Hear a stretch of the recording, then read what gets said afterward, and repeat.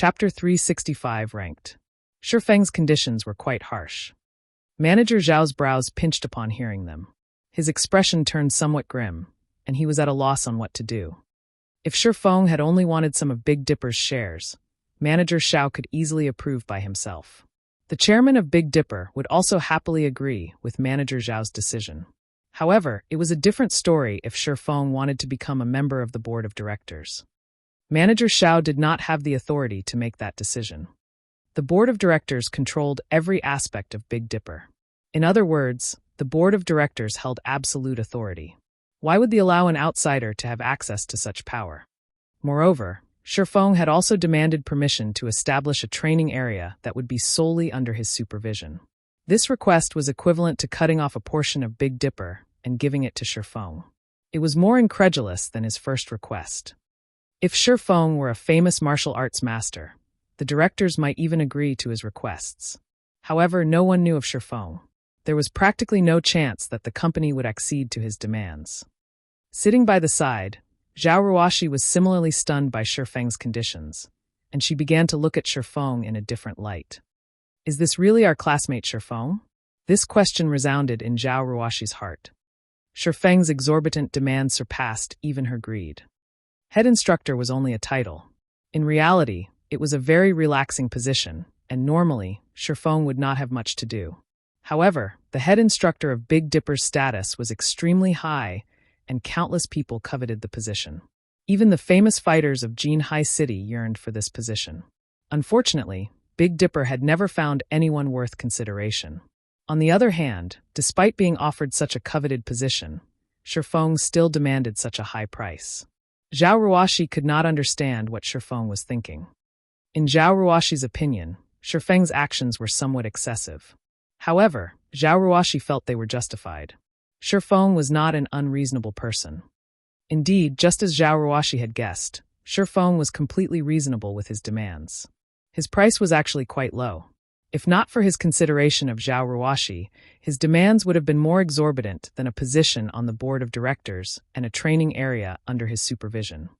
Although Zero Wing's strength was limited to White River City at the moment, after the looting war in White River City, Zero Wing had become famous throughout the entire Star Moon Kingdom.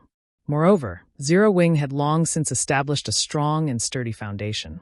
It already qualified to fight for the position of Overlord of Star Moon Kingdom. It was possible that only the higher-ups of first-rate guilds knew what this signified. There were hundreds of millions of players. Moreover, this number increased with each passing day. Only a few million people lived in Jinhai City. At most, it was as large as White River City. As for the authority Zero Wing commanded in White River City and the Big Dipper's authority in Jinhai City, it would not be an exaggeration to describe the difference between them as the difference between heaven and earth. Moreover, as God's domain grew increasingly popular, the number of people Zero Wing could influence would also grow. That influence could massively impact whichever training center it partnered with. What about the training center itself? To put it bluntly, it was simply a place for people to improve physically. What sort of influence could it possibly have? A casual remark made by a first-rate guild could allow a training center to rise to prominence at any given minute. Hence, rather than sharing the profits with others, wouldn't it be better just to establish their own training centers? What is your opinion on this, Manager Zhao? Shifeng looked at Manager Zhao and asked, Mr. Shi, your conditions are a little harsh. How about 5% of Big Dipper's shares?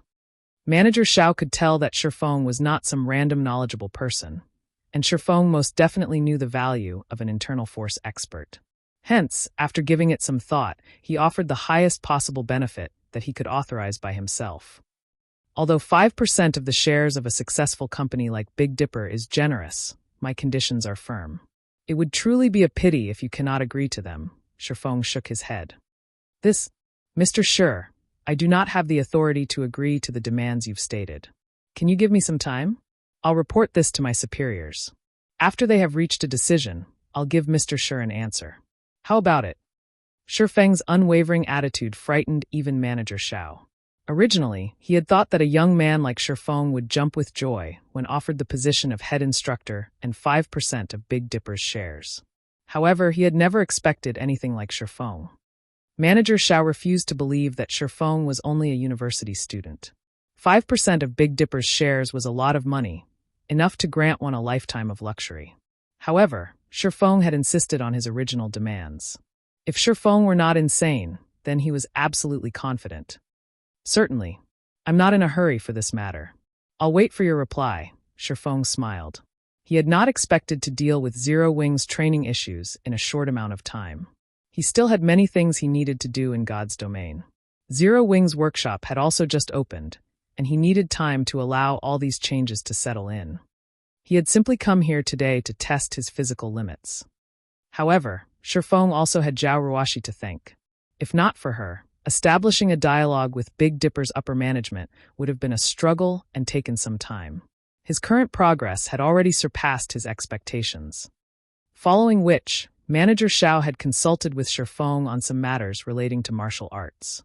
Although Zhao Ruoshi was indifferent to such topics, when she saw how her uncle Xiao looked up to Shifeng, she could not help but find the scene funny. If she related this matter to her father would definitely be shocked. After roughly 3 hours of lengthy conversation, Manager Zhao's admiration towards Shifeng had grown by leaps and bounds. If not for the lack of time, Manager Xiao would have continued the conversation for 3 days and 3 nights. After Shifeng left the Big Dipper training center, Zhao Ruoshi drove him back to his rented apartment. Meanwhile, Manager Xiao immediately contacted Big Dipper's chairman, his elder brother, Xiao Yu. Manager Xiao was prepared to discuss Shifeng's demands in detail. As the sun set, a bright red luxury sports car stopped in front of Shifeng's apartment complex. Shifeng, you must store these 3 bottles of S-rank nutrient fluids properly. Unlike other nutrient fluids, S-ranks need to be kept below freezing. Otherwise, their effects will gradually weaken, and after 2 or 3 days, they will lose their effects completely. Also, you can only consume them once every 5 days. It would be detrimental to your body if you drink them more often. You must keep this in mind, all right? Zhao Ruoshi said, carefully handing over the metal briefcase containing the S-rank nutrient fluids. She reminded Shifeng repeatedly, worried that he would carelessly waste the S-rank nutrient fluids as he had never consumed them before. Although 1 million credits was only a small matter to her, S-rank nutrient fluids were impossible to obtain even if one had the money. Shifeng could not easily get more. Big Dipper was only lucky enough to procure a few bottles after much difficulty because of some of its connections. I understand, Shifeng said, a bitter smile on his face. In reality, this was not his first time consuming an S-rank nutrient fluid. However, Zhao Ruoshi did not know about that. I'll take off then. Don't forget about my birthday party next month. I know where you live now, so if you're not there, I won't let you off lightly. Zhao Ruoshi brandished her little fist through the car's window. She then sped away in her hovering red sports car. At this moment, Shifeng finally reacted. It turned out that Zhao Ruoshi had actually sent him home with such intentions. Although he was almost never on time, he shouldn't be that unreliable of a person, right? When Shifeng turned around and was about to enter the apartment complex, he suddenly discovered someone squatting by the building's entrance. That person stared at Shifeng with a wretched smile on his face. It was none other than Blackie. Brother Feng, you're simply too amazing. I don't see you for a few days, and already, you've managed to hook up with class monitor Zhao. You need to teach me some of your skills. If you don't, I'll tell Sister Fire Dance. Blackie said, giving Shifeng a meaningful smile.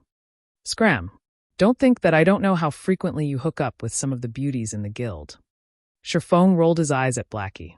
Although Blackie had attempted to behave himself ever since he joined Zero Wing Workshop, a man's nature would not change easily. Currently, he was already growing closer with one of the female mages in the guild. Speak. Why are you here? Okay. I admit, I have important news that I needed to relay to you personally. After you hear it, don't get too excited, Blackie said excitedly. Clearing his throat, he happily announced, 1 hour ago, the secret pavilion published its latest experts list. Meanwhile, Brother Feng, your ID has been included. Right now, the entire Starmoon Kingdom is going crazy. Chapter 366, Virtual Gaming Cabin. Listening to Blackie's excited report, Shifeng was speechless. Even if Blackie hadn't told him the news, he would have discovered it after he entered God's domain. There was not necessary for Blackie to hunt him down. "Did you run all the way here just to tell me this?" Shifeng asked. "Of course not." Sister Aqua said that using the advanced virtual gaming helmet constantly would affect your strength and growth in game. After all, the helmet only has a synchronization rate of 90%. The cabin, however, has a synchronization rate of 97%. So, some time ago, she tried to buy a few virtual gaming cabins, Blackie said. However, there aren't many of them. Even with Sister Aqua's influence, she could only purchase 5 cabins for us. "I came to deliver your unit. The workers have already installed the cabin in your apartment. You can use it immediately." "Virtual gaming cabin? Where did you guys get so much money?" Shifeng could not help his shock. Although there was quite a lot of money in the workshop's bank account, it was not enough to buy 5 virtual gaming cabins. A single unit cost 3 million credits. Moreover, virtual gaming cabins were always scarce, as they were extremely difficult to manufacture. Unlike the virtual gaming helmet, the materials the virtual gaming cabin required were very rare, so they only produced and sold a limited number each day. Wealthy tycoons usually snatched up the cabins the moment they came out of production. Many people usually wondered why these virtual gaming cabins were so popular. Despite the cabin being so expensive and only having a 7% sync rate increase over the helmets, it was still immensely popular. In the past, Shifeng had thought similarly. Wasn't it just 7%? How much would a player's strength in game possibly increase after using the cabin? Why bother wasting so much money for such a measly improvement? However, after Shifeng obtained his own cabin and subsequently tested it, it instantly changed his mind. That 7% made a world of difference. In the past, an expert had been involved in an experiment using the 2 machines to test combat power. In the end, the expert exhibited 71% of his combat power while using the virtual gaming helmet. However, when using the virtual gaming cabin, the expert managed 75%. Furthermore, not only could the gaming cabins allow a player to raise their combat power, but they could also allow a player to improve their techniques at a quicker rate. The cabins could also develop the potential of a player's brain, as well as restore and enhance their physical fitness. In the past, if Shifeng had purchased a virtual gaming cabin earlier on, he would not have stagnated at the peak of Tier 3. He had poured his heart and soul into God's domain to build his own legacy. In the process of doing so, he had neglected his physical fitness, which deteriorated with each passing year. By the time he realized the problem, it was already too late. Sister Aqua paid for them with her own money. She said that, as the #1 workshop in Jinhai City and the sensational guild of White River City, if others discovered that the guild leader of Zero Wing still used a virtual gaming helmet, Zero Wing would become a laughingstock. Hence, we needed to buy the cabins no matter what, and you, Brother Feng, must use one. This concerns Zero Wing's reputation, Blackie said eloquently, leaving Shifeng with no room to refute. All right then, I'll accept the cabin. However, we must pay Aqua back for all of the money she spent. There's still around 2 million left over from the White River City guidebook sales. Send that to Aqua for now. I'll think of a way to gather the rest. Shifeng agreed that he needed a virtual gaming cabin. However, he couldn't have purchased one before because he lacked the proper channels. Since Aqua Rose had already bought one for him, he would gladly accept this favor, but there was no room for negotiation regarding money. However, he did not possess a lot of credits right now. Although he had previously earned quite a bit and received the 50 million compensation from Twilight Echo, he had already spent most of it purchasing the real estate and all of the necessary equipment for the workshop. He now had very little credits on hand. Coins, on the other hand, he had a lot of. If he converted the coins into credits, he would have more than enough to repay Aqua Rose. However, unless he had no other choice, he would never trade his coins for credits. There was not much time left to complete the Epic Quest Gospel project. After his few recent large purchases, the gold coins he had on hand had grown further and further from his target of 30,000 gold. He could no longer afford to trade coins for credits. He could only search for other avenues to earn credits. Haha, Brother Feng, Sister Aqua truly understands you. She knew you would say such a thing. So, she told me to tell you that since she was paid 5% of Zero Wing's shares for doing nothing, you can consider this as her investment in Zero Wing. Also, if you really wish to repay her, make Zero Wing a guild that surpasses Twilight Echo. To her, This would be the greatest form of repayment, Blackie said. He laughed when he heard Shifeng reply exactly how Aqua Rose said he would.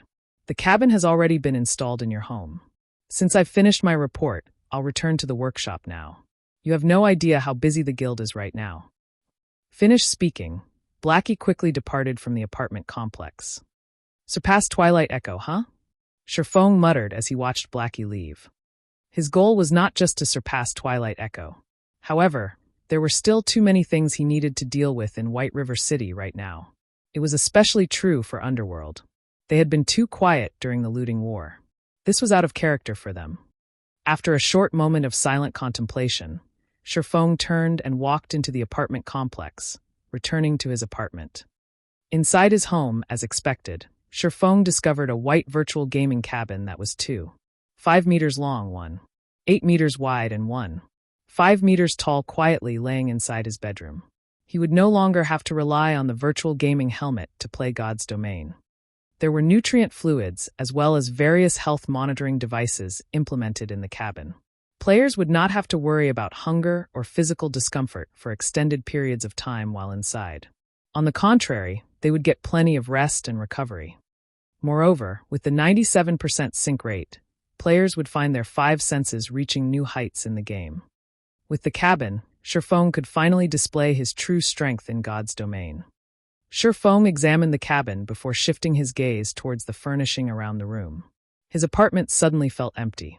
There was absolutely nothing in his home that was even close to rivaling the value of the virtual gaming cabin. Rather, the cost of a single cabin could pay for the whole apartment. It should be about time. Shifeng looked at the time. It was currently 8 p.m., and about time for him to enter God's domain once more. Following which, Shifeng went to the kitchen and stood before the fridge. He then removed the bottles of S-rank nutrient fluids from the metal briefcase. Shifeng placed 2 bottles in the freezer, opening and drinking the last bottle. Compared to the lower-grade nutrient fluids, the S-rank nutrient fluid was very special. Despite being stored in freezing temperatures, when he drank the liquid, it felt as if he had swallowed a mouthful of liquid fire. Every organ the liquid passed, from his mouth to his stomach, felt as if they had been scorched. There was no pleasure when drinking the S-rank nutrient fluid, only piercing pain. Moreover, this pain quickly spread throughout his body. Even his skin started to redden. It felt as if hot air flowed through his body, cleaning away all the toxins and restoring the vitality of his cells. His previous efforts had paid off, increasing his punching power from 256 kilograms to 302 kilograms. Everything in life involved balance. It was the same with the human body. If there were gains, then there were bound to be losses as well. Such a huge and sudden improvement would definitely cause plenty of damage to his body. Originally, Shifeng had intended to purchase an A-rank nutrient fluid to recover slowly.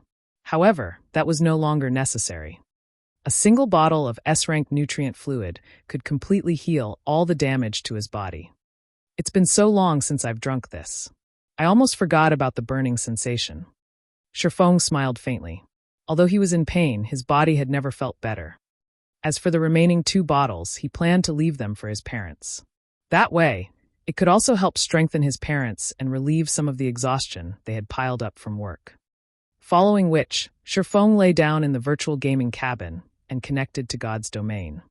The drops from the mechanical slayer still waited for his appraisal.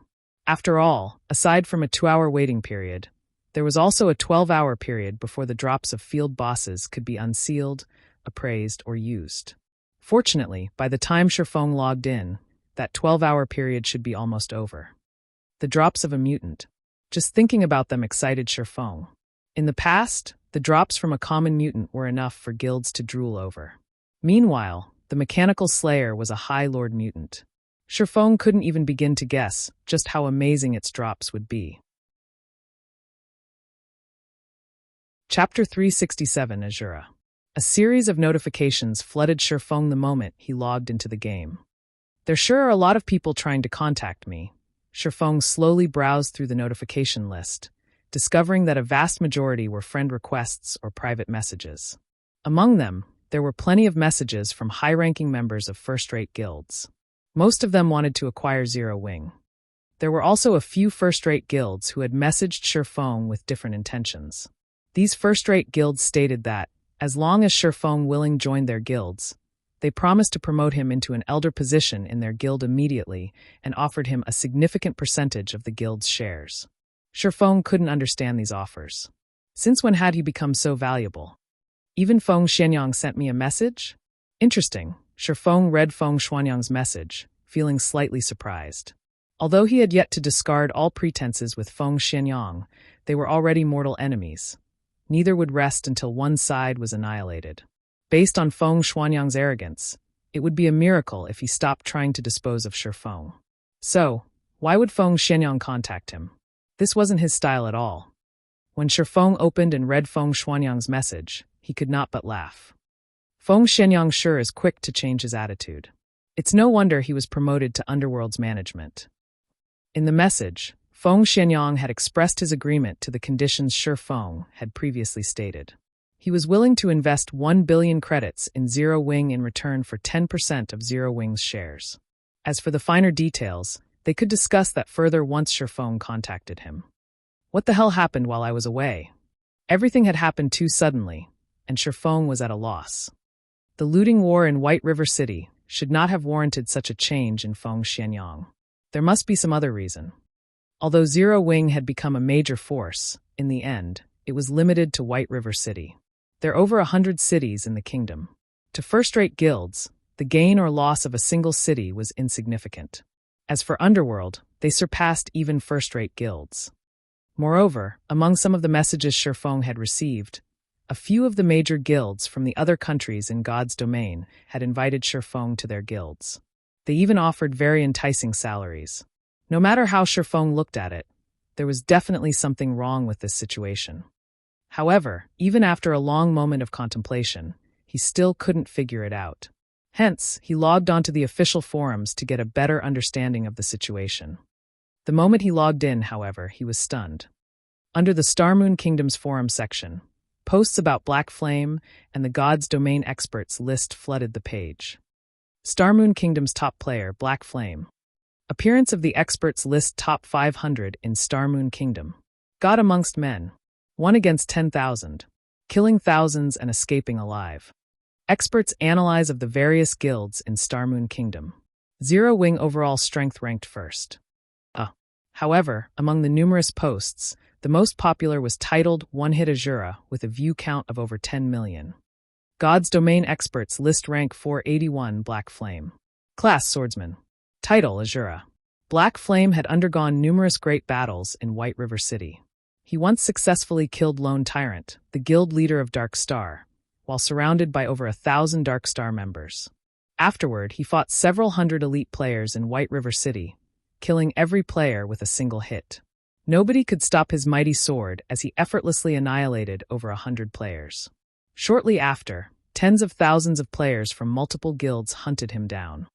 Not only did he paralyze those players with shock, but he also killed thousands of players by himself before safely departing the battlefield. Secret Pavilion's evaluation. 1 hit per person, possessing strength like a demon. The Secret Pavilion hereby gives Black Flame the title of Asura. Below the introduction, the post contained video highlights of Black Flame's battles. Black Flame is simply too amazing. He is the role model of us swordsmen.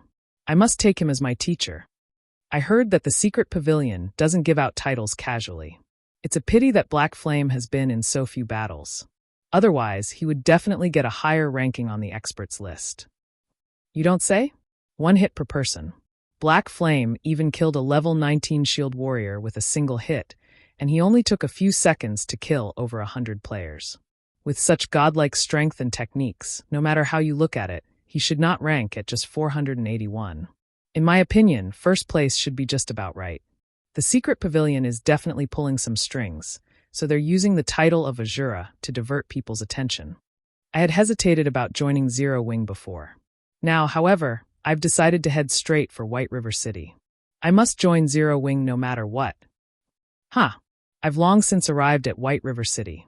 I heard that the benefits Zero Wing offers to its members are superbly good. The weapons and equipment available for trade are also top tier. In particular, the core members' equipment is a feast for the eyes. You'll just be ashamed if you wear secret silver equipment in front of them. The lowest quality equipment is at least of fine gold rank. Moreover, Zero Wing also has a guild residence. I hear that there are private rooms in the guild residence, and even normal members can rent these rooms. After I join Zero Wing, it will only be a matter of time before my equipment surpasses a major guild leader's. Many players had begun discussing Shifeng's title of Asura and the revelation of the various benefits that Zero Wing offered its members. At this moment, Black Flame and Zero Wing had become the most popular existences in Starmoon Kingdom, and their fame far exceeded first-rate guilds like the Star Alliance and Ouroboros. As Zero Wing did not recruit players outside of the city, White River City had become Zero Wing's recruitment center. Many players throughout the Starmoon Kingdom began pouring into White River City, causing the population to rise suddenly. Unknowingly, Zero Wing had become the most dominant force in White River City. While the reputation of one-hit Asura spread, many players also cursed Shifeng as a shameless villain. Shifeng had lured the Mechanical Slayer to kill countless innocent players, dragging many players into the fray. These players claimed that Shifeng should compensate them by handing over all the drops from the Mechanical Slayer. Meanwhile, these players cursing Shifeng were all the subordinates of Lone Tyrant and the guild leaders of the various guilds in White River City who had joined to take down Shifeng. After the looting war, their hatred for Shifeng was higher than the sky and deeper than the ocean. Any players who the Slayer had killed had lost 2 levels. They also had to wait 1 natural day before they could revive. Moreover, after reviving, they suffered a weakened state for 2 natural days. During this time, all of their attributes had reduced by 30%, and their EXP gain reduced by 50%. Dark Star had already suffered severe losses during the looting war. However, Lone Tyrant had never imagined that it was only the start of his nightmare. With this penalty, how Dark Star ever catch up to the other guilds in the future? The other guilds were in a similar situation as well. At this moment, their eyes had turned bloody red with rage. Just why had they so foolishly sent their members after Shifeng? Thinking up to this point, their hearts crumbled. However, regardless of how much regret filled their hearts or how many curses they spewed at Shifeng's despicable behavior, at this moment, nobody paid them any attention. Rather, they had set themselves up to become the joke that served to uplift Zero Wing's fame even further. So that's why. Rank 481 and a title. It's no wonder why even first-rate guilds from other kingdoms and empires have made such grand offers. Even Feng Xianyang has swallowed his pride and agreed to invest in Zero Wing. Reading up to this point, Shifeng finally understood the reason behind all those messages. There were countless experts in God's domain. However, there could only be 1,008 players on the experts list at a single time. These players were at the apex in God's domain. Players capable of placing on the experts list were also symbols of strength and status for guilds. The more experts list players a guild possessed, and the higher the rank of said players, the more potential and strength a guild would have. As a result, players on the God's Domain experts list became targets for first-rate guilds and various organizations. Take Red Feather, for example. Despite ranking only within the top 900, the Star Alliance treated him like their precious baby. The Star Alliance had even given Red Feather a certain percentage of the guild's shares. As for Shifeng, not only did he rank within the top 500 on the experts list and was the #1 player in Starmoon Kingdom, but he had also received a title from the Secret Pavilion. Naturally, he was quite valuable. Just as Shifeng was about to contact Aqua Rose and have her appraise the drops from the Mechanical Slayer with him, he suddenly received a call request from Feng Xianyang. Shifeng had only logged into the game moments ago, and already, Feng Xianyang had contacted him. Feng Xianyang's speed left even Shifeng speechless. Chapter 368, Lunatic against Lunatic. Maple City was one of the major cities in Starmoon Kingdom's eastern region. Although its population was no match for White River City, it was not too far off. At this moment, over half of Maple City had fallen under Underworld's control, and it was only a matter of time before the organization controlled the city entirely. Young Master Feng, do you really plan to contact Black Flame? South Wolf asked curiously, watching Feng Xianyang as he sat on the sofa enjoying delicacies. Currently, Black Flame had become one of the great experts ranked on the God's Domain experts list, and had even received the title of Asura from the Secret Pavilion. He had now become an expert recruiting. However, Black Flame had once rejected their kind offer in the past, going as far as to toy with Feng Xianyang. He had even ruined Underworld's plans. Based on Feng Xuanyang's personality, he would continue to plan Black Flame's destruction. Now, however, Feng Xianyang had actually taken the initiative to contact the Black Flame he hated so fiercely. There are some things you will never understand. Based on our previous investigations, that mechanical slayer was a very special monster, Feng Xianyang said as he examined the compiled data in his hands, a playful smile appearing on his handsome face. A special monster? South Wolf was confused. That's right. According to the information I have here, any player killed by the mechanical slayer had to wait 1 natural day before reviving. Even healers' resurrection skills were ineffective on these players. Moreover, the penalty for death doubled. After these players revived, they also entered a weakened state for 2 natural days. During this period, all their attributes have decreased by 30%, and the EXP they can receive has decreased by 50%. Feng Xianyang reported pleasantly as he lightly shook his head. Do you understand what this means? South Wolf shook his head, growing more confused at Feng Xianyang's words. Have you ever seen a monster with such strength? With God's domain's basic settings, the stronger a monster is, the greater its loot will be. The mechanical slayer's loot must be stunning. There might even be many epic items among its drops. Meanwhile, Zero Wing is the largest beneficiary from the looting war. They claimed more drops than any other guild in White River City. Obtaining these drops could skyrocket Underworld's future development. However, it is simply too difficult for us to obtain them. Moreover, we don't have any concrete information about the loot. Trying to steal it from Zero Wing would not be easy. Hence, I've decided to invest in Zero Wing. Although we would have to spend a large sum of money, when I become one of Zero Wing's stockholders, I can easily obtain any information I want. Afterward, I can just set up a trap to steal those items and slowly but surely destroy Zero Wing from the inside. Isn't it just money? I have plenty of that. Feng Xianyang was determined to join Zero Wing. Nobody could resist the enticement of 1 billion credits. As long as he could get a hold of a small percentage of Zero Wing's shares, he could obtain all information relevant to Zero Wing fair and square. Previously, not only had Shifeng acted so arrogantly before him, but Shifeng had also caused his plans to support Dark Star to fall short. So, why would he ever let Shifeng escape his punishment? South Wolf trembled upon hearing Feng Xianyang's plans. Suddenly, South Wolf realized that he was still naive. His understanding of Feng Xianyang was still too shallow. Feng Xianyang's plans were simply insane and terrifying. In South Wolf's opinion, Feng Xianyang's plans weren't related to the mechanical slayer's loot at all. Feng Xianyang just wanted his revenge on Shifeng. The drops were an excuse to take action. To think that Feng Xianyang was actually willing to spend 1 billion credits just to destroy Zero Wing and get his revenge. He was a lunatic. Young Master Feng, I'm not trying to overstep my boundaries, but we have gone looking for trouble with Black Flame many times before. We have hunted Zero Wing's core team. Now that we are trying to become the guild's shareholders, won't he just reject us outright? South Wolf said softly. Of course, I have already considered that. Although we were behind the attacks on Zero Wing, Dark Star stood in the forefront.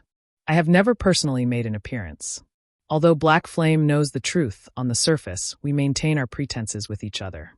Moreover, the reason I've contacted Black Flame during his time of glory is that I want him to think that I noticed his potential and that I am willing to pay any price to obtain him. That way, I can smoothly become a shareholder of Zero Wing without arousing any suspicion. Feng Xianyang smiled coldly as he gazed into the wine glass in his hand. After taking a sip, he added, Besides, is there anyone who would willingly refuse money? I've investigated Zero Wing's background. This guild does not possess any sort of funding.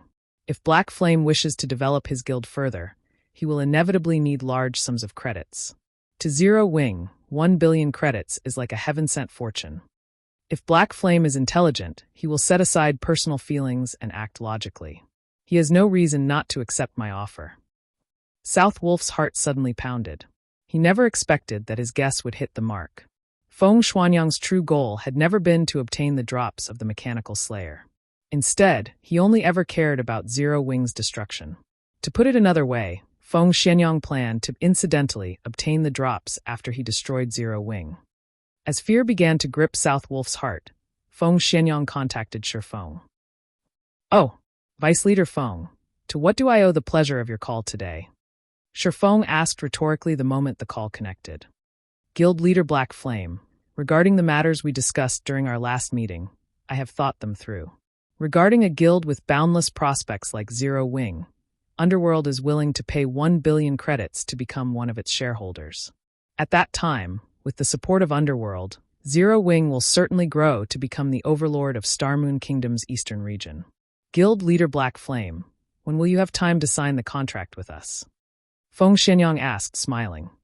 "It looks like you have finally realized Zero Wing's value. Although your previous conduct was slightly excessive, I will be magnanimous and forgive you this time. Let's first talk about the shares, then. If there are no problems after our discussion, we can discuss a time to sign the contract. After all, the shares of the utmost importance to Zero Wing," Shifeng said, expressing his interest. However, the moment Feng Xianyang heard Shifeng's words, he very nearly erupted into a flurry of curses. The wine glass Feng Xianyang had held, however, was less fortunate as it fell from his trembling hand and shattered on the floor.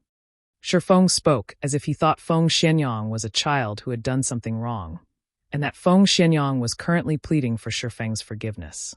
Why wouldn't such blatant humiliation enrage the proud and arrogant Feng Xianyang? "Black Flame, I will endure today's matters. The moment I become a shareholder of Zero Wing, I will sign your death certificate." Feng Xianyang inwardly swore as he suppressed his anger. As calmly as possible, he said, "Of course. Underworld will willingly purchase 10% of Zero Wing's shares for 1 billion credits.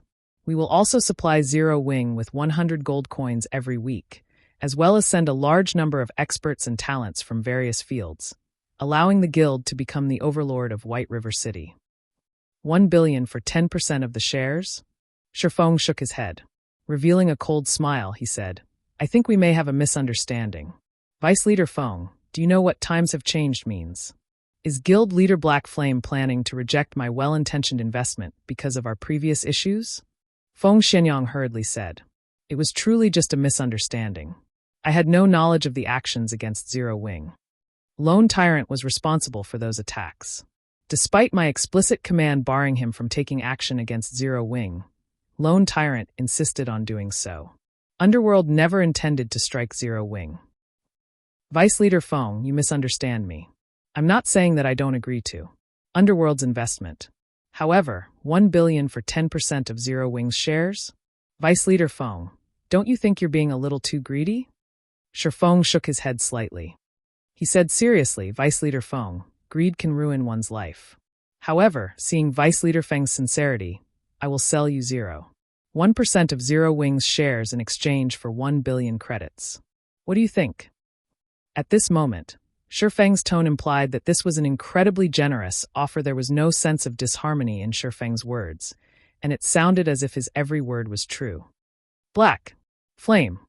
Feng Xianyang's face immediately flushed red upon hearing Shifeng's remarks, the hair all over his body standing on end and the blood vessels on his forehead surfacing. Feng Xianyang was no longer capable of suppressing the rage within him. Word by word, he angrily bellowed, "Have you gone insane? Why don't you rob a bank instead?" Shifeng's offer even frightened South Wolf. A 100-fold increase. Even if Zero Wing had grown. Chapter 369, King's Return. By demanding such a price, Shifeng made it clear that he was still angry about Feng Xianyang's previous actions. Misunderstanding was just another form of deceit. Everybody knew this. After all, if anything could be chalked up to a misunderstanding, why would anyone need the police? "Vice Leader Feng, I'm really losing a lot with this transaction.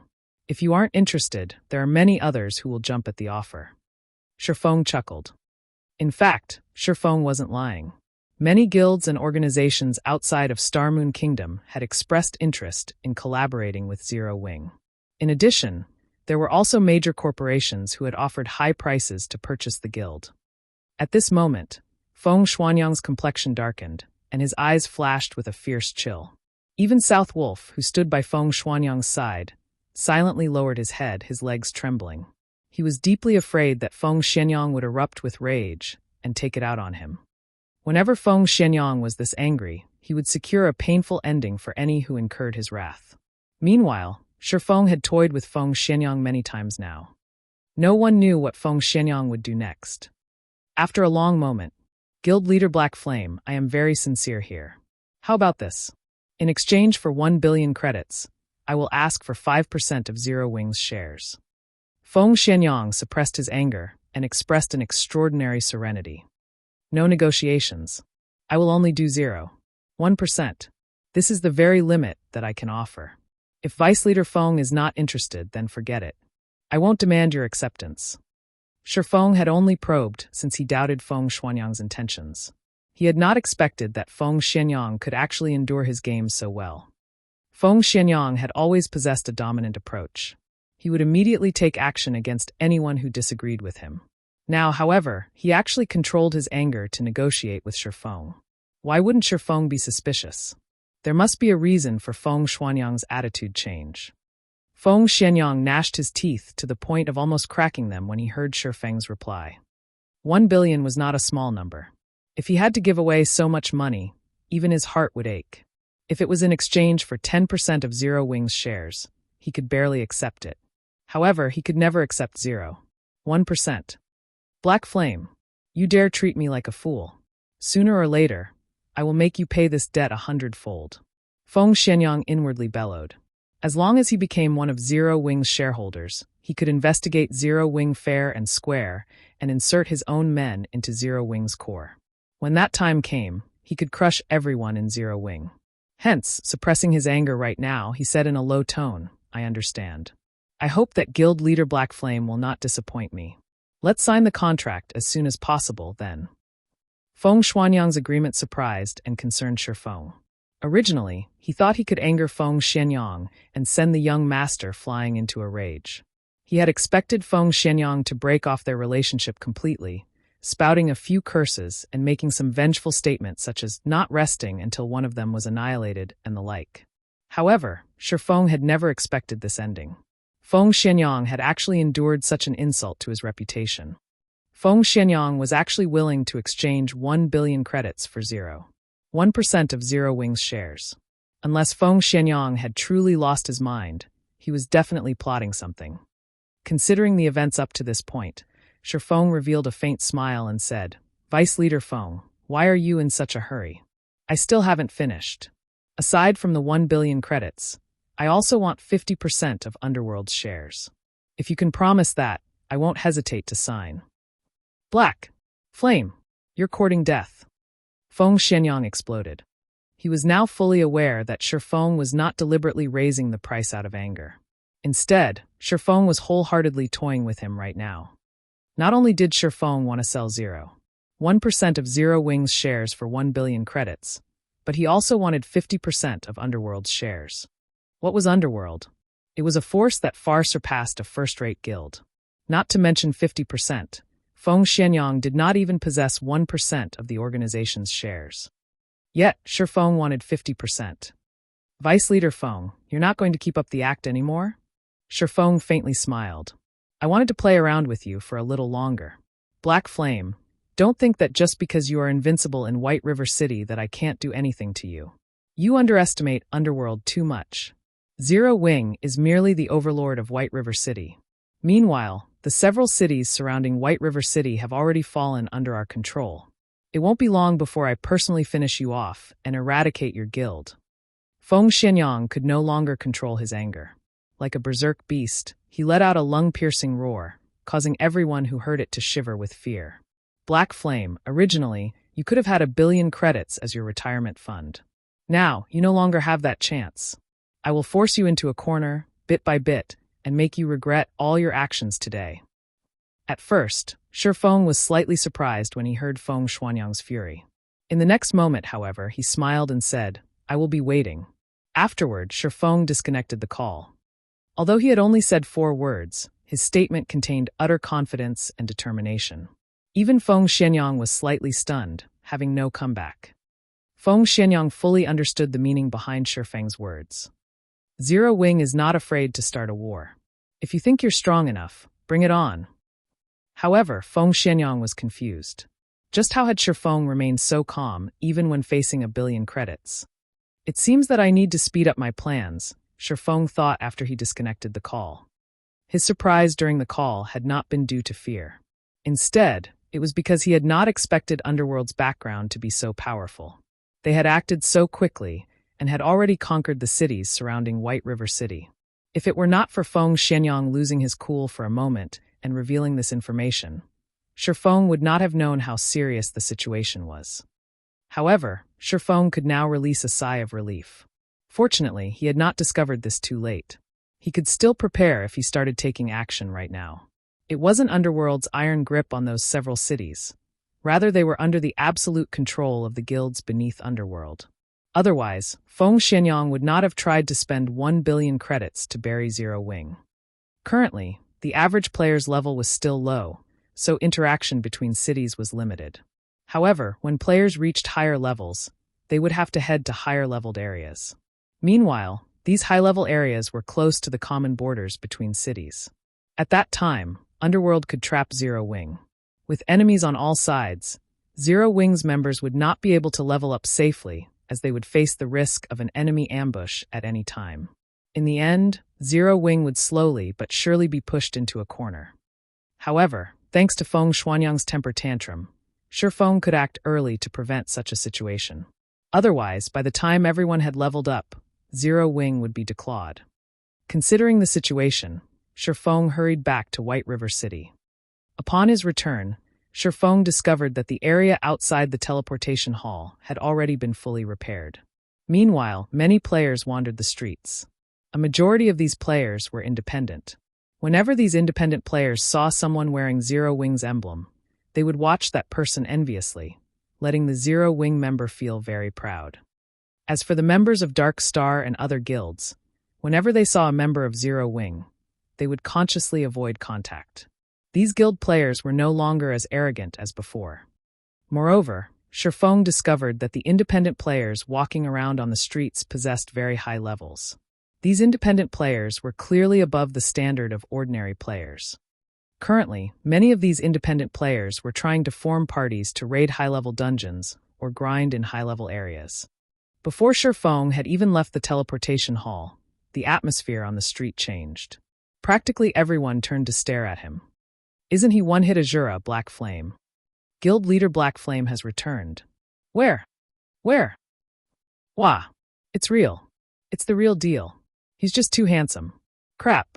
I'm going to faint at this rate.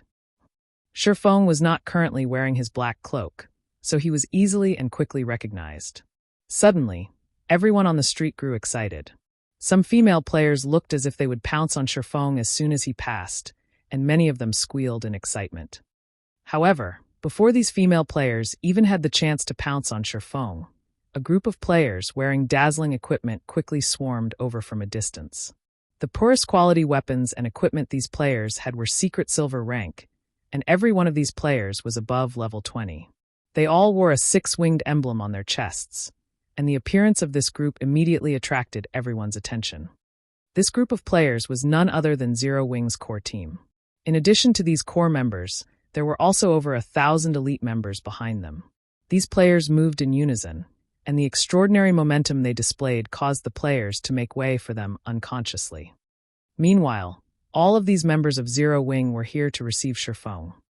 Guild leader, welcome back. Aqua Rose, Fire Dance, and everyone else walked over, smiling faintly as they looked at Shifeng. This grand welcome left Shifeng utterly speechless. He could only silently nod in reply. Afterward, Shifeng walked back to the Starstreak trading firm with the crowd from Zero Wing. Throughout their journey, the players of White River City had all promptly moved aside. These players gazed at Shifeng with wonder, as if welcoming the king's return. Chapter 370, Legacy Stone Sword. Starstreak Trading Firm, 3rd floor meeting room. At this moment, all of the core members of Zero Wing had gathered here. Compared to other guilds, Zero Wing was more fortunate as it had a meeting place exclusively for its own members.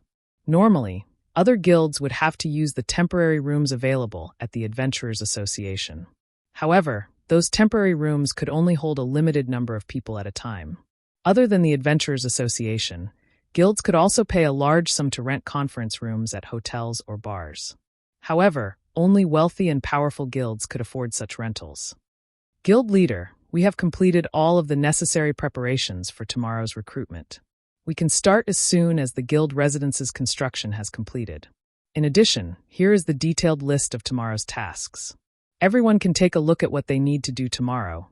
Aqua Rose presented a list of tasks on the meeting table's system screen and explained them one by one. Aqua Rose had long since prepared for Zero Wing's recruitment. However, when she considered the large number of players coming from other cities as well, she had to revise her plan. Moreover, she had also made detailed adjustments to the guild's benefit system. Now they would not have to fear the sudden influx of members overloading Zero Wing's capacity and harming the guild's development. Aqua Rose's list shocked everyone present. The information Aqua Rose had compiled so impressively organized. They felt as if they were reading a university textbook. The section relating to Zero Wing's benefit system consisted of over a dozen pages. Moreover, Aqua Rose had carefully planned how they were going to counter the spies sent by other guilds. To access more information about the guild and its benefit system, members would need to be promoted to a higher rank within the guild. However, the lowest-ranking members could still view the benefits that Zero Wing offered, and they were enough to impress many players. What? There are actually 150 private rooms available for rent in the guild residence? I thought there were only going to be 7 or 8 rooms available. That's only what is available for the normal members. Look at the benefits for elite members. They can actually rent 2-star private rooms. Moreover, there are a total of 52-star private rooms available. Just how huge is our guild residence? Many of the core members present were shocked by the information revealed. Their curiosity about their guild residence grew. Look at their surprise. If they knew that our guild residence is White River City's largest and most valuable residence, the Purple Sun Mansion, I wonder what kind of expressions they would make? Blackie chuckled softly. Although Zero Wing's core membership had grown past 100, only a few actually knew where their guild residence was located. After everyone had their assigned tasks, Aqua Rose suddenly stood. Clearing her throat, she said seriously, "The next thing we're going to talk about is classified information regarding Zero Wing. It is also what that everyone present is most concerned about today, the loot from the Mechanical Slayer. Other than the people here, no one is allowed access to this information." Everyone nodded nervously in reply to Aqua Rose's words. Every player who had been invited to this meeting today had a huge responsibility to the guild. The Mechanical Slayer was extraordinarily powerful. So, the items it dropped were also extraordinary. The importance of the role these items could play went without saying. Whether it was competing for a dungeon's first clear or fighting in a guild war, these items would definitely be of immense help a guild's development. If the information of these items went public, not only would their enemies have an edge against them, but it would also rouse the greed in others. At that time, their enemies would definitely plot to steal these items. Looking at the anticipation in everyone's eyes, Shifeng slowly reported, "We have obtained a total of 102 items. Of them, there are 37 fine gold items, 14 dark gold items, 7 forging designs and recipes, 12 tier 2 magic scrolls, 3 tier 3 magic scrolls, 8 potions, 2 epic items, and 19 rare materials." What? There are actually epic items. Awesome! With epic items, our guild will flourish in dungeons. We can claim all of the first clears easily.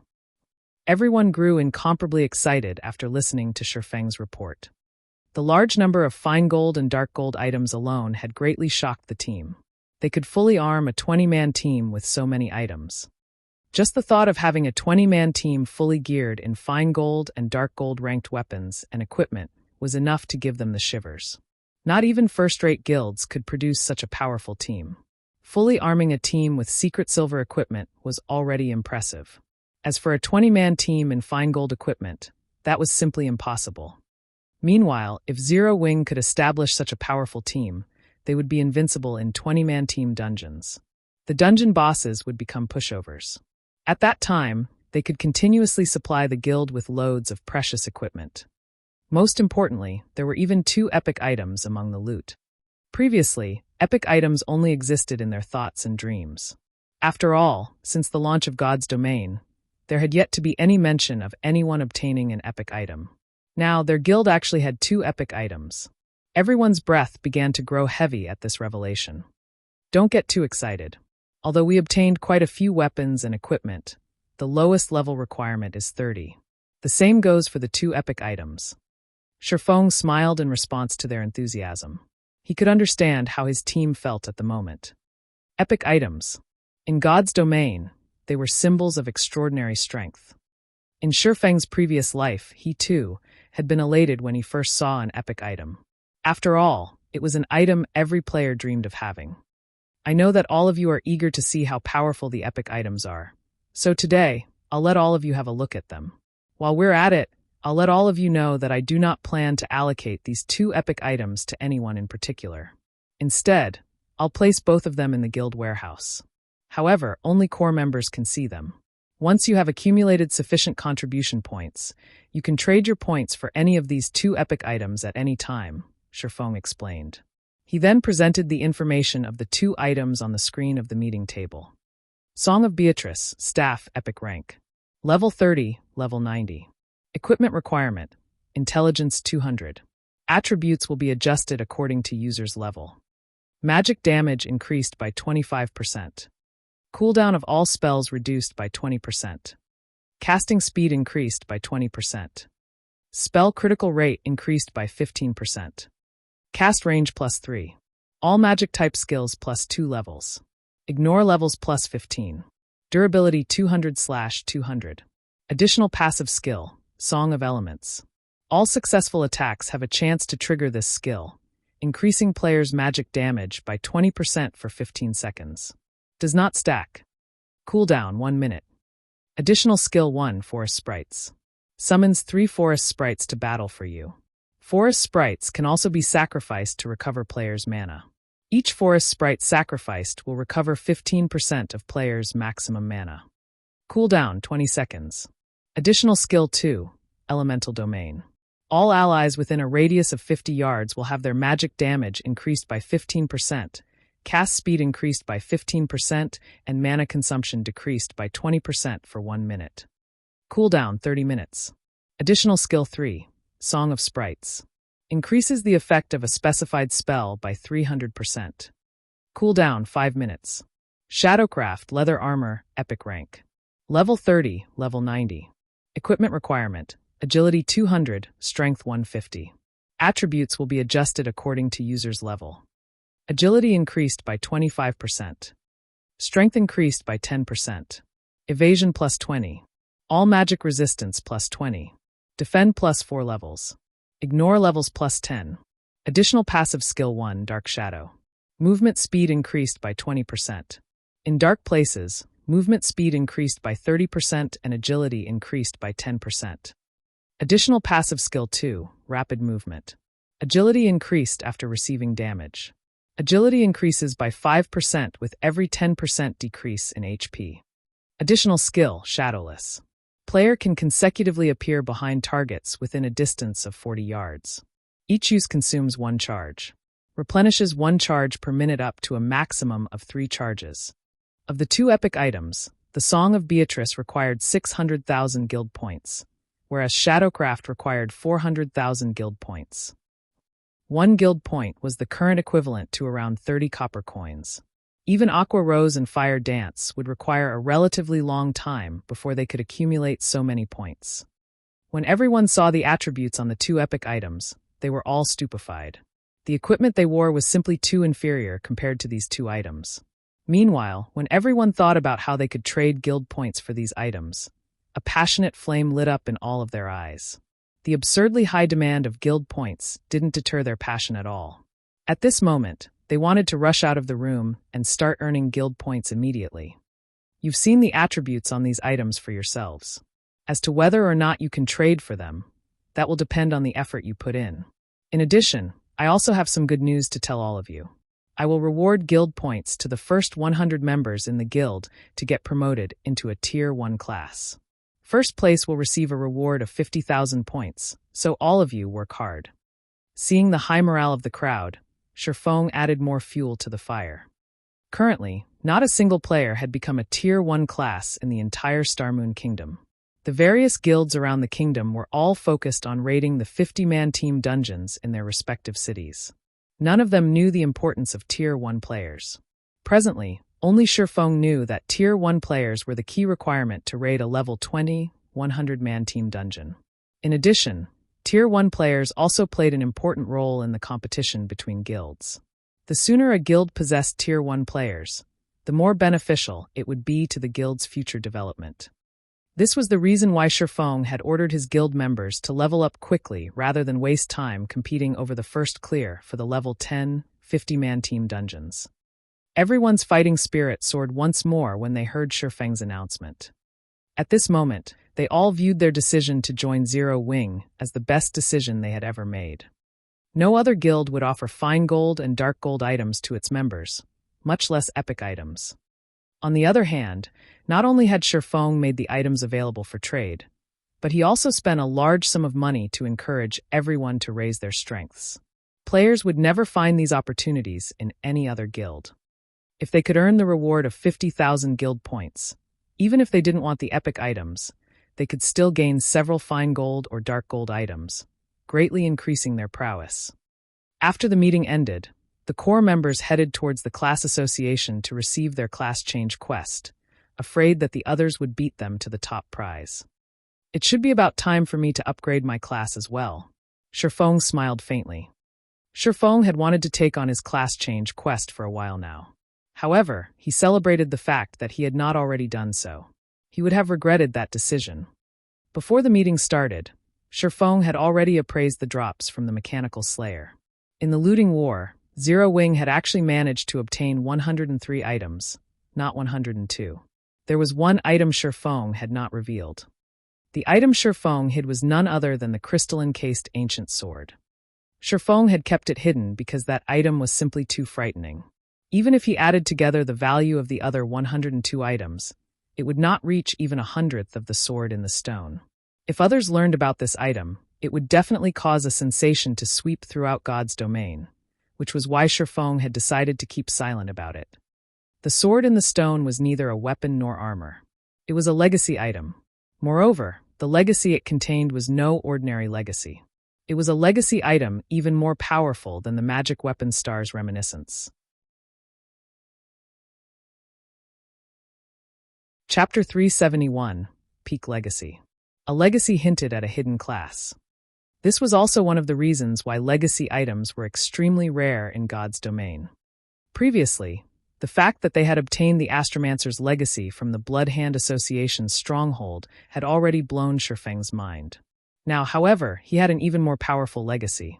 Moreover, only berserkers and swordsmen could use this legacy.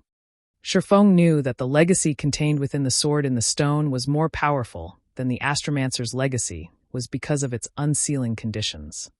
Violet Cloud's legacy item, the magic weapon star's reminiscence, required a Tier 3 Great Mage to help unseal it.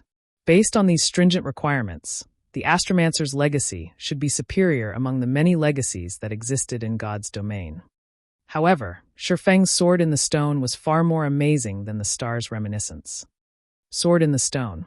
The sword inside the crystal faintly emits a power from the ancient era. It occurs naturally with no signs of being crafted. However, a frightening power had damaged this ancient sword severely in the past. If one wishes to awaken the power contained within and gain a better understanding of this sword, they need to gather the power of 3 Tier 4 classes and expend 21 mana stones. Class restriction: Berserker and Swordsman. Not to mention the 3 Tier 4 NPCs, just the number of mana stones required was a huge headache for Shifeng. Mana stones were extremely precious in God's domain. Although they weren't as valuable as 7 Luminaries crystals, they were not far from them, either. Mana stones were rare materials required to craft epic-ranked weapons and equipment. However, the most dreadful aspect of mana stones was that nobody sold them in God's domain. Only bosses in 100-man hard mode team dungeons dropped mana stones. Moreover, the drop rate was a minuscule 2%. Currently, throughout all of God's domain, Shifeng had yet even to hear news about anyone obtaining the first clear of a level 10, 50-man team dungeon, not to mention a level 20 100-man team dungeon. Even Zero Wing, his own guild, was only in the preparation stage of raiding a level 20, 100-man team dungeon. Only players who had gathered 100 Tier 1 players had a chance of success in the hard mode versions of those dungeons. In other words, it was simply impossible for Shifeng to get his hands on a mana stone right now, let alone 21 of them. The difficulty of unsealing the sword in the stone far surpassed the magic weapon star's reminiscence. Hence, Shifeng was certain that the legacy contained within the sword in the stone was far superior to the star's reminiscence. At the very least, it should be one of the peak legacies of God's domain. I can only give it a try. Shifeng smiled bitterly as he gazed at the sword in the stone inside his bag. The awakening conditions of the sword in the stone were too high. Ever since Shifeng had appraised the legacy item, he had constantly been thinking of a way to fulfill those conditions. He could not afford to wait until Zero Wing obtained the first clear of a 100-man hard mode team dungeon before gradually collecting 21 mana stones. If the guild leader of any other guild stood in Shifeng's place right now, activating the class change quest of the sword in the stone would be nigh impossible. And ordinary players could never meet these conditions. Only after racking his brain did Shifeng think a way to awaken the sword in the stone early. Soon, Shifeng left the meeting room as well and headed to one of the forging rooms on the 4th floor of the Starstreak trading firm. They had obtained a total of 7 forging designs and recipes from the looting war. Of them, 3 were forging designs. All 3 forging designs produced different types of basic strengthened armor kits, which were respectively meant for plate armor, leather armor, and cloth armor. Although these basic strengthened armor kits were a lot weaker than the basic mana armor kit, their effects only half of the latter, they were still very valuable. After all, Shifeng was not a dedicated lifestyle player. He could not afford to spend a large amount of time producing the basic mana armor kits. Meanwhile, the supply of basic mana armor kits available on the market would not meet the demand. Hence, these 3 basic strengthened armor kit forging designs were extremely important. At this moment, a knocking came from the door of the forging room. "Guild leader, the ones you called for are here," Melancholic Smile said respectfully as she entered the room. While Shifeng had been busy, Melancholic Smile had grown to have the aura of a strong and capable woman. The current Melancholic Smile was already an advanced forging apprentice, and she was only a short distance from her promotion to a basic forger. Under Melancholic Smile's management, the Horizon Alliance, the lifestyle guild Shifeng had secretly established, had grown to house over 3,000 members. These lifestyle players had been recruited from various places. Currently, these members had crafted a majority of the products sold at the Starstreak trading firm. Not even Aqua Rose and Blackie knew about the Horizon Alliance. In the eyes of the public, the members of the Horizon Alliance were simply players that the Starstreak trading firm had hired. "Ah, come on in then," Shifeng nodded. Following which, a man and a woman entered the forging room. The woman who followed Melancholic Smile was none other than the forging genius Cream Coco. She had already become an advanced forging apprentice. Meanwhile, the man who entered with Cream Coco was a 40-year-old man called Roasted Ironheart. Because of his age, the guild's Roasted Ironheart had joined in the past had looked down on him. However, after he passed the test set by Melancholic Smile and became a member of Horizon Alliance, he had poured his heart into forging items and displayed frightening talent. Regarding forging techniques, he was even more talented than Melancholic Smile. Currently, he had already become one of the 5 great forgers of the Horizon Alliance. After the two entered, upon seeing Shifeng, Roasted Ironheart immediately grew cautious. Normally, Melancholic Smile was responsible for dealing with all matters within the Horizon Alliance. So, no one had ever met the true owner of the guild. The members of the Horizon Alliance only knew that their guild leader was extremely mysterious, and he had actually managed to form a relationship with the Starstreak trading firm. Not only did this great personage possess frightening wealth, but he also had great talents such as Melancholic Smile and Cream Coco working under him. The members of the Horizon Alliance all felt reverence and curiosity towards this mysterious boss of theirs. Today, as Roasted Ironheart finally met the mysterious boss behind the Horizon Alliance, his heart was filled with incomparable shock. Originally, Roasted Ironheart had believed that the force behind the Horizon Alliance was a wealthy tycoon. However, he would never have imagined that proprietor of this lifestyle guild was actually White River City's, no, the entire Starmoon Kingdom's #1 expert, the one-hit Asura, Black Flame. How could this revelation not shock him? Moreover, Black Flame was also Star Moon Kingdom's publicly acknowledged #1 forger. At this moment, Roasted Ironheart's mind was a complete mess. "There is no need to panic. I don't eat people." Shifeng could not help but console Roasted Ironheart when he noticed the man's trembling legs. Hearing Shifeng's words, Roasted Ironheart nearly slumped to the ground. The #1 expert of Star Moon Kingdom, the guild leader of Zero Wing, the great character that dominated White River City. There was simply no chance that a small fry like Roasted Ironheart could meet such a great character like Shifeng. Yet, not only had such a situation occurred, but Roasted Ironheart was also speaking directly with such a great character. How could Roasted Ironheart not panic? "Uncle Ironheart, relax. Our guild leader is a very kind and friendly guy," Cream Cocoa said, smiling. Roasted Ironheart silently nodded. After taking a long moment to calm down, he said, "Hello, boss." Melancholic smile and Cream Cocoa giggled at this sight. Shifeng had grown speechless at Roasted Ironheart's actions as well. He was not a monster. Why was he so intimidated? "All right, I have some important matters to discuss with you. I've called the three of you here today because of these." Saying so, Shifeng took out the 3 basic strengthened armor kit forging designs. "Each of you will take one. Your task for this is to produce these items. The more, the better." As forgers, Melancholic Smile's group was stunned when they saw the forging designs. They understood the value of the basic strengthened armor kits. By producing these items, not only could they increase their promotion speed to basic forgers, but they could also use these items to dominate the forging market and create names for themselves. When the trio thought about how Shifeng was actually willing to let them learn such precious forging designs, their hearts were moved. "I'll leave these forging designs to you, so research them properly. If you can achieve a 20% success rate, then you can start mass-producing them," Shifeng said. Although the basic strengthened armor kits were not as difficult to produce as the basic mana armor kits, advanced forging apprentices still had a low success rate. Melancholic Smile and the others would be lucky if they could successfully produce 1 or 2 pieces out of 10 tries. "Guild leader, rest assured, we will accomplish this task. We definitely won't disappoint you." All 3 of them guaranteed. Following which, the 3 returned to their respective forging rooms and began their research on the forging designs. Meanwhile, Shifeng also departed from the Starstreak trading firm and hurried towards White River City's bank. He planned to start the first step of awakening the sword in the stone. Chapter 372, 5 Big Cities. Walking in the middle of the street in White River City, Shifeng had used the demon mask to change his appearance back to Yifeng. The color of his ID reverted to white as well. All this while, Shifeng had used his artificial ID of Black Flame. It had been a long time since he used his actual ID. In a rapidly changing game like God's Domain, not only were there tons of new players flooding into the game every day, but there were also many experts rising and falling with every passing moment. Meanwhile, the duration of Yifeng's disappearance from the public eye had been long enough for everyone in White River City completely forget about him. Throughout Shifeng's whole journey to the bank, not a single player he passed by had recognized him.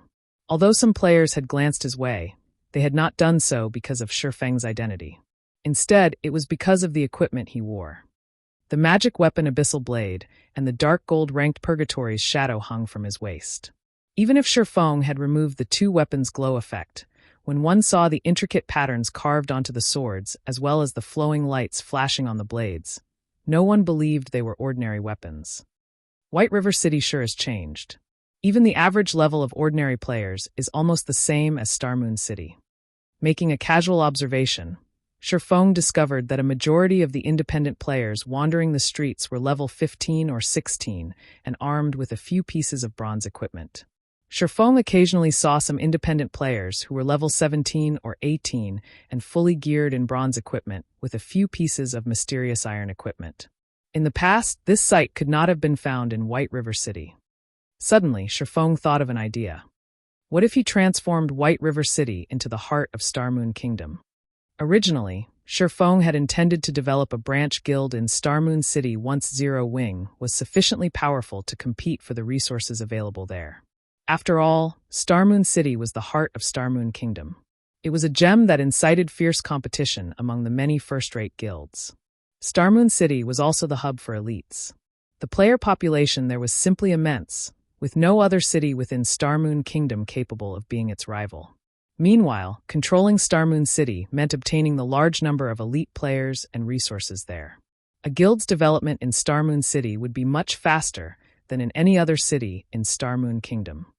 However, when Shifeng saw the current state of White River City, a thought suddenly came to his mind. Why must he torture himself to compete over Starmoon City with all those first-rate guilds? Most players went to Starmoon City was because it had far more opportunities for development.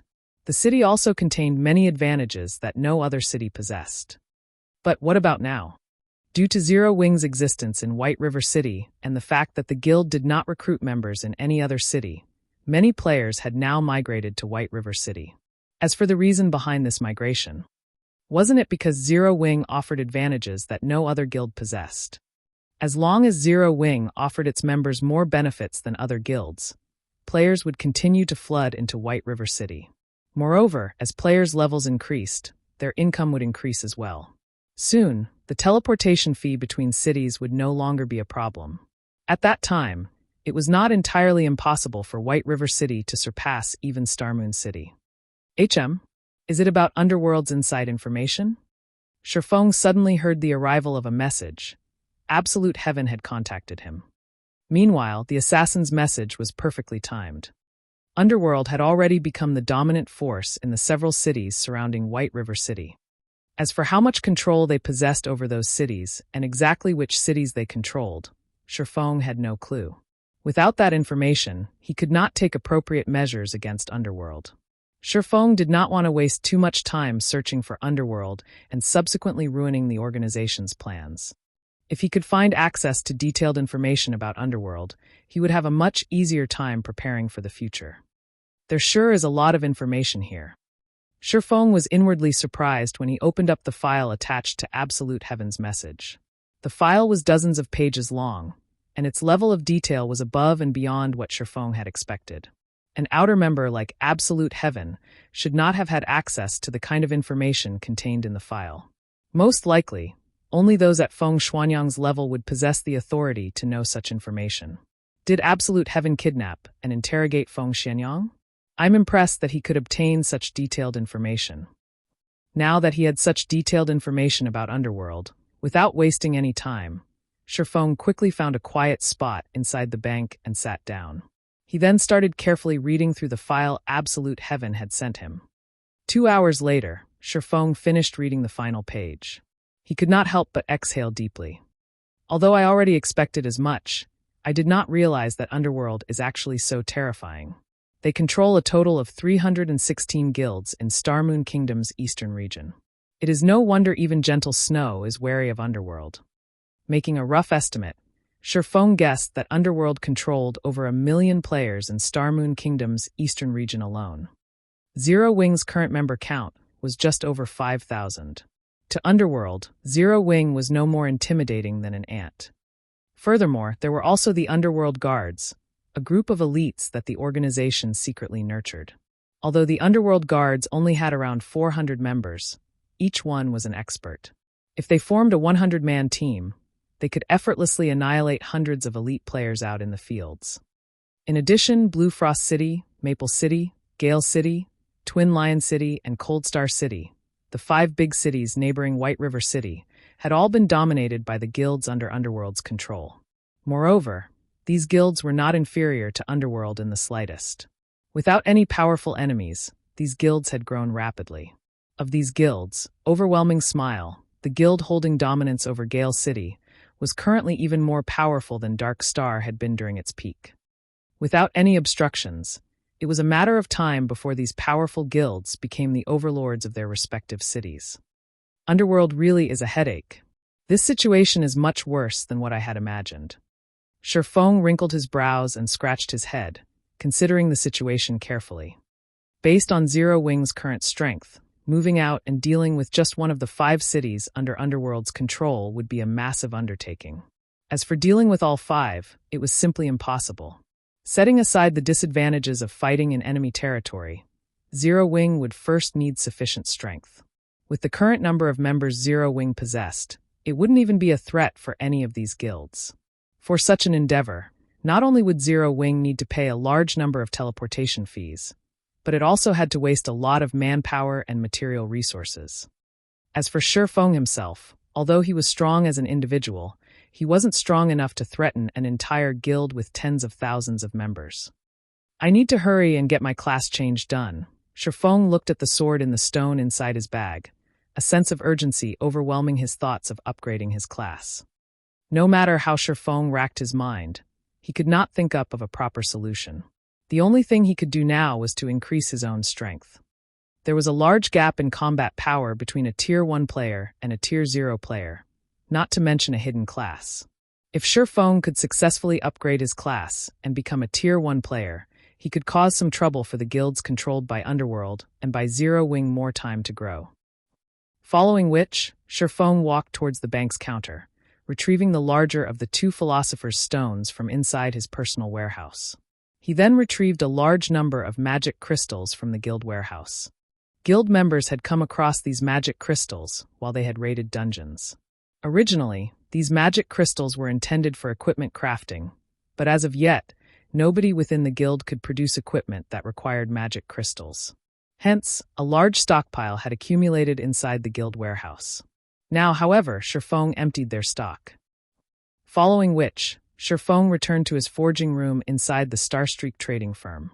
He then took out the Philosopher's Stone and all of the magic crystals. Mana stones were originally born from the minerals inside magic crystals. If magic crystals were refined, there was a chance to obtain a mana stone. Hence, Shi Feng intended to utilize the Philosopher's Stone to refine mana crystals into mana stones.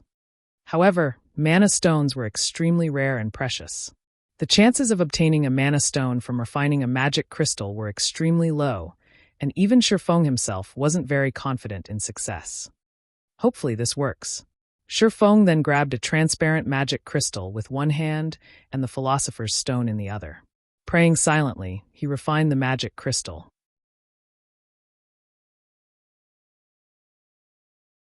Chapter 373, Alchemical Synthesis. With his right hand, Shi Feng lightly tapped the Philosopher's Stone on the magic crystal in his left hand. In the next moment, the Philosopher's Stone released a faint blood-red glow. Following which, the magic crystal in Shi Feng's left hand transformed into dust and scattered across the floor, leaving nothing behind. A magic crystal, which cost 8 silver coins, was gone, just like that. In the god's domain, 8 silver coins were the current equivalent of a day's income for an entire elite team. However, without even blinking, Shi Feng snatched a second magic crystal from the table and attempted the elemental refinement once more. 2 seconds later, another pile of dust scattered to the floor. After over 100 consecutive attempts and failing every time, Shi Feng stopped and reevaluated his actions. Is it not possible with elemental refinement? Shi Feng frowned at the dust-covered floor. There were not many members in Zero Wing, so the number of accumulated magic crystals was not high. There had been only around 600 in the guild warehouse. Meanwhile, Shi Feng had not obtained a single mana stone, even after refining over 100 magic crystals. At this rate, he would never refine 21 mana stones. No, it is just because the success rate is so low. Do I need to raise my chances before it'll work? Mana stones are the product of polymerization of magic crystals. Logically, it should be possible to refine a magic crystal into a mana stone. Is it because the magic crystal's quality is too poor? Thinking up to this point, Shi Feng took another magic crystal and tested his theory. This time, after clicking refine, Shi Feng thoroughly focused on observing the changes that occurred during the refinement process of the magic crystal. After God's domain underwent its first evolution, both forging and alchemy had become far more realistic. Moreover, Shi Feng was currently playing the game using a virtual gaming cabin, which possessed a synchronization rate of 97%. Hence, if he observed the refinement process of the magic crystal carefully, he might discern the cause for failure. However, the refinement process happened far too quickly. Even if Shi Feng had exceptional dynamic vision, everything still happened in a flash. It was too hard to see anything. System recording, activate full simulation mode, Shi Feng suddenly said. System, please hold for system identification. System, Interface used by player detected as the virtual gaming cabin. Full simulation mode is supported. System. Full simulation mode has activated. After the system activated full simulation mode, Shifeng picked up a magic crystal and attempted elemental refining once more. As expected, the magic crystal still crumbled into dust that scattered all over the floor. Unperturbed, Shifeng said, "System, play the video recorded through full simulation mode." In the next moment, a 3D holographic image appeared before Shifeng's eyes, showing the exact scene when Shifeng had attempted elemental refinement on the magic crystal.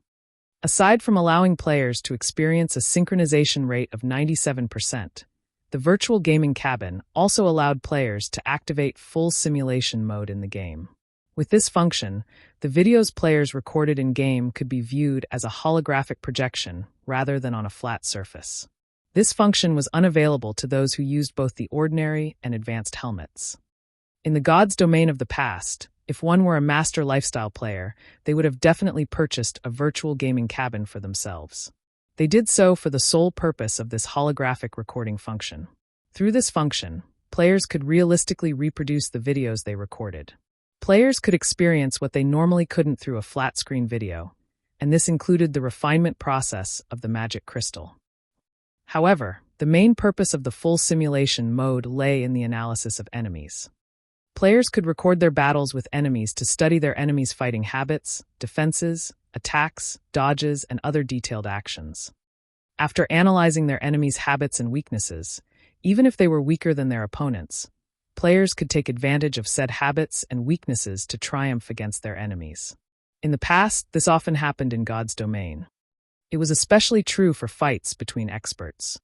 At the same time, players could also utilize the holographic recording for self-reflection, improving weaknesses and discovering new techniques. This was one of the quickest ways for a player to improve themselves. This was also why players who used the virtual gaming cabins improved so quickly. In the past, Shifeng had done countless self-evaluations through using the full simulation mode, continuously improving his combat power. Back then, if he had used the virtual gaming cabin a few years earlier, he might have reached even greater heights. Unfortunately, Shadow had only a few million credits. A single virtual gaming cabin cost 3 million. How could Shadow possibly afford a virtual gaming cabin? Moreover, even if they purchased one, Shifeng would not have had access to it. Following which, Shifeng adjusted the settings of the holographic recording and played the refinement process into slow motion. That way, he could fully observe and analyze the entire process in detail without needing to waste magic crystals and stress his eyesight over and over. After observing the process dozens of times, Shifeng finally discovered the reason. As expected, the mana density inside the magic crystals is too low. I wouldn't get a single complete mana stone even if I used the elemental refinement 10,000 times. Although Shifeng had discovered the cause of his failures, he didn't have a solution. In God's domain, there was no difference in quality between magic crystals. In other words, it was simply impossible to obtain a mana stone through refining mana crystals. Shifeng could not help his frustration. If refinement could not work, then he had to go at it from another angle. The only method he had left was to use alchemical synthesis, combining 2 magic crystals into one.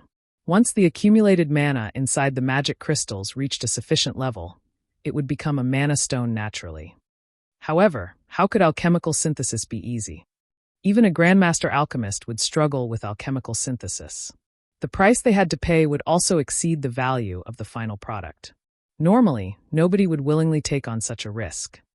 Meanwhile, Shifeng was merely a forging apprentice. He was not even an alchemist to begin with. His chances of successful alchemical synthesis were abysmal. On the other hand, the Philosopher's Stone and Alchemy Treasure had such an ability. However, the Philosopher's Stone Shifeng had right now was a defective product. He could only use alchemical conversion and elemental refinement, not alchemical synthesis. That's right. If one Philosopher's Stone won't do, what about 2? Shifeng suddenly recalled the fragmented piece of Philosopher's Stone that he had obtained from the god's grave. The Philosopher's Stone had been broken into 5 fragments, so its abilities had greatly weakened. However, the Philosopher's Stone was inherently of one body. As long as Shifeng could gather all 5 fragments, he could restore the Philosopher's Stone. Although Shifeng did not possess all 5 fragments at the moment, if he fused the 2 fragments he had, it should become much stronger than 1 fragment alone. I can only give it a try. Shifeng had no other options. The Philosopher's Stone was his only hope. The Philosopher's Stone had broken into 5 fragments of different sizes, and the abilities each fragment possessed were different. The Philosopher's Stone Shifeng had obtained from the god's grave was slightly smaller than the first one he had found. As it only possessed alchemical conversion, Shifeng had not intended to use it. Thinking up to this point, Shifeng rushed back to the bank and retrieved the other Philosopher's Stone from his warehouse before hurrying back to his forging room.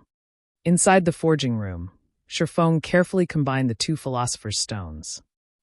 System, do you wish to fuse the 2 Philosopher's Stones? Shifeng immediately clicked the fuse button. Suddenly, the 2 Philosopher's Stones transformed into a pool of blood-red liquid and fused. The liquid then solidified into a fist-sized blood-red pearl. It was no longer an uneven block of stone. After the fusion completed, Shifeng picked up the newly formed Philosopher's Stone and checked its information. He wanted to know how powerful the Philosopher's Stone had become.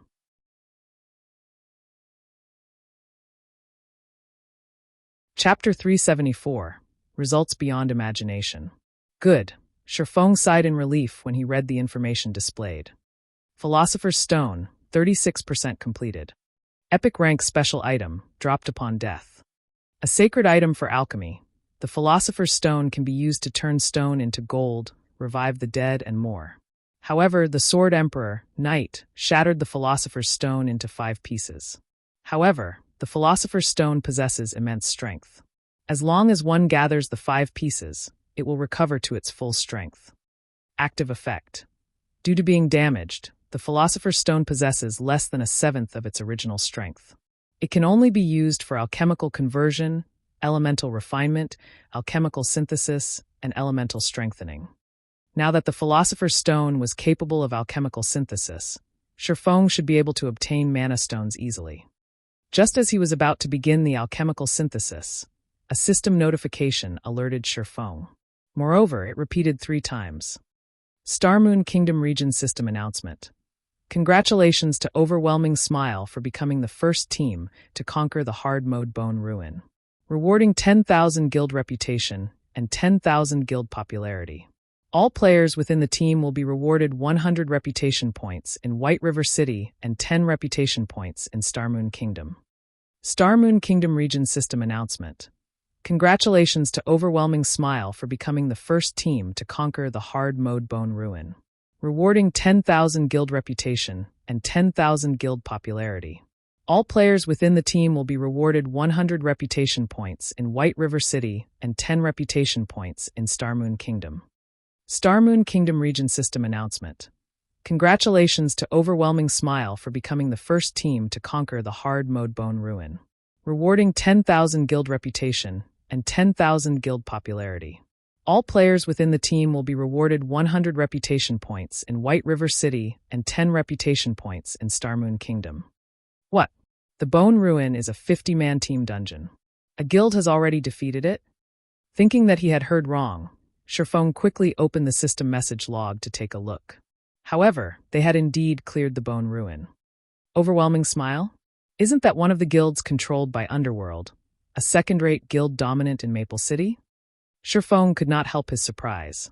He then carefully read the member list of the team that cleared Bone Ruin. How could they have cleared it first? There were over 100 cities throughout Starmoon Kingdom. There were simply too many guilds and experts within the kingdom to count. There were also plenty of first-rate guilds. Among the countless teams, the one with the greatest chance of being the first to clear a 50-man hard mode team dungeon belonged to Gentle Snow in White River City. On this, Shifeng was certain. Immediately after Shifeng had entered White River City, he produced the White River City guidebook.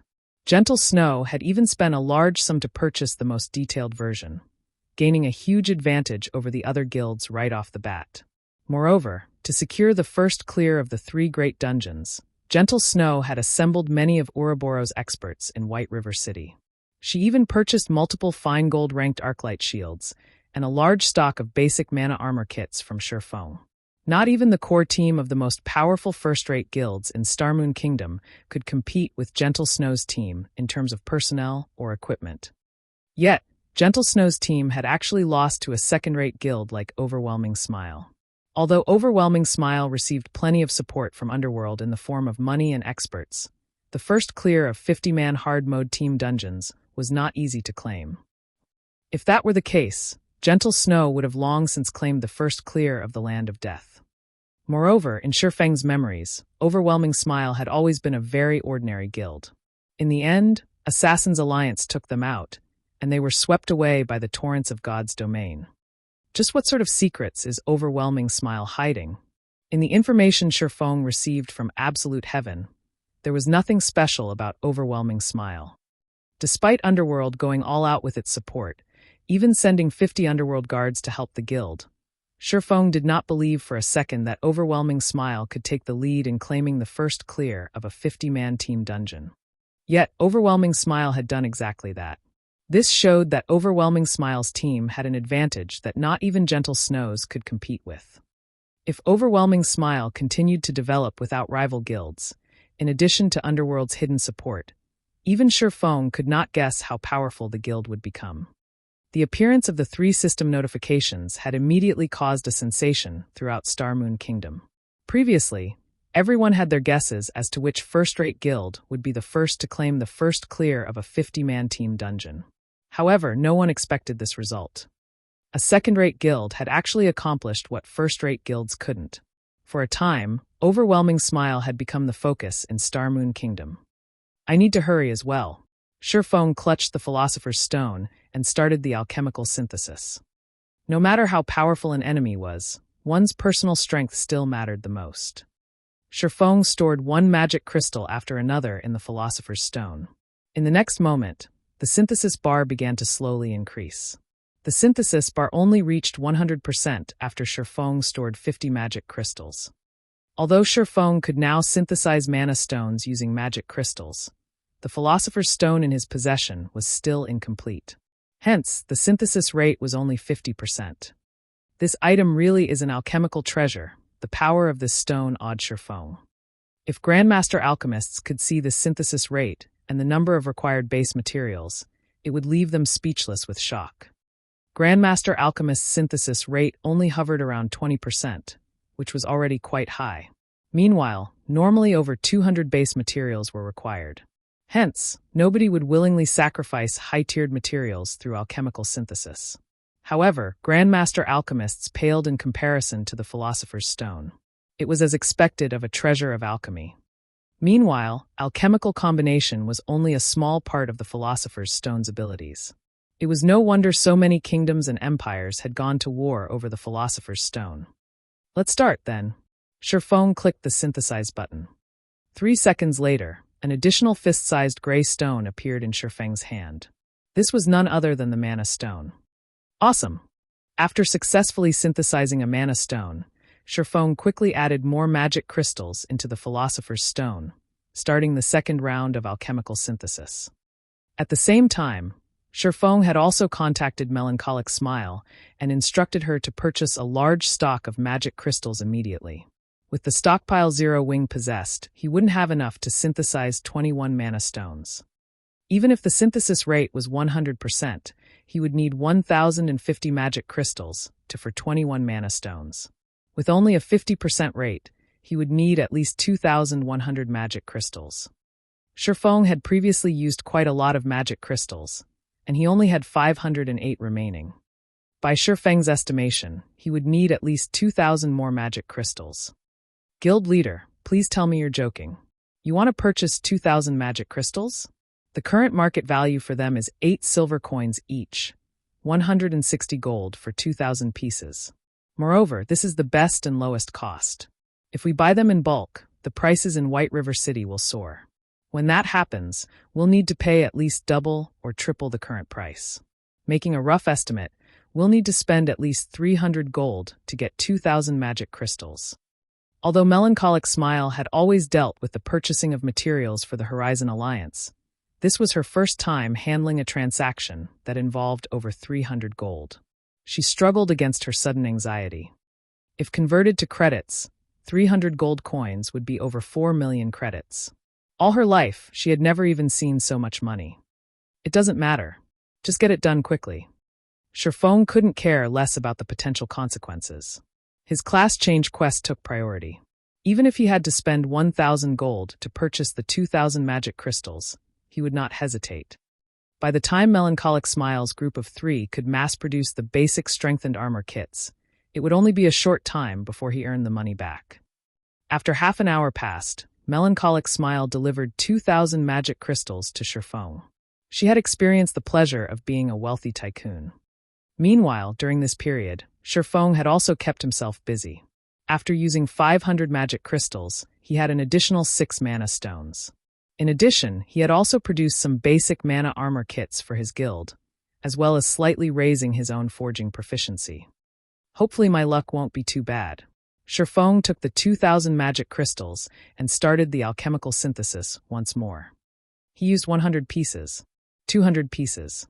The new stock of magic crystals continuously diminished.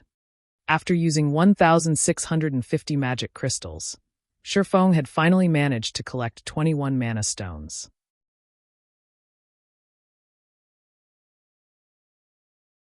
Chapter 375. I'd like to borrow someone.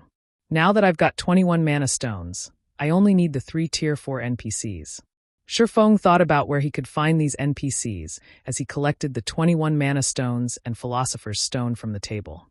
There were only 3 Tier 4 powerhouses currently residing in White River City. If Shifeng wanted to gather all 3 of them, even if Shifeng were 10 times stronger than he was now and became a Count of White River City, he would not possess the authority to gather all 3 of these NPCs to help him. I guess I can only try my luck in the capital city. Starmoon City possessed the most high-tiered NPCs in Starmoon Kingdom, and it was where Shifeng would most likely get the help of 3 Tier 4 NPCs. Following which, Shifeng left the Starstreak trading firm and ran towards the bank. His personal warehouse in the bank was the safest location to store the Philosopher's Stone. The Philosopher's Stone dropped upon death, and Shifeng did not want to lose the treasure under any circumstances. While walking down the middle of the street, Shifeng could hear many players discussing Overwhelming Smile. Say, how do you think Overwhelming Smile became so powerful? They actually claimed the first clear of a 50-man team dungeon so quickly. I heard that their guild didn't have many experts. Yeah, I'm confused too. Originally, I thought either Ouroboros or Zero Wing would be the first guild to claim a first clear. After all, the snow goddess, Gentle Snow, leads the team herself. Although Gentle Snow had neither accomplished any amazing feats, nor is she a great expert ranked on the God's Domain experts list, everyone knows about her frightening battle records. She's probably no weaker than Black Flame. Now, however, both of these amazing guilds lost to a second-rate guild like Overwhelming Smile.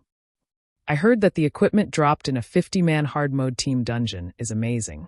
The attributes on the equipment are far superior than the equipment found in other dungeons.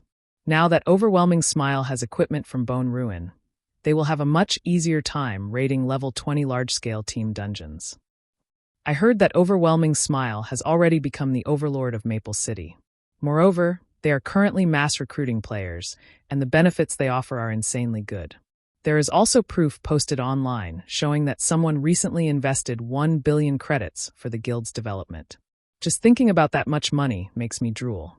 I have never heard of any guild receiving such a large investment. I'm somewhat tempted to head over to Maple City to join them. Players on both sides of the street were talking about Overwhelming Smile. Overwhelming Smile had destroyed the previous momentum Zero Wing had garnered. Shifeng could only smile bitterly at this sudden shift. He had to admit that Overwhelming Smile's timing of obtaining the first clear of a large-scale team dungeon was perfect. Not only had Overwhelming Smile managed to spread their name throughout Starmoon Kingdom, but it had also suppressed Zero Wing's fame. However, this was only natural. Compared to individual strength, players were more concerned about dungeons. After all, dungeons were the main source of equipment in God's Domain. It was especially true for high-quality equipment. Just after Shifeng returned the Philosopher's Stone to his personal warehouse, the system notified him of a voice communication request. It was Gentle Snow. "Miss Snow, how are you?" Shifeng greeted her warmly after answering the call. Although the situation of overwhelming Smile's first clear had impacted Zero Wing, the one most affected by this result should be Gentle Snow. In order to claim the first clear of the Land of Death, she had paid a huge price. Other guilds could not compete with the advantages she possessed. Yet, just as she was about to harvest the fruit of her efforts, Overwhelming Smile stole the glory. Guild leader Black Flame, I wish to discuss something with you. Gentle Snow's tone was indifferent. Only she understood her current state of mind. Miss Snow, please speak your mind, Shifeng said, smiling. I'd like to borrow someone, Gentle Snow said. Borrow someone? Shifeng was confused. Ouroboros had many experts. They should not lack personnel. That's right. I wish to borrow Yifeng. Gentle Snow nodded, resolving Shifeng's confusion. As for the price, I am willing to pay 5 million credits. Borrow Yifeng? Shifeng nearly stumbled. Just what was going through Gentle Snow's mind? Borrow Yifeng? Didn't that mean she was trying to borrow him? Since when did he have such great charm to attract the attention of the Snow Goddess? Moreover, Gentle Snow even offered an astronomical price of 5 million to borrow him. That was the equivalent of a famous gaming expert's annual salary. And she only wanted his help with a single matter? Wasn't Gentle Snow's opinion of him a little too high? I know that this is somewhat abrupt. Honestly, I initially considered asking you, Guild Leader Black Flame. However, not only are you the Guild Leader of Zero Wing, but you are also very famous in Starmoon Kingdom. The implications for obtaining your help are too grave to ignore. Hence, my only option is to ask for Yifeng's help, as he is only a member of Zero Wing. However, I doubt he will help me without your explicit permission, Gentle Snow explained. If she had any other choice, she wouldn't be asking. However, now that Overwhelming Smile had claimed the first clear of a large-scale team dungeon, this was her only option. Listening to Gentle Snow's request, Shifeng could guess that Gentle Snow needed experts. However, these experts could not be too famous, and the more hidden they were from the public eye, the better. Thus, she thought of the now-forgotten Yifeng. Although I wish I could agree to your request, Yifeng is currently busy in an extremely important task. I'm afraid he can't help you right now, Miss Snow. How about the other experts in Zero Wing? Although Shifeng wished to help Gentle Snow, his class change quest took priority. Other experts? Gentle Snow fell silent for a moment, considering the idea. She then said, It is possible if they are as skilled as Yifeng. I'm afraid they have yet to reach that level, Shifeng said definitely. Setting aside techniques, if speaking purely in terms of weapons, equipment, and skills, nobody within the guild could even come close to being a match to him. In terms of techniques, though, Fire Dance, Aqua Rose, Violet Cloud, and Cola might catch up to him in the future. It was especially true for Violet Cloud, who had improved leaps and bounds with each passing day. If Shifeng hadn't had his decades' worth of experience campaigning in God's domain, Violet Cloud would have left him in the dust by now. I'm afraid they won't do if they are not as strong as Yifeng, Gentle Snow said, disappointed. However, when she gave it more thought, how could great experts such as Yifeng be easy to find? She then asked, Guild Leader Black Flame, how long will it take for Yifeng to complete his task? Normally, an ordinary class change quest required 2 to 3 days to complete. Meanwhile, Shifeng's class change quest should be a lot more difficult. At the very least, he would require 3 to 5 days. Around 5 days, Shifeng said, giving a conservative estimate. 5 days, huh? Gentle Snow's brows wrinkled slightly. After thinking for some time, she slowly asked, Guild Leader Black Flame, will 5 days really be enough? Emichem. Shifeng nodded. Shifeng could tell that Gentle Snow was carefully considering a very important decision. I'll have to trouble Guild Leader Black Flame to pass on the message, then. I'll transfer 5 million credits into your account immediately. Gentle Snow sighed in relief upon hearing Shifeng's confident answer. She then disconnected the call after thanking him.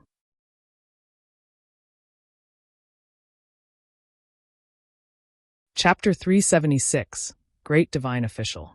Based on Gentle Snow's tone, Shifeng did not think that things were as simple as he had first imagined. After experiencing a decade of battles and socializing between various guilds in God's domain, Shifeng was no longer the young and immature student that he had been in the past. This was merely the first clear of a large-scale team dungeon. At most, Ouroboros would lose the chance to earn some fame. Such a loss would not greatly affect the strength of the guild itself. In other words, Gentle Snow must have made some sort of personal bet regarding Overwhelming Smile being the first guild to claim the first clear of a large-scale team dungeon. However, she had obviously lost. 5 days, huh? It seems that I can't slack off. Now that Shifeng had agreed to help, he would not go back on his word. Unfortunately, even Shifeng was not completely confident that he could gain the help of 3 Tier 4 NPCs in Starmoon Kingdom. He needed to waste a lot of time to earn their assistance. It was not easy to ask NPCs for help. It was especially true for high-tiered NPCs. Following which, Shifeng took out the pass to Blackwing City, teleporting immediately. Being a neutral zone as well as a famous city in God's domain, Blackwing City was many times stronger than Starmoon Kingdom. Naturally, a lot of high-tiered NPCs would reside there. If luck would have it, he might even meet a Tier 5 powerhouse. One could not meet such an NPC, even in the capital city of Starmoon Kingdom. It had been quite some time since the launch of God's Domain. The population of the game had increased rapidly. The number of players who had obtained Blackwing City passes had also increased. As Shifeng walked down the wide streets of Blackwing City, he discovered far more players than before. Among these players, a majority were the upper echelons of guilds. Like Shifeng before, these upper echelons were here to trade with each other. They mainly traded hard stones, taking advantage of the price difference to make a huge profit. However, as more players began visiting Blackwing City, the potential profits would start to dwindle. This was also why Shifeng had stopped Aqua Rose from sending her subordinates to cooperate with other guilds. He planned to save the Blackwing City passes, only using them to attend the Blackwing City auction or purchase special tools, such as the frost grenades. In reality, aside from being a trade hub, Blackwing City had one other fascinating feature: the city's beautiful scenery. In the past, when God's Domain was in its middle stages, many upper echelons of guilds would frequently visit Blackwing City for leisure. Nothing could beat the stargazing tower of Blackwing City. The stargazing tower's interior was like a dream world. It looked absolutely stunning. In the past, many players even longed to spend the rest of their lives living inside the stargazing tower. It's been a long time since I entered the stargazing tower, Shifeng muttered as he gazed at the distant tower that pierced the sky. The stargazing tower was one of the architectural symbols of Blackwing City. Meanwhile, the reason Shifeng had come to Blackwing City this time was none other than to visit the stargazing tower. Based on Shifeng's understanding of God's Domain's history, the stargazing tower of Blackwing City was older than the city itself. Blackwing City was established here because of the stargazing tower. The stargazing tower was a monument that had existed in God's Domain before the Great Destruction. As for exactly when it had been built, not even Shifeng knew that. If there were anywhere in Blackwing City where one could find 3 Tier 4 NPCs at the same time, aside from the City Lord's Mansion and Magic Tower, the stargazing tower would be it. The City Lord's Mansion was self-explanatory. As for the Magic Tower, it was the residence of many mage NPCs of God's Domain who single-mindedly pursued the limits of magic. Meanwhile, high-tiered NPCs had guarded the stargazing tower since ancient times. Hence, all 3 of these locations housed many high-tiered NPCs. However, players could not easily gain access to the City Lord's Mansion and the Magic Tower. Only a sightseeing spot like the stargazing tower permitted players to enter and leave as they wished. The moment Shifeng set foot inside the stargazing tower, he was met with cute little elemental sprites hovering and dancing around in the air. The center of the main floor contained a spiraling staircase leading to the top floor of the tower. Despite the absence of sunlight inside the stargazing tower, a faint blue glow illuminated the interior. Moreover, the walls looked like the starry skies at night, glimmering starlight covering the pitch-black walls to create a mesmerizing sight. In addition, the stargazing tower also possessed another mysterious effect: calming heart. Any player that entered the stargazing tower, even those filled with burning rage, would find tranquility inside this place. At this moment, however, Shifeng did not have the time to appreciate the view. Immediately, he ascended the spiral staircase until he arrived at the Weeping Moon Pavilion of the stargazing tower. Before Shifeng could enter the Weeping Moon Pavilion, the 2 level 180 Tier 2 black robe knights guarding the entrance stopped him. Outsiders are not allowed entry into the Weeping Moon Pavilion. This humble one is called Yi Feng, a demon hunter. I wish to meet Lord Aslan Heartbrew. Can I trouble you to inform the Lord? Shifeng immediately flashed his identity as a demon hunter to the two knights. As for his identity as the Viscount of White River City, it was utterly worthless here. Look, another fool is trying to enter the Weeping Moon Pavilion. I bet that he's a newcomer who has just arrived in Blackwing City. Everyone in Blackwing City knows that the Weeping Moon Pavilion is the most important place in the Stargazing Tower. It's where many power NPCs reside. I heard that there are many high-level quests available inside as well, and many experts have attempted to get in. But even after wasting a lot of time to become citizens of Blackwing City, the knights guarding the entrance still chase those experts away. Does that newcomer think he can get in just by asking? The Stargazing Tower was well known in Blackwing City. If a player visited the city often, they would know that the Weeping Moon Pavilion was off-limits to players. Hence, when the players inside the Stargazing Tower saw Shifeng's presumptuous actions, they all started ridiculing him. Outsiders are forbidden from entering the Weeping Moon Pavilion. The knights ignored Shifeng's identity as a demon hunter. The gaze they directed at him was as cold as before. They then moved to chase Shifeng away. However, before these black-robed knights could take action, a voice came from inside the Weeping Moon Pavilion. Let him in. I know him. The two black-robed knights immediately halted their assault. They then opened the doors to the Weeping Moon Pavilion, allowing Shifeng to enter. What the hell? Damn, that player actually got in. The players who had come to enjoy the show were all stupefied. Until now, not a single player had been allowed into the Weeping Moon Pavilion. Now, however, a newcomer actually got in. The first floor of the Weeping Moon Pavilion was a large and spacious hall. The hall was filled with books and crystal tools. Meanwhile, the ceiling was made of a gigantic water mirror that reflected the starry skies of the outside world. You're late. You've kept me waiting for a long time. How are you going to pay me for my time? A crisp and melodious voice reached Shifeng's ears. Turning around, Shifeng noticed a female priest in white robes walking down the staircase at a distance. Meanwhile, this female priest who emitted a sacred aura was none other than the divine official Charlene. Listening to Charlene's accusatory tone, Shifeng suddenly recalled the scene back at the City Hall of White River City. Back then, Weissman had told him that Charlene would wait for him in the Stargazing Tower. However, as he had been preoccupied at the time and had completely forgotten about it. Watching Charlene's slowly approaching figure with a saintly smile plastered on her face, a sense of foreboding bloomed in Shifeng's chest. Moreover, Charlene was no longer the Tier 3 divine official that Shifeng had known. Now she was a Tier 4 great divine official.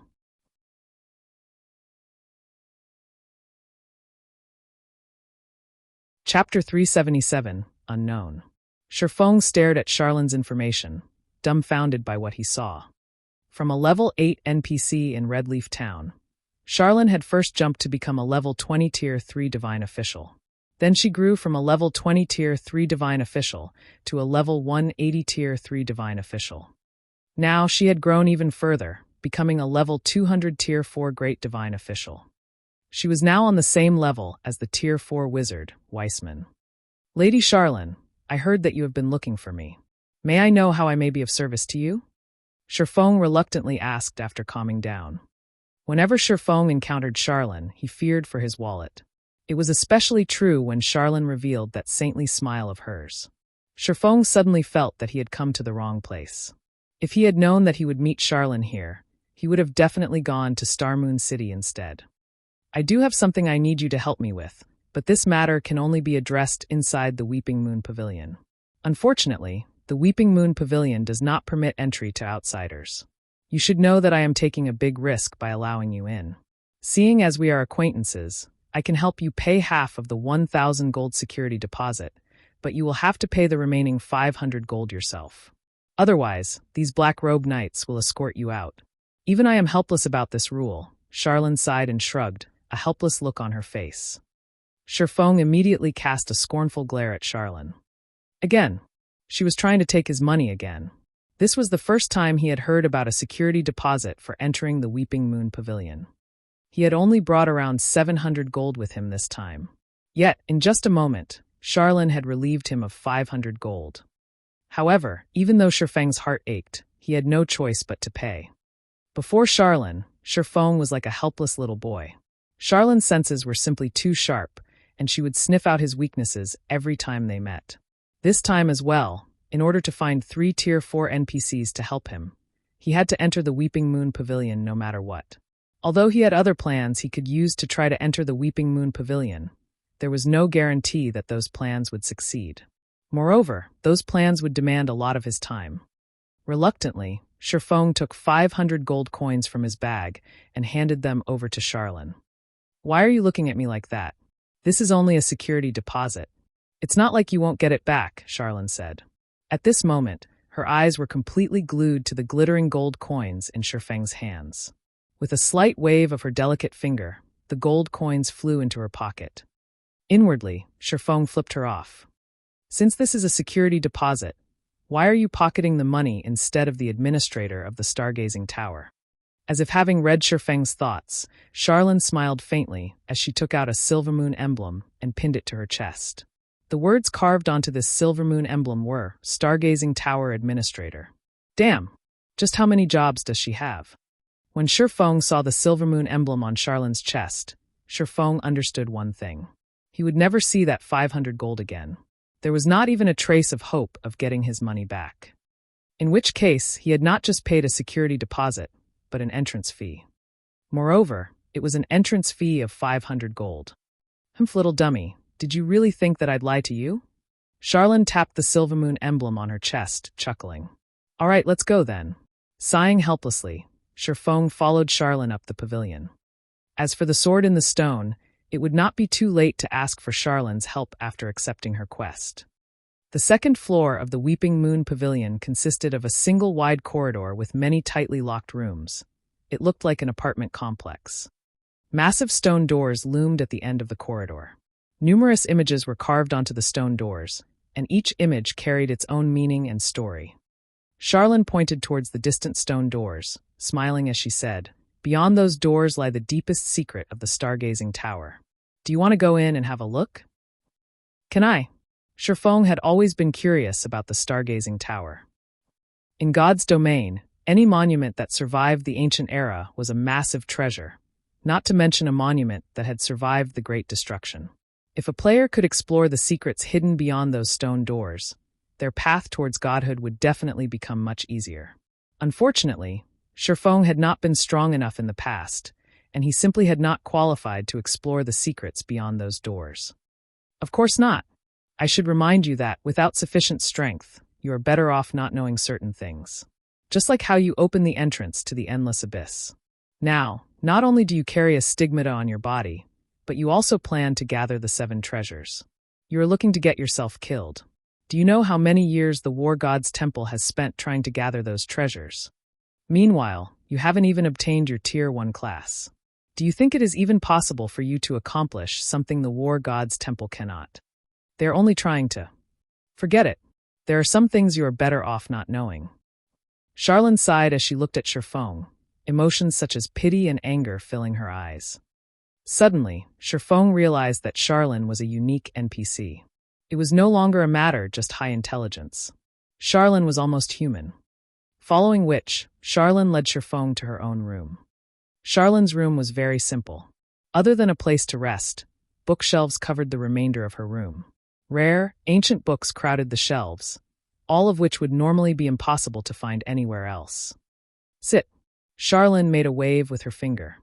In the next moment, a wooden chair appeared behind Shifeng. "I've called you here because I have something I need you to do for me. People such as myself cannot complete this particular task.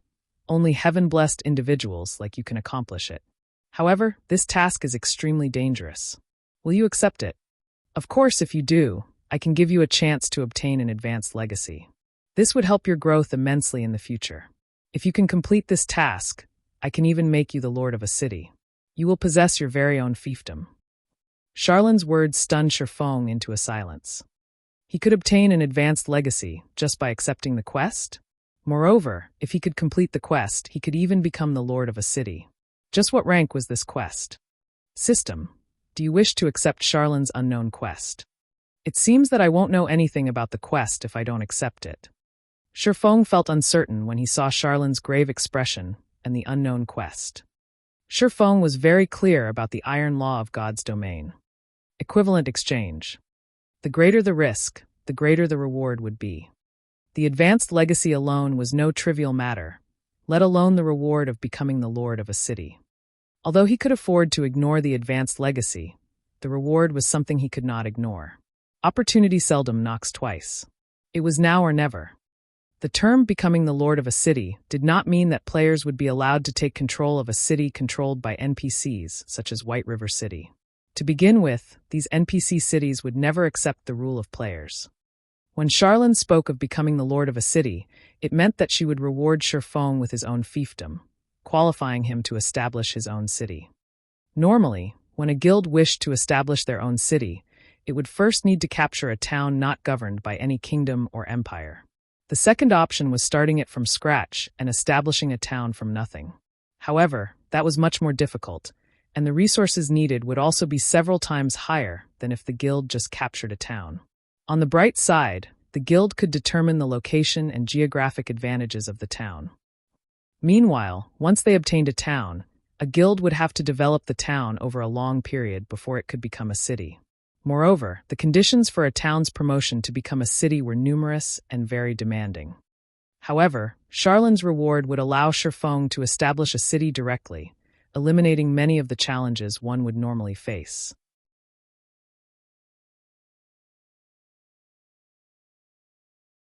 Chapter 378, Immortal Crown.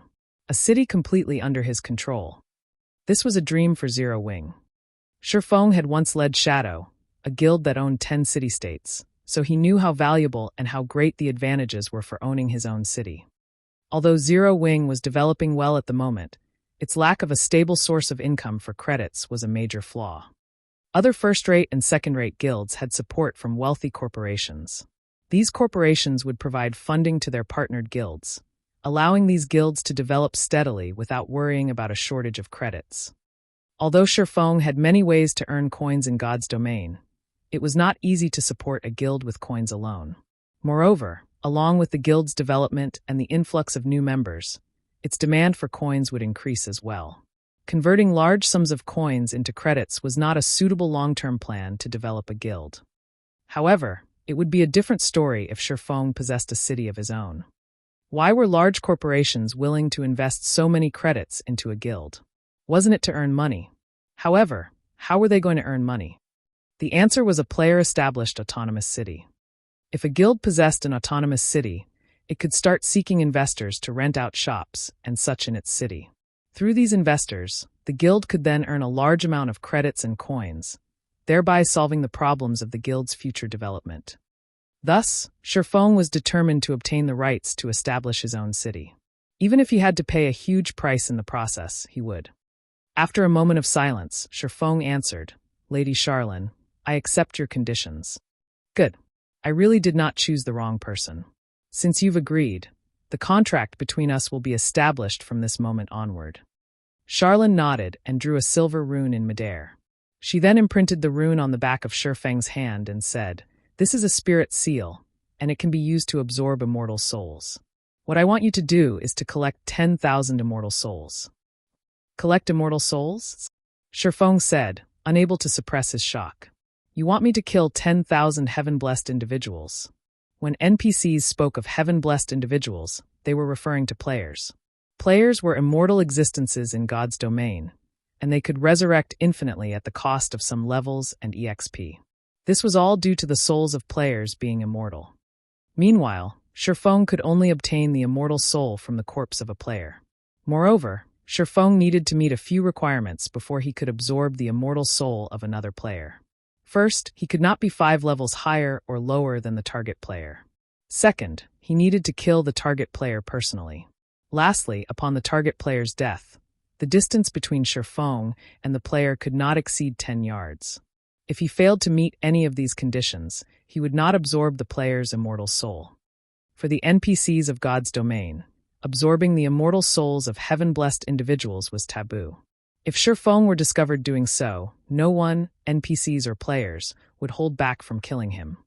As to why players would try to kill Shifeng as well, it was because any players who lost their immortal souls would be barred from logging into the game for a long time. It was a punishment more severe than the penalty for death. Hence, there was no leeway for Shifeng if he were caught in the act. I never thought you would know about immortal souls. That's right. I require you to kill heaven-blessed individuals and collect their immortal souls, Charlene stated, slightly surprised that Shifeng actually knew about immortal souls. However, she had not planned to hide this fact, to begin with. I know that I am making things very difficult for you by requesting such a thing, but we cannot repair the immortal crown without immortal souls. The immortal crown was originally a divine artifact used to suppress all evil beings.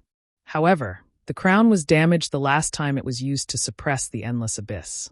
Meanwhile, the stargazing tower has already collected the other materials required to repair the immortal crown, and right now, we are only missing immortal souls.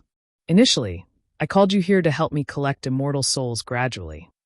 However, I had not expected the endless abyss to escape its confinement so soon. The endless abyss is simply too powerful. Without the immortal crown, we have no chance of resisting the invasion of the endless abyss. Since you started this scourge, naturally, you will have to take responsibility for it. In order to repair the immortal crown quickly, we need a large number of immortal souls. However, I do not want others to know of this, so I have no choice but to ask you to complete this task by yourself. The magic array that keeps the endless abyss in place will not last long.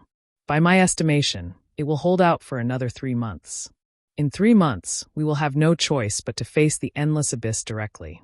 Hence, you must collect 10,000 immortal souls within that time. However, it won't be easy, which is why I asked you to meet me here. There are many legacies within the stargazing tower. As long as you can pass the test of one of those legacies, you will have a much easier time collecting the immortal souls. System. You have accepted the epic hidden quest Immortal Crown. Quest details. You are required to collect 10,000 immortal souls within 3 months. If you fail to do so, your soul will be cursed and barred from logging into God's domain for 1 month. In addition, your soul will enter a weakened state for 3 months, decreasing your attributes by 90% during this period. Shifeng's head started to ache after reading this quest notification. To put it simply, failure meant hell. Failing this quest would deal a heavy blow. If he could not log into God's domain for a month, just how far would he fall behind? Also, even after he could log back into God's domain, with all of his attributes decreased by 90%, how was he even supposed to play the game? With your current level, you already qualify to accept an advanced legacy. Will you the advanced legacy's trial right now, or do you wish to challenge it after taking some time to prepare? Charlene asked patiently as she watched Shifeng. Oh, I should remind you that advanced legacies are extremely precious. Even with my status, I can only give you 1 chance. You must be careful. If you are not confident in succeeding, it is best to challenge it at another time. The trial of an advanced legacy is no less difficult than an epic quest. If you think that an advanced legacy will be too difficult for you, I can offer an intermediate legacy. Not only will the difficulty decrease, but you will also have 3 chances to complete it. Charlene explained the options patiently. Shifeng understood her intentions. In God's domain, a class change was the equivalent of obtaining the legacy of a higher-tiered class. Meanwhile, a majority of the players in God's domain would normally receive their class change quest from the class association in their respective city. By doing so, players would be challenging basic legacies. Intermediate legacies were 1 rank above basic legacies. Intermediate legacies were relatively rare in God's domain, and normally, these legacies allowed players to obtain a common hidden class. Advanced legacies were 1 rank higher. Advanced legacies were extremely rare, and players could take on a rare, hidden class. Astromancer was one of these rare, hidden classes. Peak legacies were 1 rank higher than advanced legacies. In God's domain, peak legacies were like phoenix's feathers. Even the stargazing tower should not possess such a legacy. In Shifeng's decade of playing God's domain, he had only seen a few people obtain peak legacies. After giving it some thought, Shifeng said earnestly, "Lady Charlene, can I pass this chance to another person?" To Shifeng, an advanced legacy held little significance. After all, he possessed the sword in the stone, a legacy item containing a peak legacy. How could he give up on a peak legacy to accept an advanced legacy?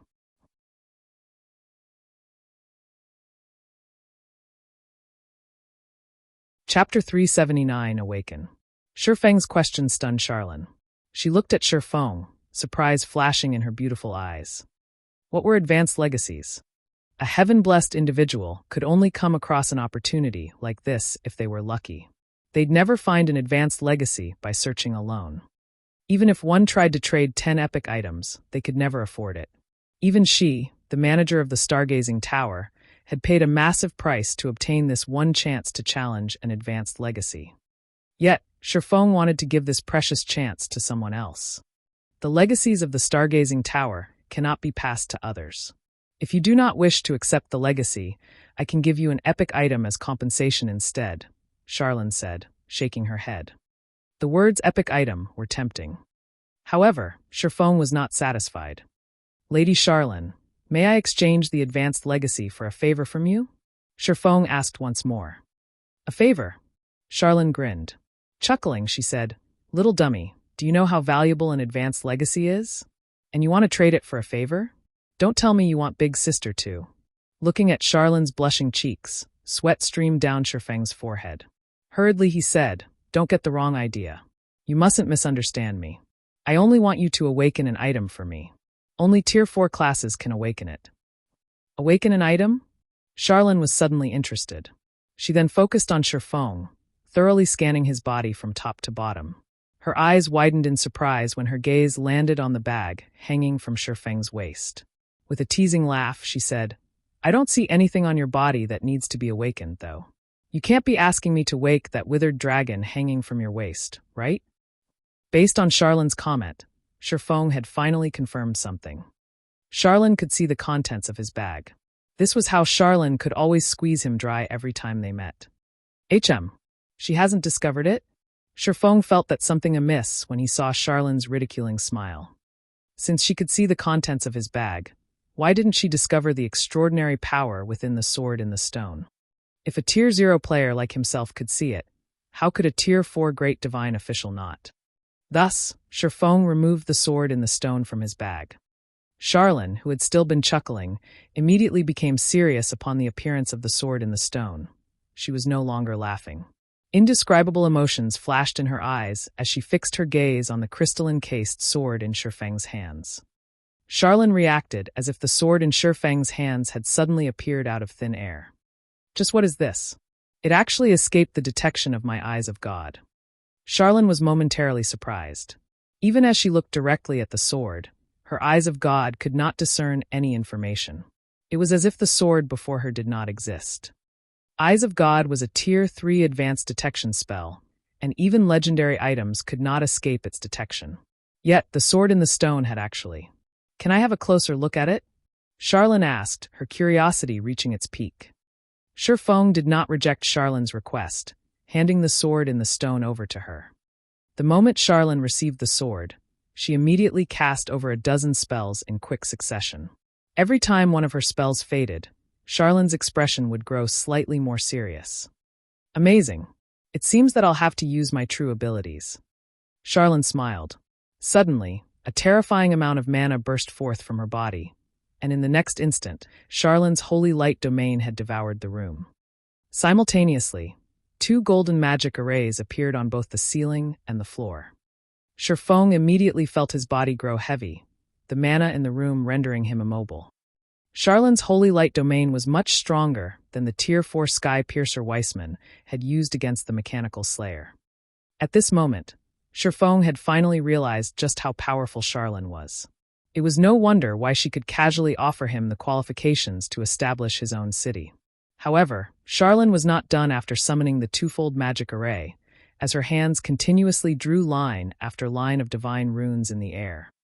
After a short moment, the twofold magic array became a fourfold magic array, before finally becoming a sixfold magic array.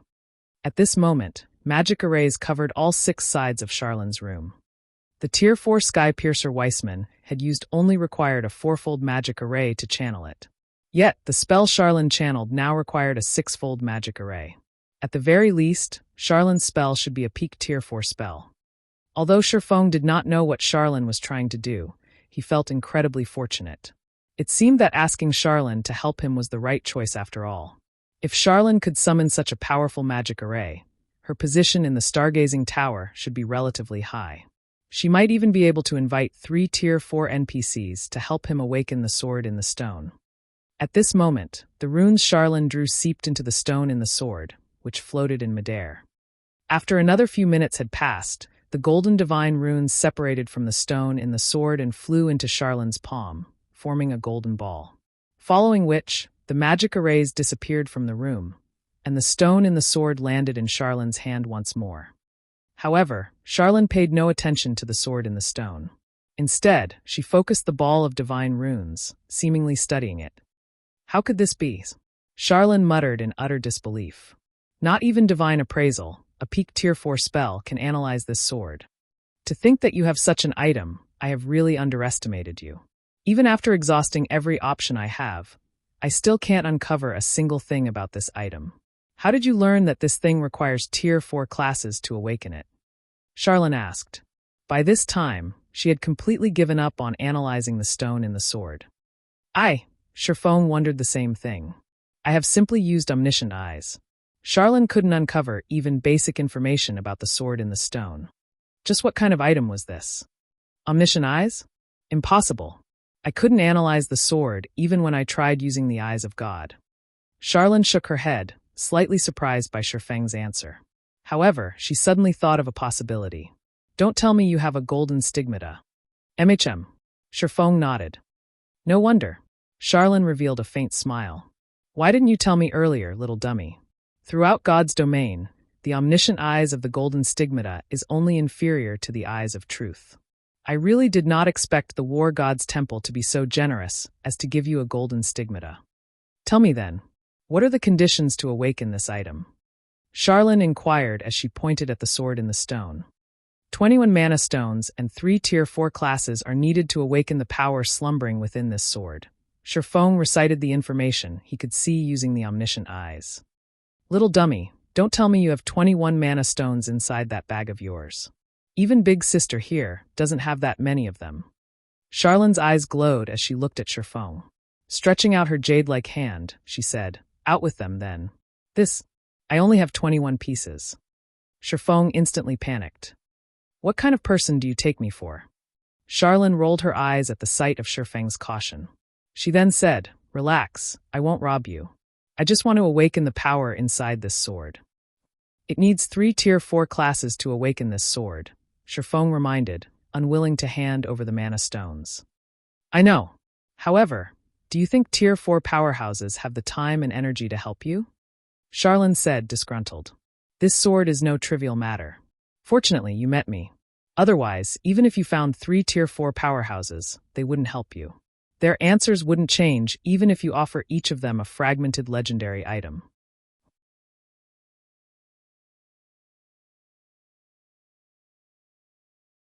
Chapter 380, Destroyer of Immortality.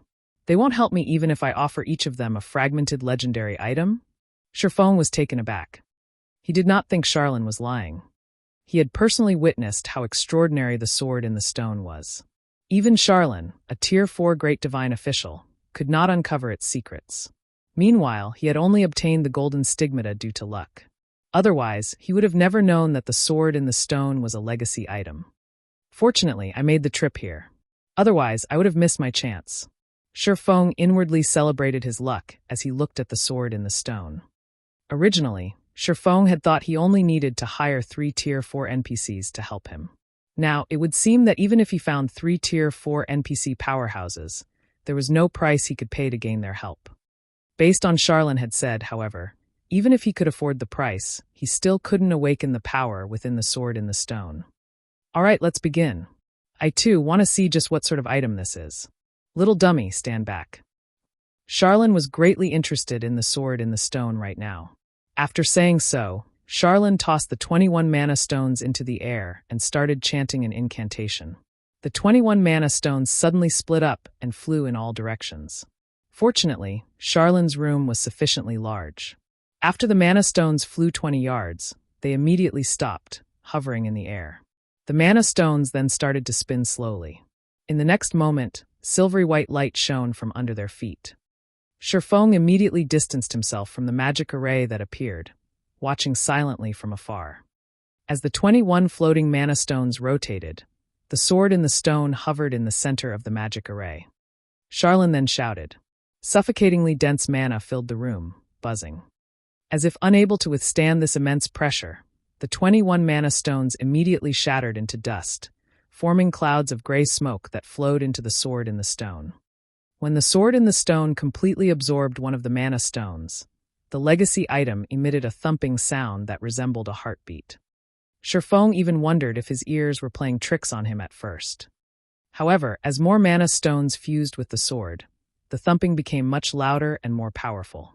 It was as if the disintegrated mana stones were waking an ancient beast from its deep slumber.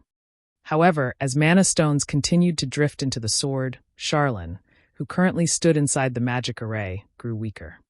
By the time the 7th mana stone fused with the sword, Shifeng could clearly feel that only half of the terrifying mana that filled the room remained. At this moment, Charlene had also greatly weakened. As the 14th mana stone melded with the sword, Charlene began to grow pale. When the 21st and last mana stone fused with the sword, Charlene wavered. A gentle breeze could send her tumbling to the floor. At this moment, Shifeng finally realized that it was not easy to awaken the sword in the stone. Channeling a single magic array had weakened a Tier 4 powerhouse to such a degree. It was no wonder why Charlene had said that no Tier 4 powerhouse would agree to aid him, even if offered a fragmented legendary item. Charlene's power stunned Shifeng. She had managed to complete a task that required 3 Tier 4 classes. Her strength was simply too frightening. Just who is she? Shifeng grew curious about Charlene's identity. It was impossible for an ordinary NPC to grow so quickly. Moreover, back in the god's grave, Shifeng saw a woman who looked exactly like Charlene. Although Charlene's strength could not compete with that slumbering woman's, the aura the two gave off felt exactly the same. The intensity was the only difference. While Shifeng pondered Charlene's identity, the awakening ritual had come to an end. The silver magic array that covered the floor vanished. Boom! The sword in the stone hovering in the air suddenly fell, half its blade sinking into the floor. Sharp! Charlene, who was currently unstable from the drain of mana, could not hold back her shock when she saw the blade slide smoothly into the floor. Not even the Great Destruction had managed to destroy the stargazing tower.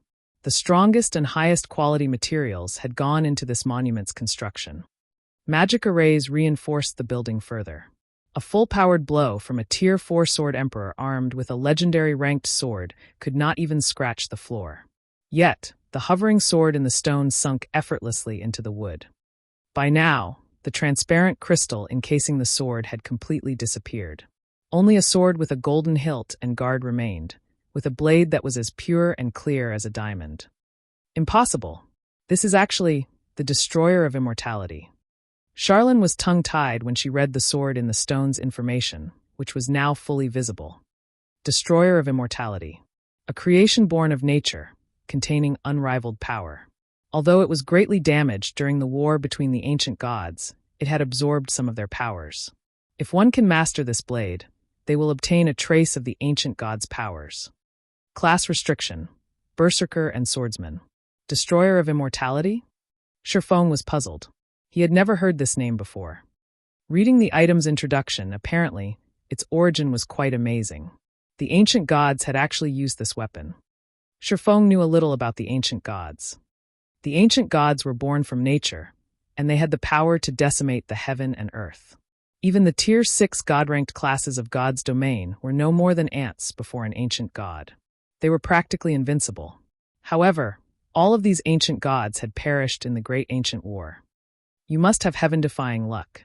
It is no wonder you didn't want an advanced legacy. Charlene smiled. She then explained, the Destroyer of Immortality is one of the 10 great saint legacy items in ancient records. Moreover, the legacy is unique. Not even the peak legacy of the Stargazing Tower can compete with it. 10 great saint legacies? Shifeng was at a loss. The highest legacies he had heard of in the past were peak legacies. This was the first time he had heard of the 10 great saint legacies. I too have only read about the 10 great saint legacies. Today is my first time actually seeing one in person. However, I don't know any details about them. Even so, I will remind you not to look down on these saint legacies. A peak legacy is already as difficult as a legendary quest. At the very least, the trial of 10 great saint legacies should be just as difficult. If you are not confident in succeeding, you should not recklessly attempt to challenge it. You might lose your life, even if you are a heaven-blessed individual. Charlene was extraordinarily serious when she looked at Shifeng, even more serious than when she gave the Immortal Crown quest to Shifeng. When she spoke of death, she had even paused for a moment. Shifeng could clearly discern the kindness in Charlene's tone, and he too knew how dangerous and difficult the trial of a saint legacy would be. God's domain's law of equivalent exchange held true everywhere. Naturally, there was danger in challenging the trial of a legacy. Take basic legacies, for example. If a player failed to clear the trial of a basic legacy, they would lose 3 levels, be weakened for 3 days, and be barred from accepting the trial again for 10 days. Meanwhile, the penalty for failing an intermediate legacy was much harsher. Players would lose 5 levels, be weakened for 7 days, be barred from accepting the trial for 20 days, and permanently lose a small portion of their attributes. For advanced legacies and peak legacies, Shifeng was 90% certain that he could complete an advanced legacy. As for a peak legacy, Shifeng had around 50% to 60% certainty of success. However, the legacy he had eagerly looked forward to turned out to be one of the 10 great saint legacies. Shifeng had never even heard of a saint legacy, so he was not too sure how well he would fare.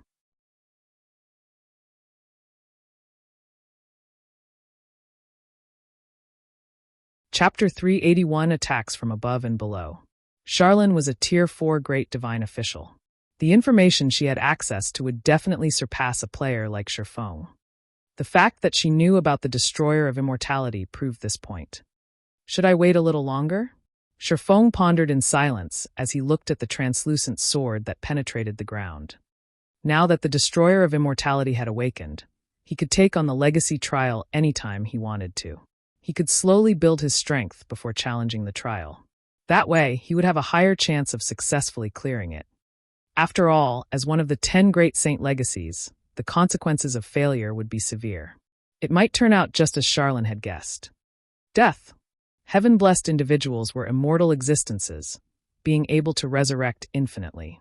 Yet, despite knowing this, Charlene had still made such an ominous claim. This proved that the penalty of failure would be unbearable, and players would have no choice but to delete their accounts and start all over again. The wisest choice for Shifeng right now was to first increase his strength before challenging the Saint Legacy's trial. However, after campaigning in God's domain for a decade, Shifeng understood one thing clearly. Life in God's domain was like a boat sailing against the current. Either he kept going forward, or he would fall behind. Pursuing stability constantly was not enough. Sometimes one needed to take risks to achieve a breakthrough. Moreover, Shifeng did not have too much time to waste. Risks and opportunities coexisted. The sooner he obtained the Saint Legacy, the smoother his path towards godhood would be. Originally, Shifeng had not been certain that he could become a Tier 5 class in this life. To do so, he had to plan and prepare carefully. As for becoming a Tier 6 God-ranked class, that was nigh impossible. That was the apex of God's domain. How could something like that be so easy to achieve? Shifeng was aware of his own capabilities. His current performance right now was only amazing due to his decade of experience playing God's domain. It was not possible to walk the path toward godhood just by having a few additional years of experience. However, if he gained one of the 10 great saint classes earlier on, coupling it with careful planning and preparation, he would have a better chance of becoming a god. Shifeng stepped up to the Destroyer of Immortality. He then grabbed the golden hilt of the sword. When he tried to pull the translucent blade out of the ground, however, it did not budge. No matter how much strength Shifeng exerted, the sword remained firmly stuck in the floor. Instead, the sound of a system notification reached his ears. System, do you wish to accept the legacy trial? Remaining time, 23 hours 54 minutes. Well shit, Shifeng bitterly smiled. The Destroyer of Immortality never intended to give him a chance to raise his strength. Sighing, Shifeng accepted the trial. Suddenly, the Destroyer of Immortality released a divine golden light, enveloping Shifeng. In the next moment, both the Destroyer of Immortality and Shifeng vanished from the room. Space transfer. Charlin's eyes flashed with surprise at both Shifeng's and the destroyer of Immortality's sudden disappearance. A powerful barrier protected the stargazing tower, and all forms of teleportation magic were rendered ineffective here, regardless of whether said magic was used to enter or leave the tower. Yet, the destroyer of Immortality had effortlessly accomplished this feat. Hopefully, that little dummy can pass the trials. Charlin smiled faintly, gazing at the spot where Shifeng had stood a moment ago. Awakening that sword drained me to such a degree. I'll have to rest for a long time. I let him off too lightly by taking only 500 gold. The next time we meet, I'll collect this debt, with interest. At this moment, Shifeng was at a complete loss. In the blink of an eye, he arrived in a dimly illuminated field. Swords were everywhere, from the sky to the earth. This place was literally a world of swords. In the distance, Shifeng could see a mountain piercing the sky. A faint, silver glow radiated from the mountain's peak, and it was the only source of light in this dim world. System, you have discovered the origin sword domain. System, you are in a unique realm. All forms of communications have been sealed. You are unable to make contact with the outside world. It would seem that this origin sword domain is independent of God's domain. Shifeng tried to call up the system map. However, the map was blank. Shifeng then took a look at his surroundings. As far as the eye could see, other than the mountain in the distance, there was nothing but flatlands. Moreover, the further one traveled from the mountain, the darker it would become. It looks like the only exit is at the peak of that mountain. Shifeng then examined the swords stabbed into the ground, all of which were immovable. Some even resembled buildings and plants. Unlike flowers and trees, however, Shifeng would receive damage if he touched these blades. To put it simply, he needed to avoid these swords as he advanced. As for the swords suspended in the sky, so long as he did not fly, they weren't a threat. However, this world only took a moment to correct that assumption. After Shifeng took a few steps forward, several swords descended from the sky. One of them just happened to slice past his arm, causing -200 damage. Crap! Raining swords. Shifeng looked at the swords around him, realizing why so many swords pierced the ground. Moreover, the swords that descended from the sky dealt a lot more damage than the swords on the ground. I'm guessing this trial requires players to avoid the swords on the ground while dodging the swords descending from the sky? Shifeng remained still for the moment. He silently observed his surroundings, searching for the best path towards the mountain. He chose to stand still because the moment he moved, the swords in the sky would start to fall. Most likely, the swords in the sky were set to fall based on the player's movements. Sure enough, this world is trying to kill me. After waiting for a moment, Shifeng discovered that the swords in the sky had not fallen. However, before he could rejoice over this discovery, the swords in the ground started trembling, and one after another, these swords sunk into the ground, vanishing completely. Feeling that something was amiss, Shifeng kept his gaze on the ground beneath his feet. Suddenly, tens of swords sprung up from the ground beneath him, soaring into the sky. Reacting quickly, Shifeng performed a backflip, dodging these blades. However, due to his backflip, the swords above plunged towards him. This is a joke, right? Shifeng immediately unsheathed the abyssal blade and Purgatory's shadow, defending against the incoming flying swords. One after another, blades of light struck the flying swords, scattering them. After these attacks, Shifeng finally realized that this world intended to toy with him until he died. If he rested, the swords on the ground would attack him after a short time. If he moved, the swords hovering in the sky would rain down on him. Such an attack pattern allowed him little to no time to rest or recover, keeping him on guard. Shifeng also discovered something else. The swords that descended from the sky were growing more accurate and faster as he advanced. Is this place trying to exhaust me to death? Shifeng's lips curled up slightly with amusement. Immediately, he switched out the aura of space on the 7 luminaries ring for the aura of wind, increasing both his movement speed and attack speed by 40% and agility by 30%. He then dashed towards the distant mountain. The moment Shifeng moved, the countless blades in the sky began their assault. They all turned their blades towards Shifeng and shot towards him. However, Shifeng was like a gust of wind. Relying on his movement speed alone, he avoided most of the attacks. In addition, his increased attack speed allowed him to strike down the remaining swords effortlessly as he darted onward. However, after running for a few minutes, the ground in front of Shifeng suddenly split apart. In the next moment, bone knights in silver armor crawled out of the fissure, every one of them emitting frightening killing intent as they rushed towards him. Skeleton Warrior, Undead Creature, Elite Rank. Level 25. HP 20000/20000.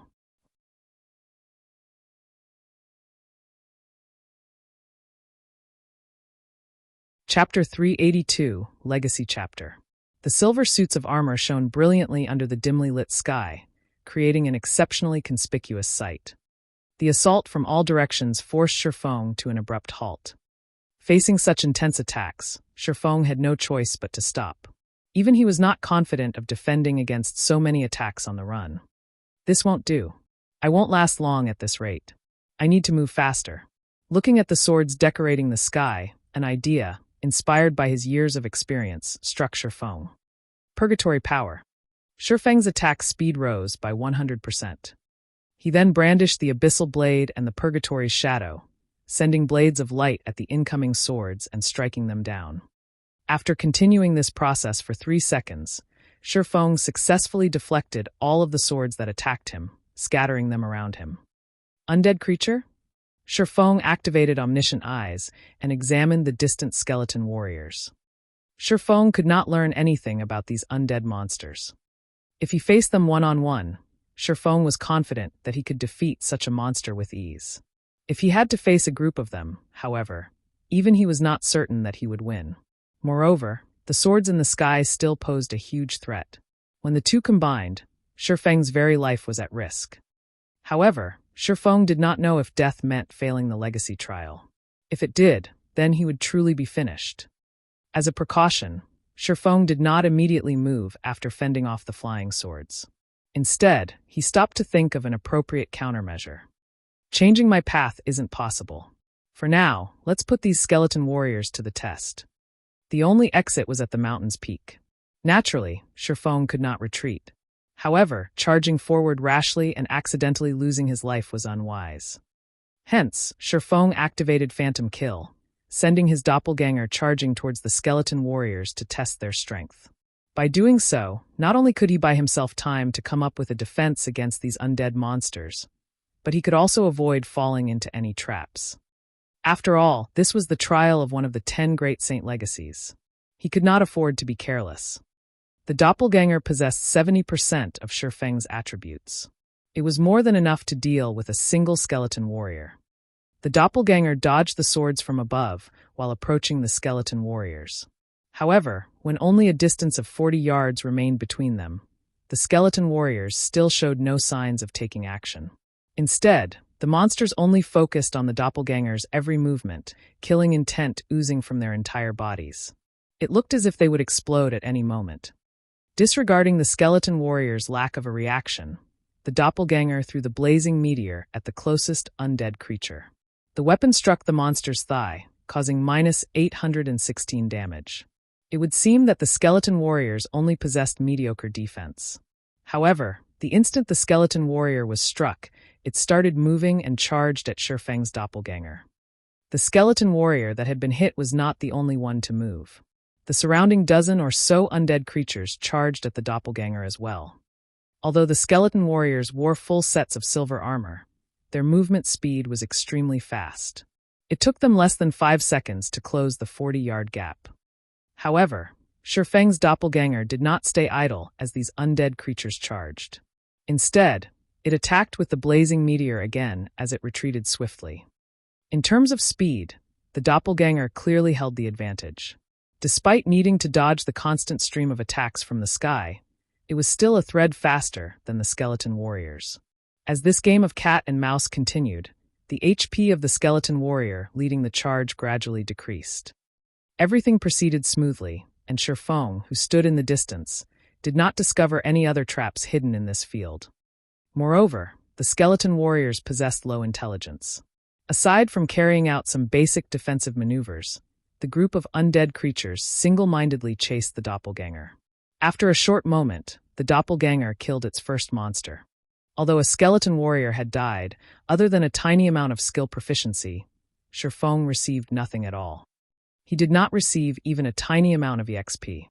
Even after the dozen or so skeleton warriors were wiped out, Shifeng did not receive anything. Fortunately, he didn't really care. He was in a legacy trial right now. His only goal was to clear the trial. As for whether or not he could earn EXP or items, that was not very important. With the doppelgangers probing, Shifeng's advance became much easier. There were no other traps in the surrounding area. The skeleton warriors also did not possess high intelligence or troublesome skills. As long as he dealt with the attacks from the sky properly, he could deal with these skeleton warriors by kiting them. What the doppelganger could do, Shifeng could do better. Shifeng's movement speed was too fast. Unlike the doppelganger, not only could Shifeng attack using the blazing meteor, but he could also cast AoE skills such as Thundering Flash and Earth Splitter to deplete the skeleton warriors' HPs while maintaining the distance between them. When the arcs of lightning weaved across the skeleton warriors, they dealt damages of minus 1,242, minus 1,784, and minus 2,439 to the undead creatures. Some of the skeleton warriors who received critical hits lost over half their HP. In less than 10 minutes, Shifeng had reduced the hundreds of skeleton warriors into piles of pearly white bones scattered across the plains. What's going on with these bones? Just as Shifeng was about to depart from this field of bones, he noticed the bones begin to tremble. The bones then gathered. In the blink of an eye, these bones transformed into an entirely new monster.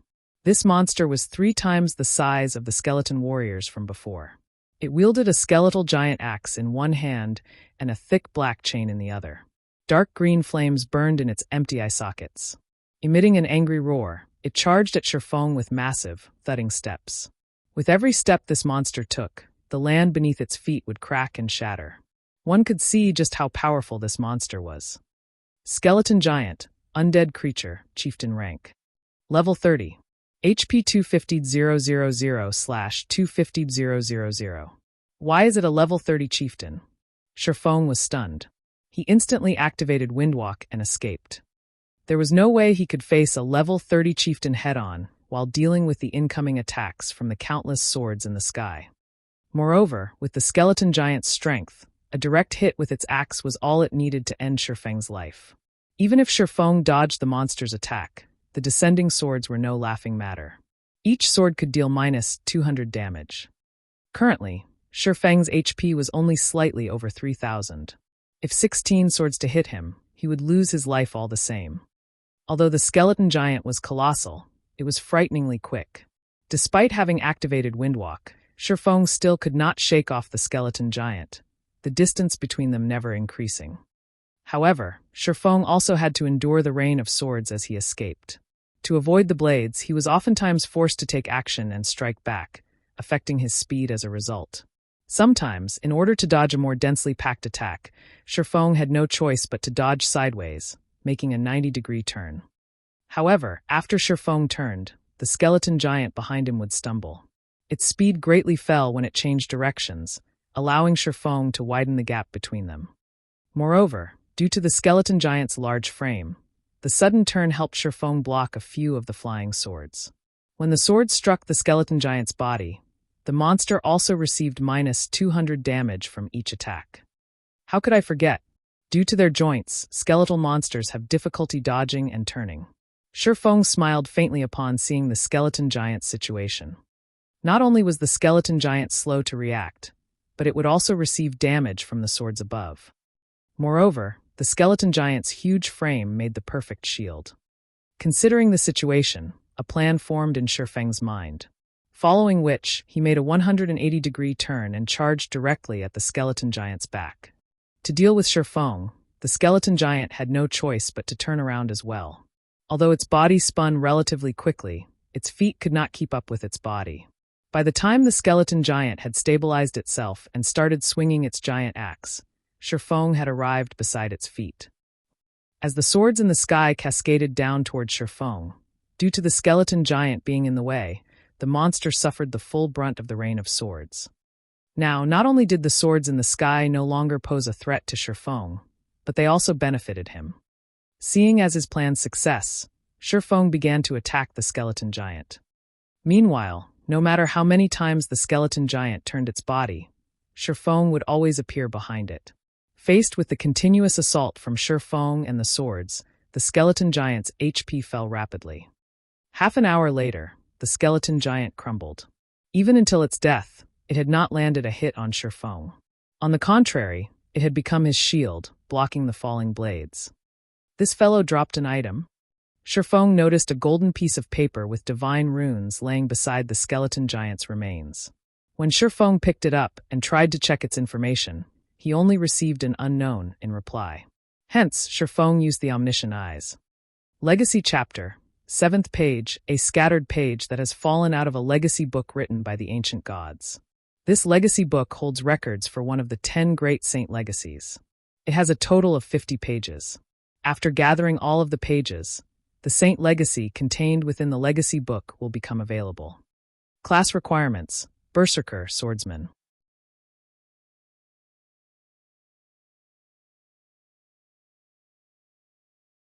Chapter 383, Blade Demon. So, this is it, Hull. Reading the item's information, Shifeng got a general understanding of the situation. Even if he ran to the mountain and reached its peak, that wouldn't mean he passed the trial.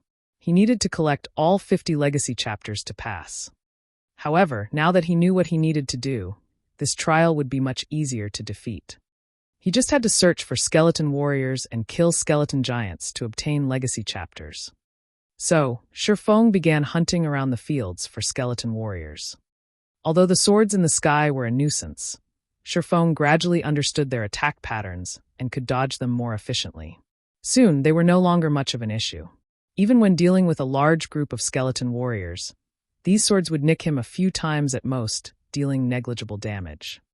After killing 12 skeleton giants in a row, Shifeng discovered a problem.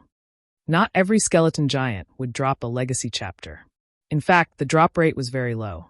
After killing 12 skeleton giants, he only obtained 2 legacy chapters. None of the monsters Shifeng killed gave him any EXP either. He also needed to dodge the swords from above constantly. Hunting these skeleton giants was truly exhausting, both physically and mentally. If not for the fact that one of the 10 great saint legacies beckoned him, Shifeng would never tolerate such a strenuous and unrewarding task. While Shifeng searched for skeleton warriors all around the mountain, an incident occurred in White River City. Dark Star, a guild that White River City had already forgotten, suddenly declared its dissolution. This news came as a great shock to everyone. Some of the guilds who had previously allied themselves with Dark Star simultaneously announced their dissolution as well. Originally, everyone had thought that White River City was on the path of becoming the overlord of Starmoon Kingdom. However, no one could have expected the following development. Half a day after the dissolution of these guilds, a branch guild of Overwhelming Smile suddenly appeared in White River City. More shockingly, Lone Tyrant, who was originally the guild leader of Dark Star, had become the vice leader that led Overwhelming Smile's branch guild. Furthermore, the benefits that Overwhelming Smile offered were impressive, at least twice as valuable as what Dark Star had previously offered. It was a blatant display of wealth. The members of the dissolved guilds promptly joined Overwhelming Smile's White River City branch. Within half a day since Overwhelming Smile's branch guild's establishment, its member count had already reached 30,000. Moreover, that number was still increasing. It continuously recruited new members, thinking of ways to steal players from Zero Wing. Big Sis Aqua, Overwhelming Smile thinks too little of us. Instead of recruiting in their hometown of Maple City, they ran all the way here to fight us over members. The guild leader also suddenly disappeared and cannot be contacted. If we allow Overwhelming Smile to continue, by the time we start our recruitment tomorrow, they will have stolen all the good saplings. Big Sis Aqua, why don't we start recruiting right now? Snow Goose asked anxiously. It had been Zero Wing's fame that had attracted players from other cities. Yet now, Overwhelming Smile had come to steal the fruit of victory. It was truly despicable. Overwhelming Smile is truly ambitious. They've only obtained the first clear of a large-scale team dungeon, yet already, they're hungering after White River City. Aqua Rose's eyes flashed with rage. Although she was not afraid of losing potential guild members, she could not stand Overwhelming Smile's arrogant attitude. They were clearly trying to provoke Zero Wing. Does Overwhelming Smile think it is so easy to weave a web in White River City? Let's start advertising our recruitment right now. I want to see how a second-rate guild, without a guild residence, plans to compete with Zero Wing in terms of benefits. Once Zero Wing began to prepare for its recruitment fervently as well, White River City exploded with activity.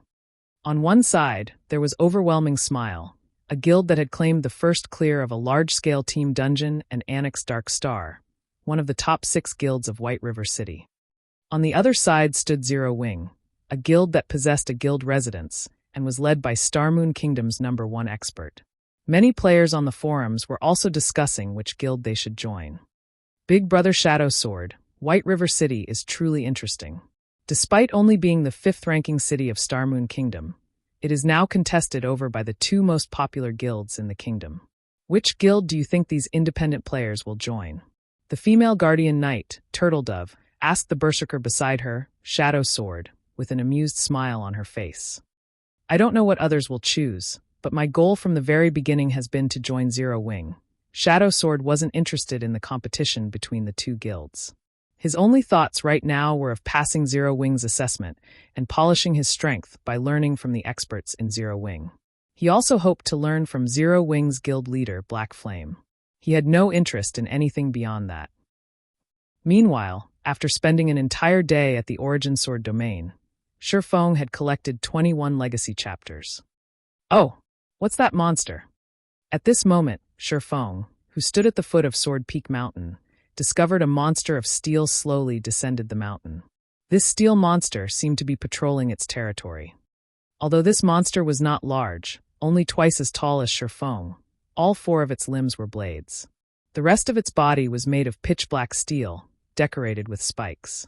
It looked like a machine of slaughter. Although Shifeng wanted to know this monster's information, he only received an unknown when he attempted to identify it. Even observing eyes failed to yield any results. Hence, Shifeng had no choice but to use omniscient eyes. Blade Demon, Demonic Creature, Chieftain Rank. Level 30. HP 300,000/300,000. Shifeng's interest suddenly grew upon discovering that the Blade Demon was a chieftain-ranked monster. Since the chieftain-ranked skeleton giant had a chance to drop legacy chapters, the chieftain-ranked Blade Demon before him might drop the item as well. Fortunately, dealing with a single Blade Demon was much easier than destroying hundreds of skeleton warriors in addition to a skeleton giant. Moreover, the Blade Demon only had 300,000 HP. At most, it would only be slightly stronger than the skeleton giants. If so, Shifeng could defeat it easily. Of course, Shifeng would not rashly charge to his death. The only reason he had defeated the skeleton giants so easily was due to the monster's dull reactions and the aid of the swords in the sky. On the other hand, not only was the Blade Demon a stronger monster, but it also wasn't that large. Shifeng didn't expect its reaction time to be as slow. If Shifeng confronted the Blade Demon directly, he would only seek his own death. Hence, he needed to identify the monster's weakness. If it's a demonic creature, then the Demon Hunter title will suppress its strength. Let's use the doppelganger to test things out first, then. Thinking so, Shifeng switched out his Might of 1,000 title for the Demon Hunter title. The Demon Hunter title reduced the attributes of all darkness-type monsters within a 100-yard radius by 10% and increased Shifeng's damage towards darkness-type monsters by 10%. Demonic creatures were considered darkness-type monsters. Following which, Shifeng used Phantom Kill and sent his doppelganger charging forward. When the doppelganger was 40 yards away from the Blade Demon, it threw the blazing meteor at the monster. A red glow instantly crossed the distance between the doppelganger and the Blade Demon. Just as the blazing meteor was about to hit the Blade Demon's back, a black streak of light flashed over, striking the blazing meteor out of its path. What? Is it that amazing? Does it not have any blind spots? Shifeng muttered in shock. Shifeng's doppelganger had clearly launched its attack, yet, as if the Blade Demon had eyes in the back of its head, it deflected the flying projectile. Moreover, the Blade Demon's reaction was astonishingly quick. The skeleton giants paled in comparison. However, Shifeng did not believe that the Blade Demon had no blind spots. The doppelganger activated Windwalk and circled to the other side of the Blade Demon. Once again, it threw the blazing meteor, launching a series of attacks in quick succession. The blazing meteor shot at the blade demon again and again. However, no matter which angle it approached, the blade demon easily deflected it. Moreover, the monster moved extremely fast, leaving afterimages wherever it passed. In just a moment, the blade demon stood in front of Shifeng's doppelganger. Shwa! Shwa! Shwa! In the blink of an eye, the blade demon had launched dozens of attacks. Despite the doppelganger having already activated defensive blade, the demon broke through the skill almost instantly. The doppelganger only managed to block a few attacks before losing its life. Shifeng's eyes widened as he watched his doppelganger's death. However, after a brief moment of shock, Shifeng suddenly discovered that the blade demon had not returned to its wandering after killing the doppelganger. Instead, it turned around and charged directly at him.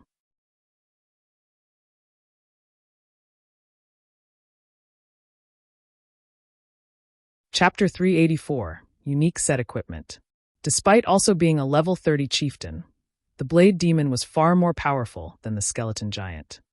Realizing that he could not face the blade demon directly, Shifeng immediately activated Windwalk and ran. He wanted to break away from the combat area as quickly as possible. However, after running for over 100 yards, the blade demon was still on his tail. Although Shifeng's movement speed was much higher than the blade demon's, with the countless blades in the sky restraining him, Shifeng was not actually much faster than the blade demon. The distance between the two hovered around 30 yards. The blade demon was determined to chase Shifeng to the ends of the world. As long as the blade demon caught up to Shifeng, he would have to deal with the attacks from both the blade demon and the swords descending from the sky. At that time, his fate would be sealed. I need to find a way to deal with it. I'll be in trouble if it catches up. Shifeng examined the surrounding terrain. The area around him was the very definition of flatlands. The fields were endless, and there was nothing that he could use to his advantage. However, as Shifeng moved further away from Sword Peak Mountain, the number of swords that descended from above increased. It was as if they were reminding Shifeng that he was not allowed to move away from the mountain. However, Shifeng couldn't care less right now. If he stopped, only death awaited him. Hence, he continued running at full speed while enduring the countless swords raining down on him. After running for a certain distance, Shifeng suddenly noticed that, whenever the blade demon behind him touched the densely packed swords that had fallen to the ground, damages of -100 would appear above its head. Due to the hindrances in its path, the blade demon's speed also slightly decreased. Shifeng's troubled expression transformed into a wicked smile. Just before the effect of Windwalk was about to disappear, Shifeng took out a speed scroll from his bag and used it. He then continued running away from Sword Peak Mountain. This time, however, Shifeng purposefully zigzagged. This way, if the blade demon wished to approach him, it would definitely collide with the swords on the ground. As a result, not only would the blade demon's speed decrease, but it would also receive a continuous stream of damage. The blade demon had a total of 300,000 HP. With its battle recovery, it could regain 3,000 HP every 5 seconds. Shifeng could not kill the blade demon by relying only on the scattered swords. Hence, Shifeng occasionally threw the blazing meteor at the monster. However, the blade demon's defensive capabilities were simply too powerful. Out of all of Shifeng's attacks, only 10% struck the blade demon. Shifeng also used skills such as Thundering Flash and Earth Splitter, dealing over -1,000 damage with each hit. Overall, the damage the blade demon received barely surpassed its battle recovery. If Shifeng wanted to kill the blade demon, he would need to spend a very long time to do so. It seems that I can only drag things out. Shifeng had no other options. The only fortunate thing about this situation was that the blade demon could eventually die. Time passed bit by bit. While Shifeng played his game of cat and mouse with the blade demon, White River City had become extraordinarily lively. Zero Wing had finally started its recruitment. The independent players who had waited eagerly for this moment were incomparably excited. As everyone arrived at Zero Wing's recruitment location, anticipation overwhelmed them. The Purple Sun Mansion, the real estate that occupied the largest landmass and best location in White River City, was actually Zero Wing's guild residence. I'm not seeing things, right? Isn't this the Purple Sun Mansion? Zero Wing isn't even giving the other guilds a chance. Damn! Zero Wing's guild hall is huge. It won't have any problems holding several thousand players at a single time. That's nothing. I have a brother in Zero Wing. I hear that it's even more amazing inside. Aside from having a high-class bar, many NPCs appear every day to issue guild quests. The number and variety of guild quests they get far surpass those available at the Adventurers Association. Not only can members of Zero Wing obtain a lot more EXP, but the item rewards they can get from the quests are also much more abundant. Some quests even reward secret silver items. Also, if members rest inside the guild hall, they can accumulate a double EXP buff. There are private rooms available for rent, too. For a time, everyone began forming a long queue outside Zero Wing's guild residence, enthusiastically applying to Zero Wing. From a glance, the number of players in line had already exceeded 30,000. The many benefits such as high-level quests, double EXP buff, private rooms, and more had sent all the independent players into a frenzy.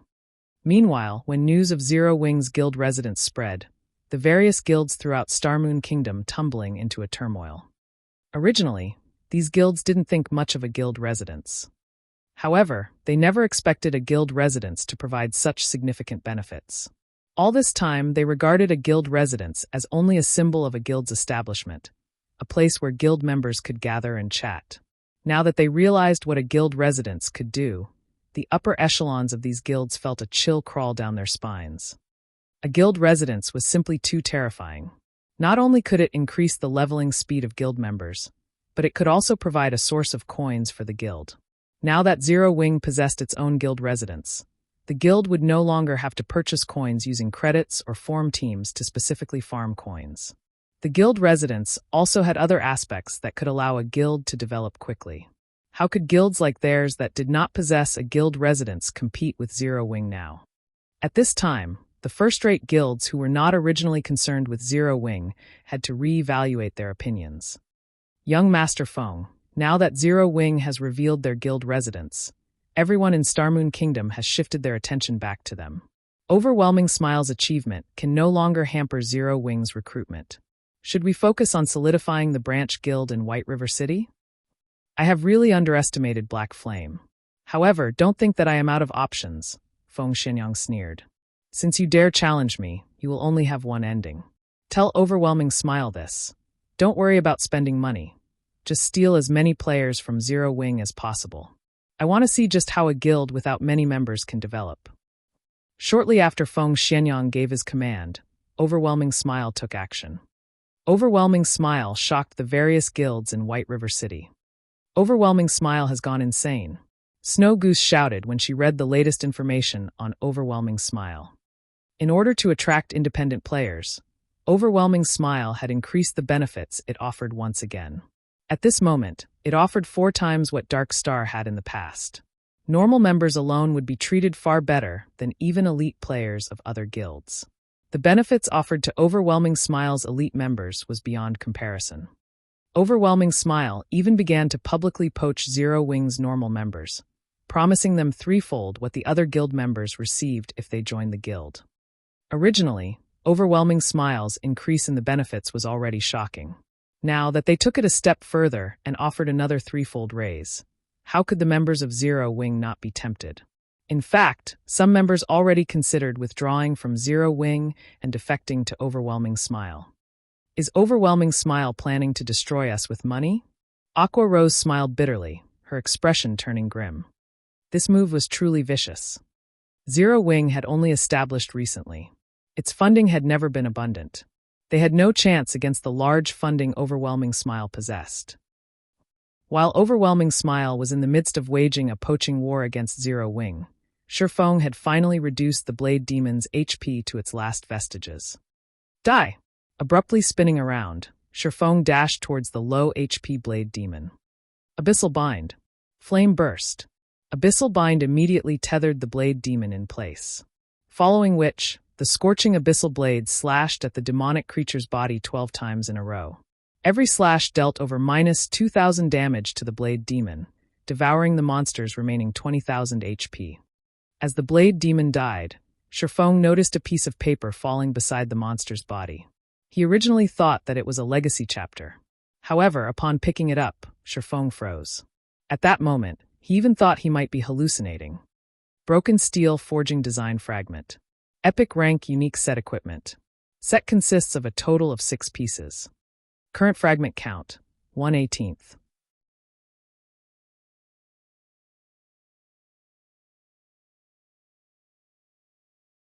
Chapter 385, Professional Level.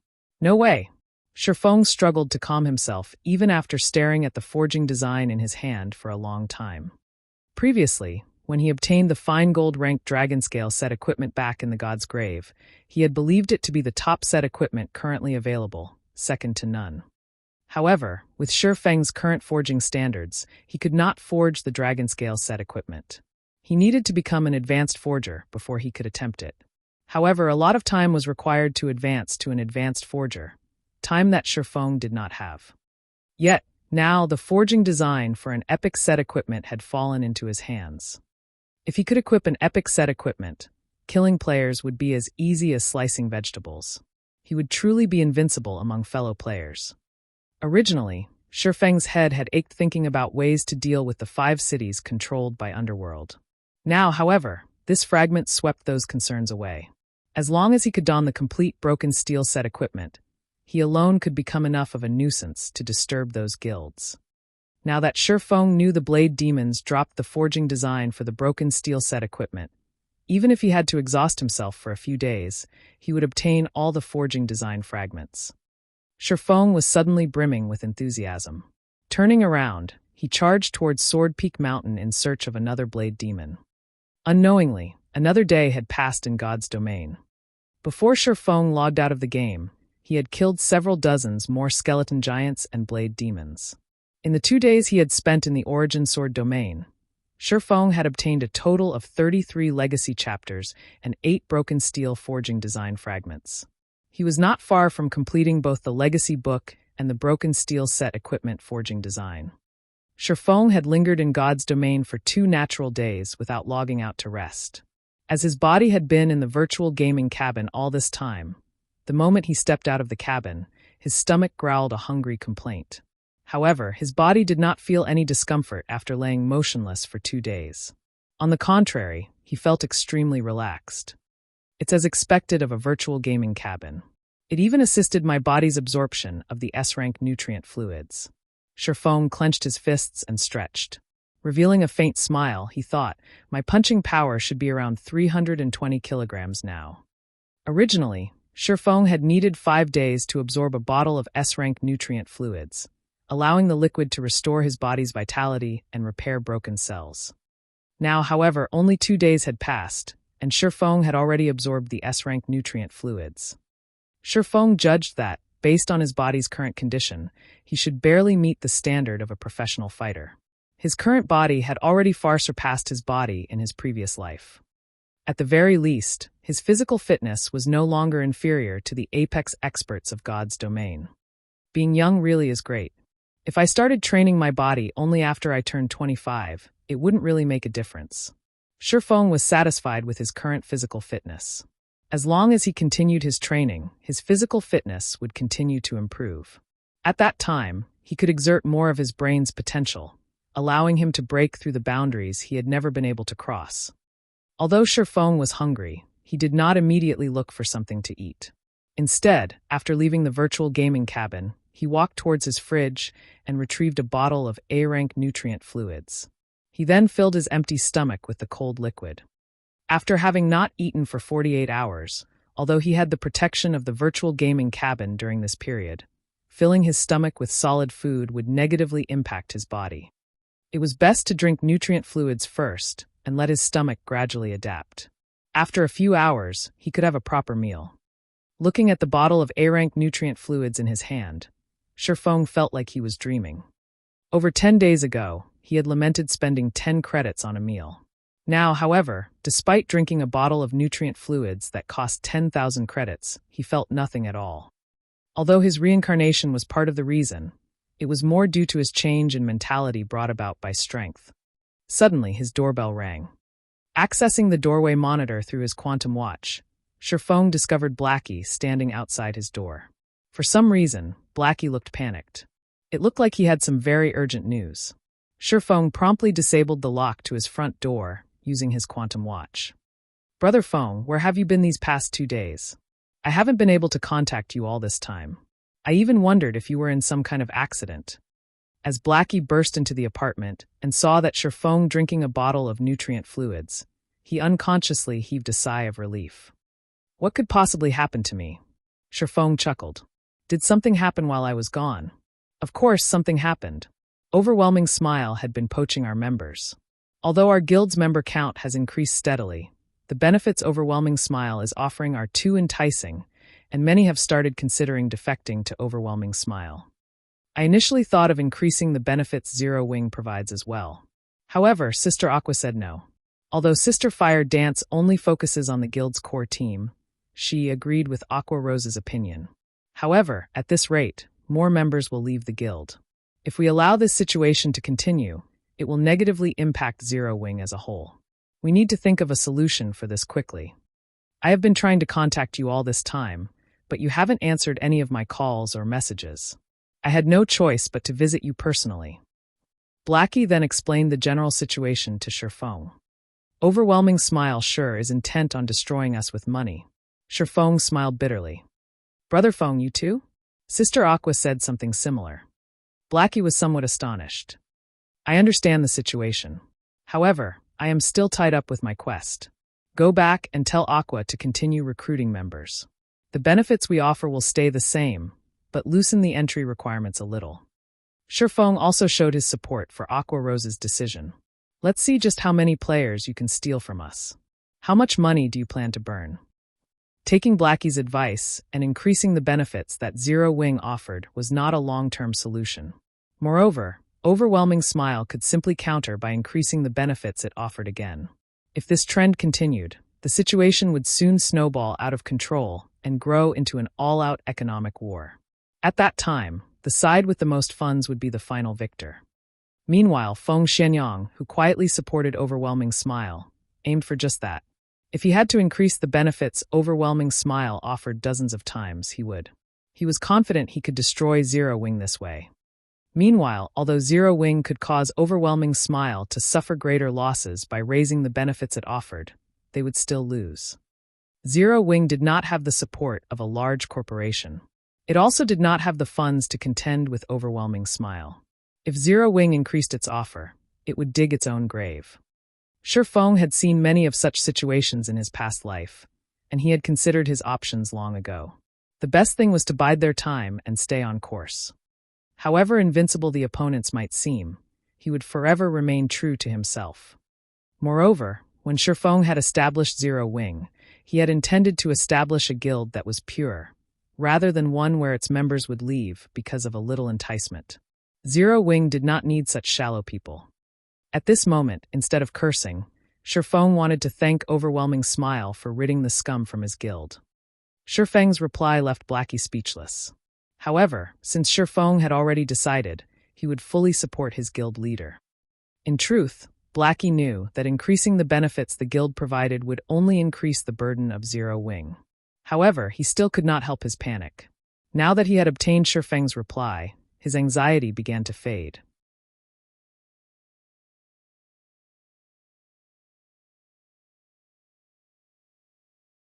Chapter 386, Tier 1 Skill. After receiving Feng's confirmation, Blackie gave his report regarding Zero Wing's recent recruitment.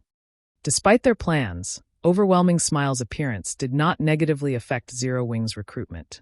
Instead, Overwhelming Smile had made Zero Wing even more popular than before, driving more players to apply to Zero Wing. Some players from other guilds even withdrew from their respective guilds to join Zero Wing. As a result, the entrance of Zero Wing's guild residence was crowded with a sea of players. Those who did not fully understand the situation even thought that Zero Wing had already become White River City's overlord. Though, those who knew the situation silently ridiculed the players rushing to join Zero Wing. After 2 days of chaotic recruitment, Zero Wing had grown from around 5,000 members to having over 10,000. If not for Overwhelming Smile's interruption, Zero Wing would have no problem surpassing the 30,000 member threshold. Unfortunately, Many of the players who had been accepted into Zero Wing then defected to Overwhelming Smile almost immediately. By doing so, they could enjoy triple the benefits of the ordinary members of Overwhelming Smile, which was 12 times the treatment normally offered by other guilds. How could anyone resist such a tempting offer? Zero Wing will only suffer if this continues. I need to think of a plan quickly. Shifeng frowned as he listened to Blackie's report. If the situation continued to evolve like this, Overwhelming Smile would have to waste astronomical sums of money. However, Overwhelming Smile's poaching of Zero Wing's members would also increase its prestige, increasing the guild's strength in White River City. Others might not know that Overwhelming Smile had underworld support from the shadows, but Shifeng knew. In addition to Maple City, Underworld had also taken control of 4 more cities surrounding White River City. If Zero Wing and Overwhelming Smile went to war in the future, Zero Wing would be surrounded by enemies. After Blackie finished his report, he hurried back to Zero Wing's workshop, whereas Shifeng started working out. Now that Shifeng's body had finished absorbing the S-rank nutrient fluids, it was the perfect time to improve his physical fitness further. However, instead of focusing on strength training like before, Shifeng now focused more on control over his own body. When noon arrived, Shifeng called for a takeout. After finishing his meal, he dove back into the world of God's domain. Shifeng had not come up with any good ideas to counter Overwhelming Smile's suppression through wealth. The only thing he could think of right now was increasing his strength. After logging into the game, Shifeng continued his hunting operation. Through his previous 2-day search, Shifeng had grasped the general respawn time for the monsters surrounding the Sword Peak Mountain. As for the location with the highest spawn rate, that would be on the Sword Peak Mountain itself. However, Shifeng had not climbed the mountain throughout this period. He doubted that the legacy trial of one of the 10 great saint legacies would be so easy to clear.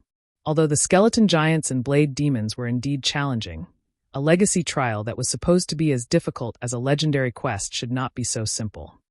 In Shifeng's opinion, the true danger of the Origin Sword domain waited for him on the Sword Peak Mountain. Hence, Shifeng had yet to set foot on the mountain. Instead, he had searched for monsters around the foot of the mountain all this time, silently increasing his strength. In the Origin Sword domain, Shifeng did not obtain any EXP from the monsters he killed. The drops he obtained were also limited to the legacy chapters and broken steel forging design fragments. However, there was one other immediate benefit to killing these monsters. Skill proficiency. The monsters here were all elites above level 25. Shifeng's main targets, the skeleton giants and blade demons, were even level 30 chieftains. These chieftains exceeded Shifeng by 8 levels. Whenever Shifeng used a skill on these 2 monsters, he would receive bonus skill proficiency points, receiving around 5 or 6 with each use. In the outside world, there was a limit to high-leveled chieftains available for players to kill. Hence, Shifeng was able to raise his skill levels quickly here. In the Origin Sword domain, Shifeng had upgraded the skills that he normally needed a lot of time to upgrade in just 2 days. At this point, all of his attack-type skills had risen to level 10 or above, with some reaching level 11. When he upgraded a skill beyond level 12, it would become a Tier 1 skill. Although players had weapons and equipment that could increase their skill levels, that particular increase would not allow a skill to undergo a qualitative change. Only the skill's level would change. For a skill to reach Tier 1, players needed to raise the skill past level 12 personally. Meanwhile, as long as Shifeng could grasp a Tier 1 skill, his combat power would explode. This was why Shifeng diligently killed the monsters outside the Sword Peak Mountain. With this goal in mind, Shifeng continuously searched for monsters and used his skills repeatedly, allowing his skill proficiency to soar. However, as Shifeng killed more monsters, he discovered something odd. The drop rate of legacy chapters and design fragments plummeted. In the beginning, Shifeng could claim a drop in every 4 or 5 kills. Now, he would only get a single drop after killing over a dozen chieftains. The more legacy chapters and design fragments Shifeng obtained, the harder it became to collect them. If Shifeng did not increase his killing speed, it would be impossible for him to gather the required items within 5 days. On the bright side, where players in the outside world normally needed over a week of effort, Shifeng only needed a few hours to upgrade a skill from level 11 to level 12. His efficiency was staggering. After just half a day's worth of effort in God's domain, Shifeng had already promoted Chop to a Tier 1 skill. Chop action type. Requires sword. Tier 1 level 1, proficiency 0/30000. Additional 600 base damage. Deals up to 3 consecutive hits in 1 second. If attacks land in the same location, damage increases by 50%. Attack range 6 yards. Cooldown 3 seconds. Compared to the Tier 0, level 12 Chop, the base damage had not increased much. However, when using the Tier 1, level 1 Chop, Shifeng could swing his sword 3 times in 1 second. Moreover, if his attacks struck the same location, his damage would increase by 50%. Not only did Tier 1 skills increase a player's power, but they also increased a player's freedom of attack. In other words, the more skilled a player was, the more damage they could deal. This was why, despite being the same level, Tier 1 players were far more powerful than Tier 0 players. Tier 1 players also possessed much higher attributes and a larger variety of skills. Tier 0 players had no chance of contending with Tier 1 players of the same level. It's been a while since I've used the Tier 1 Chop. Let's use you as a warm-up. Shifeng dashed towards the skeleton giant's side before him and used the Tier 1 Chop. A sharp aura covered the abyssal blade. In the blink of an eye, Shifeng brandished the weapon 3 times, sending 3 sword auras slashing at the skeleton giant. The 3 sword auras combined, forming an even sharper and more powerful sword aura that slashed at the skeleton giant's joint. -1,376, -2,048, -2,062. Aside from these 3 high damages, the skeleton giant, which had remained unperturbed by Shifeng's attacks, had suddenly fallen to the ground. The power of the Tier 1 skill was clear. After the skeleton giant fell, Shifeng had a much easier time attacking it. Following which, Shifeng used one skill after another on the undead creature. If the skeleton giant stood up, Shifeng would use Chop to attack its joints, knocking it to the ground once more. A short moment later, Shifeng had slaughtered the skeleton giant effortlessly. Due to the Tier 1 Chop, Shifeng's battles between the skeleton giants and blade demons had become much easier and took less time than before. Moreover, as Shifeng's efficiency grew, he used his skill more frequently. After spending another 2 days, Shifeng finally upgraded Thunderflame Explosion to Tier 1 as well. Now, Shifeng's attack-type skills that required skill proficiency were all Tier 1 skills. Compared to when Shifeng had just entered the Origin Sword domain, his combat power was far more frightening. It should be about time to climb the Sword Peak Mountain.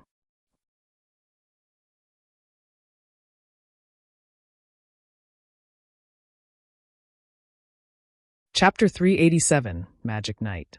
Shifeng had already stayed in the Origin Sword domain for 3 days now.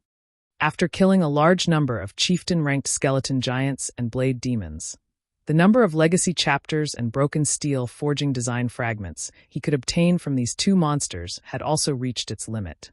No matter how many of these monsters Shifeng killed, they no longer dropped any items. If not for the fact that Shifeng wanted to upgrade all his attack-type skills to Tier 1 skills and raise his current combat power to its utmost, he would have long since charged up Sword Peak Mountain. Although he could still continue trying to upgrade the tier of his skills, the amount of skill proficiency required to raise a skill from Tier 1 to Tier 2 was simply too much. This was a feat that could not be accomplished within a short amount of time. In addition, Shifeng did not have much time left. Shifeng had promised to help Gentle Snow in 5 days' time. Hence, he had no choice but to proceed with the legacy trial.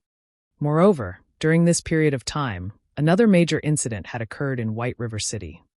After taking the first clear of the large-scale team dungeon in Maple City, Overwhelming Smile had gone on to claim the first clear of the Land of Death, the large-scale team dungeon in White River City. Meanwhile, Ouroboros' team, which was led by Gentle Snow, was a step behind, becoming only the second team to clear the Land of Death. Although Gentle Snow was only a step behind, it was a world of difference. The reason being, only the first team to clear a large-scale team dungeon would have its achievement announced. There was nothing waiting for second place. If Gentle Snow wished to have an announcement of her own, then she would have to clear the Hell Mode Land of Death. However, the Hell Mode of the Land of Death was much more difficult than Hard Mode. She would require a large amount of time to raid the Hell Mode Land of Death, making it not worth her effort at all. It was much better for Gentle Snow to place her focus on raiding level 20 large-scale team dungeons, especially 100-man team dungeons. Compared to going from level 10 to 20, the time span between level 20 and 30 was much wider. Leveling in God's domain took much longer the further one went. After reaching level 20, players would find themselves taking far longer to level up. Hence, guilds would have much more time to challenge dungeons than before. On Sword Peak Mountain, Shifeng had not met with any danger throughout his entire journey. He also did not meet a single monster on the mountain. However, the closer he got to the light at the summit, the faster the swords in the sky descended. Moreover, the number of swords that shot at Shifeng also greatly increased, raising the difficulty of the ascent. Is the difficulty only this much? Shifeng felt very surprised. Although these dropping swords were indeed giving him some trouble, he would have no problems reaching the top of the mountain through dodging and blocking. After spending 4 days in this place, Shifeng had collected a total of 49 legacy chapters and 17 design fragments. He was only one piece away from completing both items. As the only exit of the Origin Sword domain, the peak of the mountain definitely held the final legacy chapter and design fragment. What's that? Shifeng suddenly discovered a majestic-looking armored knight standing at the mountaintop, the knight's hands gripping a great sword. This armored knight was different from the skeleton giants and blade demons.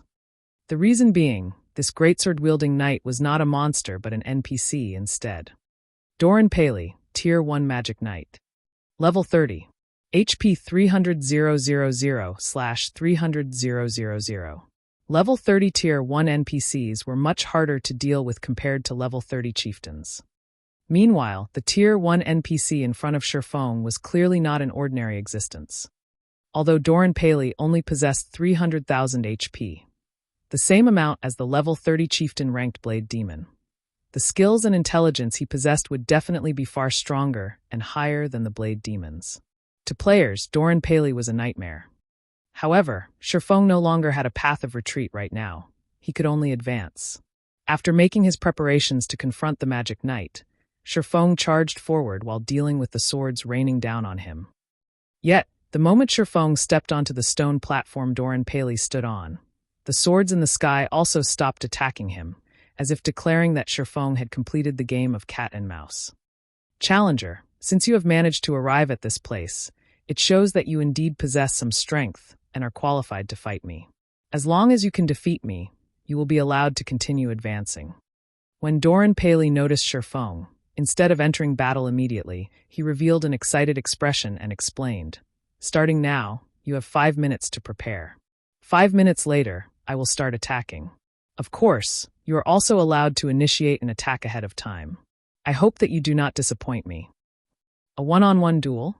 Shifeng looked at his surroundings but failed to discover any other traps or monsters. However, after giving it some thought, Shifeng found nothing strange about this situation. The NPC before him was a Tier 1 class. Doran Paley was definitely not an opponent ordinary players could contend against. Since Shifeng was given 5 minutes to rest, he would certainly not waste it. He promptly sat down on the stage and took out a delicious steak to eat. Not only would he recover stamina and HP this way, he would also receive some bonus attributes. Although running and dodging for long periods of time did not greatly affect a player's body, it was a massive drain on their mental power. Meanwhile, 5 minutes was plenty of time for Shifeng to restore himself to peak condition. However, Shifeng did not just spend his 5-minute rest drinking and eating. He also carefully observed the surrounding environment, as well as studied the NPC named Doran Paley. Shifeng had seen the class known as Magic Knight before in his previous life. It was considered a rare hidden class. An advanced legacy. Magic Knights and Astromancers were classes notorious for being unorthodox. Attacks of Astromancers were known for being strange. Attacks of Magic Knights were known for being violent. Compared to a Tier 1 swordsman, a Tier 1 Magic Knight had more variety in their attacks. The reason being, they incorporated various sorts of magic. In other words, their attacks inflicted a combination of physical and magic damage. Not even Tier 1 shield warriors could endure the attacks of a Magic Knight. However, this hidden class also suffered from a very glaring weakness.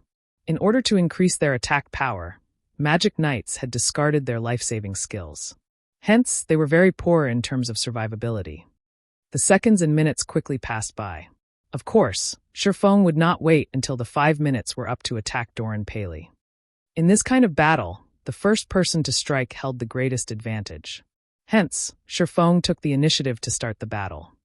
When Shifeng was only 40 yards away from Doran Paley, he suddenly took out the blazing meteor and threw it at the Magic Knight's vital point. Doran Paley simply scoffed at Shifeng's attack. He retrieved the silver greatsword from his back and lightly swung it. Immediately, blades of flame shot out from Doran Paley's greatsword. These blades of flame collided with the blazing meteor, striking it down, before proceeding towards Shifeng. However, when these blades of flame were only about halfway to their target, Shifeng suddenly appeared behind Doran Paley and initiated a Tier 1 chop at the Magic Knight's back. Doran Paley suddenly smiled. He spun around abruptly, the flames covering his greatsword growing even more prominent. With a swing of his greatsword, he sent a flame tornado clashing against Shifeng's abyssal blade. When the two swords collided, sparks splattered the surroundings. After clashing swords for dozens of times in a row, Shifeng concluded that, in terms of strength, he was no match for the Magic Knight. On the other hand, his speed was superior to Doran Paley's. Despite having to retreat before the Magic Knight's every blow, Shifeng managed to avoid receiving any fatal damage. However, under the circumstances, the battle would eventually end in his defeat. After all, Doran Paley possessed 300,000 HP, whereas Shifeng had just slightly more than 3,000 HP. In a situation where both parties were equally skilled, the side with more HP would naturally emerge the victor. To begin with, Shifeng's combat power was inferior to Doran Paley's. As a Tier 0, you indeed deserve praise for being able to fight against me. However, what do you think of this move? Doran Paley revealed a faint smile. Suddenly, the flames surrounding his greatsword disappeared. In the next moment, cold air wrapped around the silver greatsword. With a light swing, the area 40 yards around Doran Paley turned into a land of extreme frost. Inside this domain of frost, both Shifeng's movement speed and attack speed declined greatly. In the blink of an eye, Shifeng lost his speed advantage.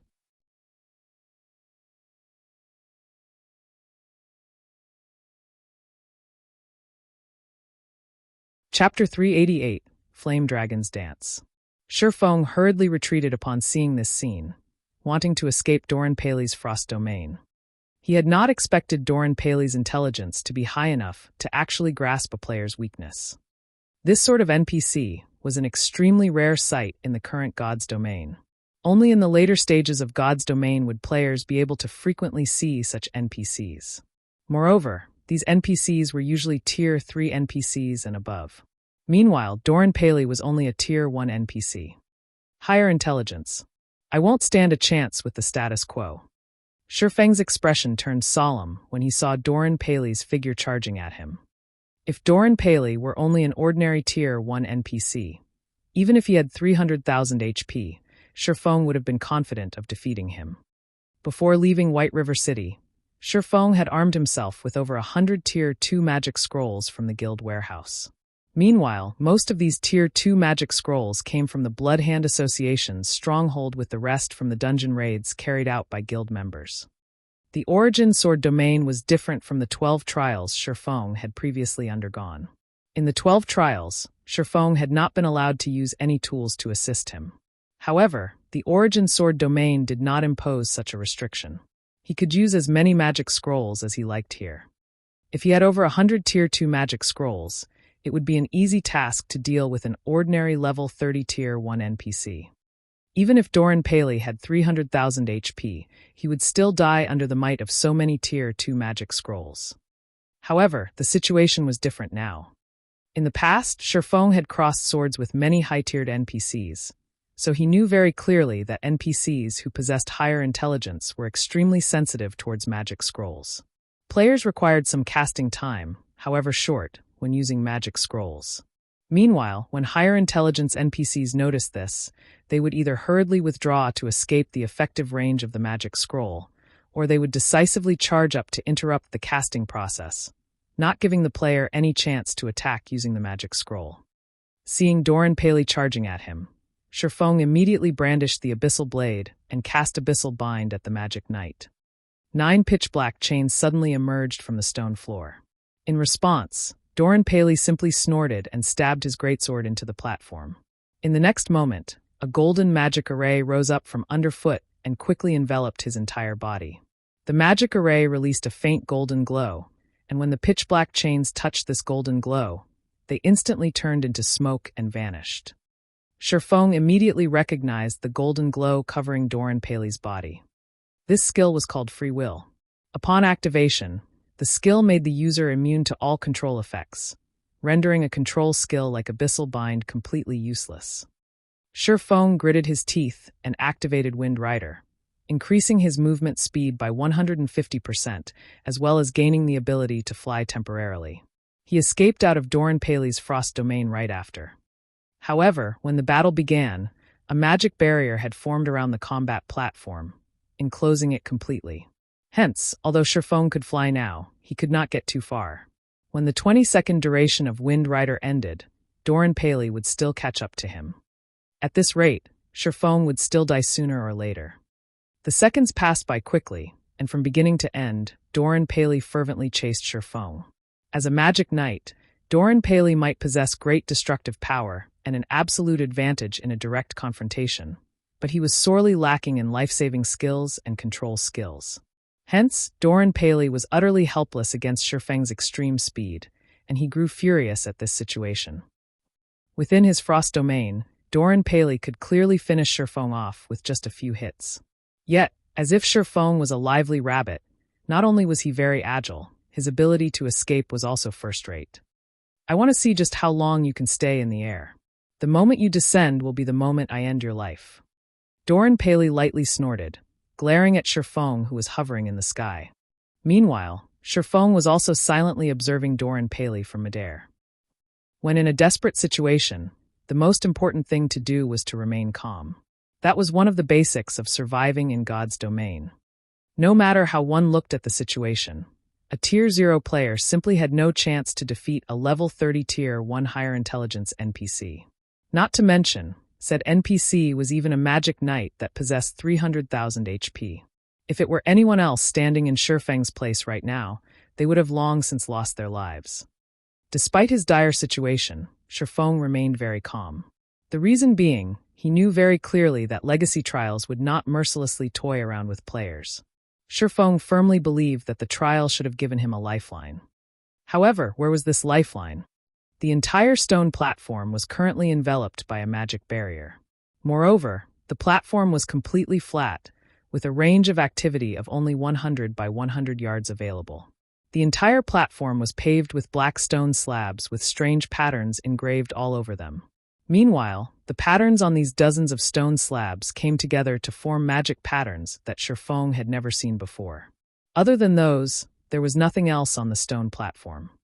Is my lifeline these magic patterns? Shifeng had a certain amount of understanding in regard to magic patterns. However, he only grew confused when he looked at the magic patterns engraved into the stone slabs. Just what function did these magic patterns have? Soon, Wind Rider's duration ended and Shifeng descended back to the stage. Doran Paley immediately charged at him. Shifeng hurriedly activated Purgatory Power and abruptly jumped. As he raised the abyssal blade up high, raging flames and golden lightning emerged around the blade of the silvery gray weapon. Shifeng then swung the abyssal blade down at Doran Paley's head. Suddenly, as if the space surrounding Doran Paley solidified, the Magic Knight's movements turned sluggish. Not only did the Tier 1 Thunder Flame explosion possess a wider effective range, the duration of the fainted effect had also increased to 6 seconds. In addition, upon activation of the skill, enemies within a 10-yard radius would also receive a slowness effect. Enemies affected by this effect would have their speed reduced to only a sixth of their original, only recovering 1/6 of their speed with each passing second. Doran Paley snorted and activated Free Will once more, immediately shaking off the slowness effect. He then sent a Flame Cross Slash to counter Shifeng's Thunder Flame explosion. When the two skills collided, countless sparks flew to the surroundings. Cracks also appeared on the stone platform. Meanwhile, the impact sent Shifeng flying backward, his body slamming heavily onto the ground. Shifeng's entire body went numb, and his HP started madly decreasing as well. In the blink of an eye, his HP had fallen below 1,000, and it still showed no signs of slowing down. Panicking, Shifeng hurriedly retrieved an intermediate recovery potion from his bag and emptied its contents. His HP soon stopped decreasing, barely staying above the 800-point threshold before slowly rising. In the end, his HP recovered to over 1,100. Thunder Flame Explosion was a skill that possessed frightening destructive power. Yet, despite both being Tier 1 skills, just the impact between Doran Paley's Flame Cross Slash and his Thunder Flame Explosion had caused him to lose over half of his HP. If he went through another clash like that, he would definitely die. Currently, Shifeng felt numb all over. Even moving his arm was a challenge.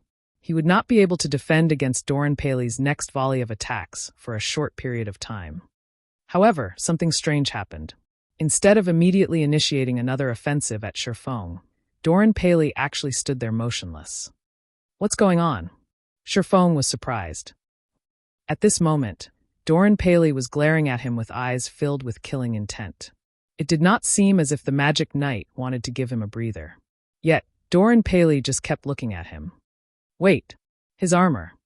Shifeng discovered cracks on Doran Paley's black armor. However, these cracks were in the midst of slowly mending themselves right now. Is it because my attack has damaged his armor? Shifeng's heart was filled with uncertainty, and he thought of trying it once again. Currently, Shifeng had difficulty moving about. Seeing that Doran Paley gave no indication of taking action, Shifeng took out a Tier 2 magic scroll, Flame Dragon's Dance, from his bag.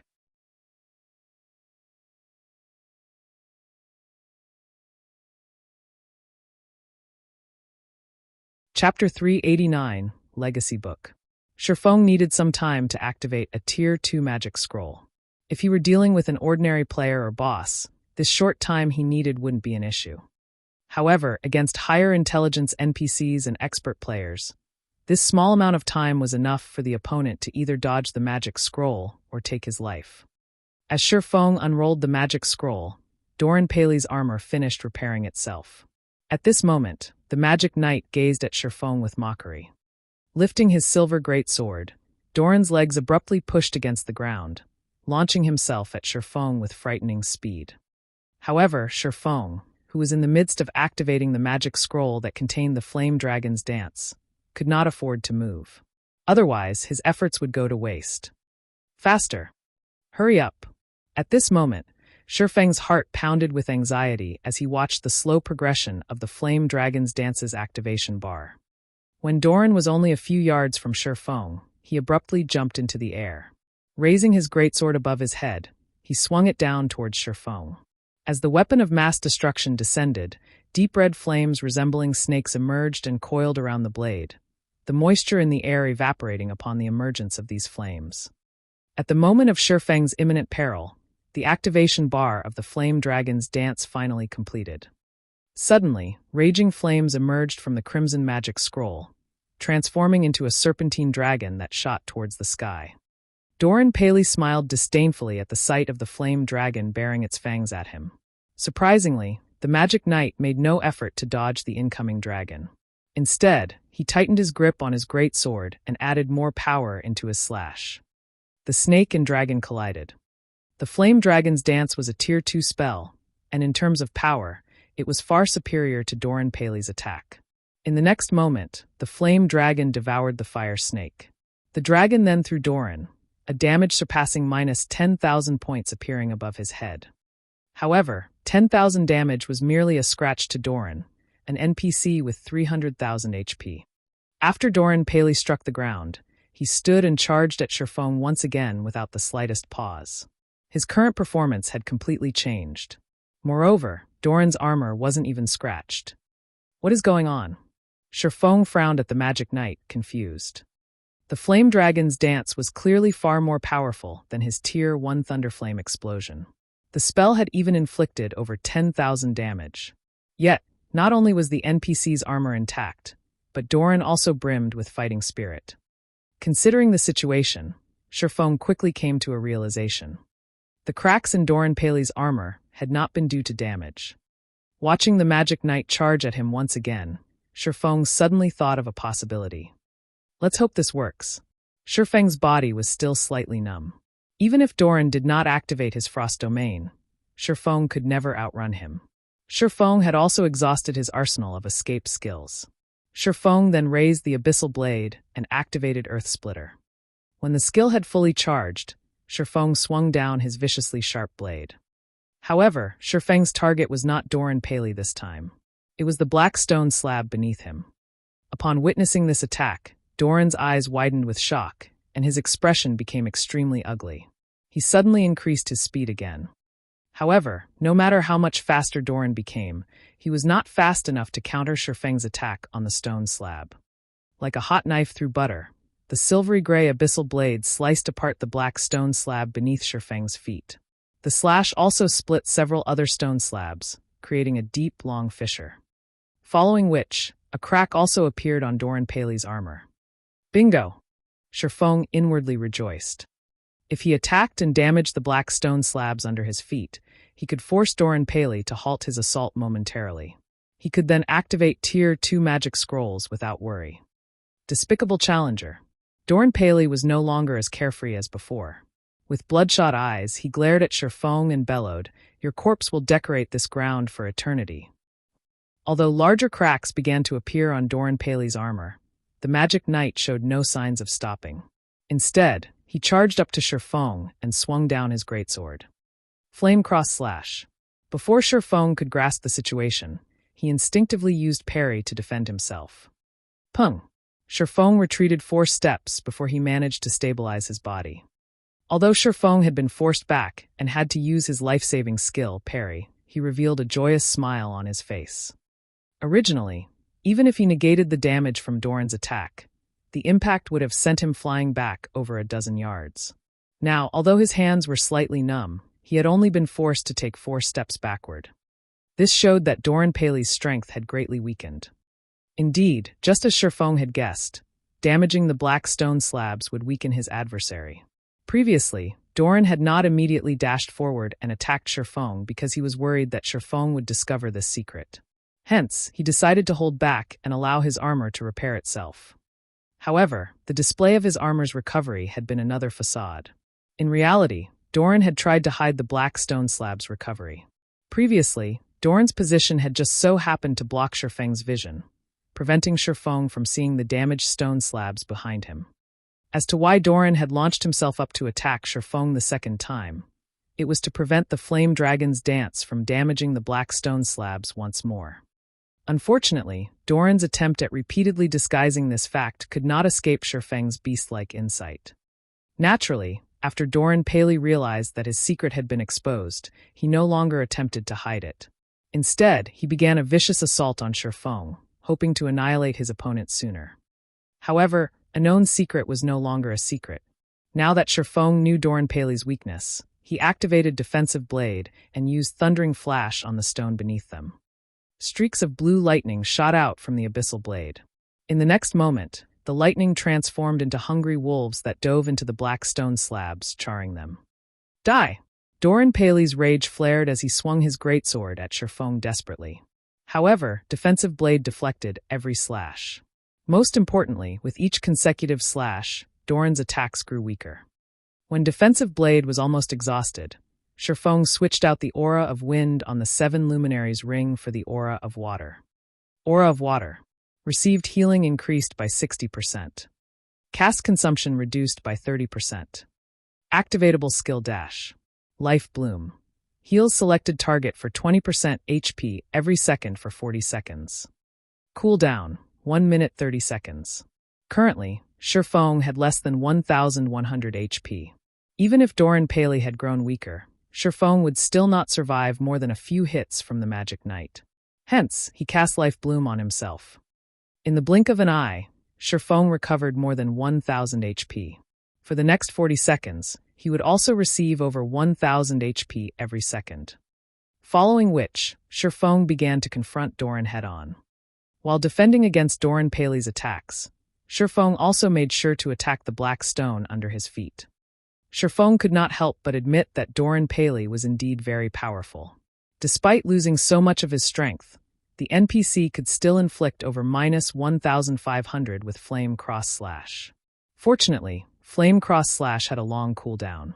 By the time Doran could use the skill again, Shifeng's HP would have long since fully recovered. During Life Bloom's 40-second duration, Shifeng had destroyed over half of the stone slabs of the platform. Meanwhile, not only had Doran Paley's strength sharply decreased, but his speed had also fallen by quite a bit. Shifeng now had a much easier time facing the NPC. Occasionally, Shifeng also used Phantom Kill, allowing his doppelganger to pin down Doran while he used a Tier 2 magic scroll from the side to destroy the black stone slabs. Unfortunately, although this infuriated Doran Paley, he could do nothing to stop Shifeng. As soon as Shifeng had shattered all of the stone slabs on the combat platform and was about to focus his attacks on Doran Paley, suddenly, Doran Paley's armor shattered, the metal shards scattering across the ground. Doran Paley then gripped his head with both his hands and let out an agonized scream that echoed throughout the Sword Peak Mountain. In the next moment, Doran Paley's full HP bar emptied, his body transforming into particles of light and vanishing. For items dropped to the ground in place of Doran's body, there was a pitch-black key with a faint blue glow, a silver stone tablet, and the final legacy chapter and broken steel forging design fragment. Before Shifeng could pick up the drops, all of the legacy chapters he possessed flew from his bag and combined with the legacy chapter Doran had dropped, forming a thick and heavy ancient book. Golden divine runes decorated its cover. If translated to the language of players, these divine runes would read as Legacy Book.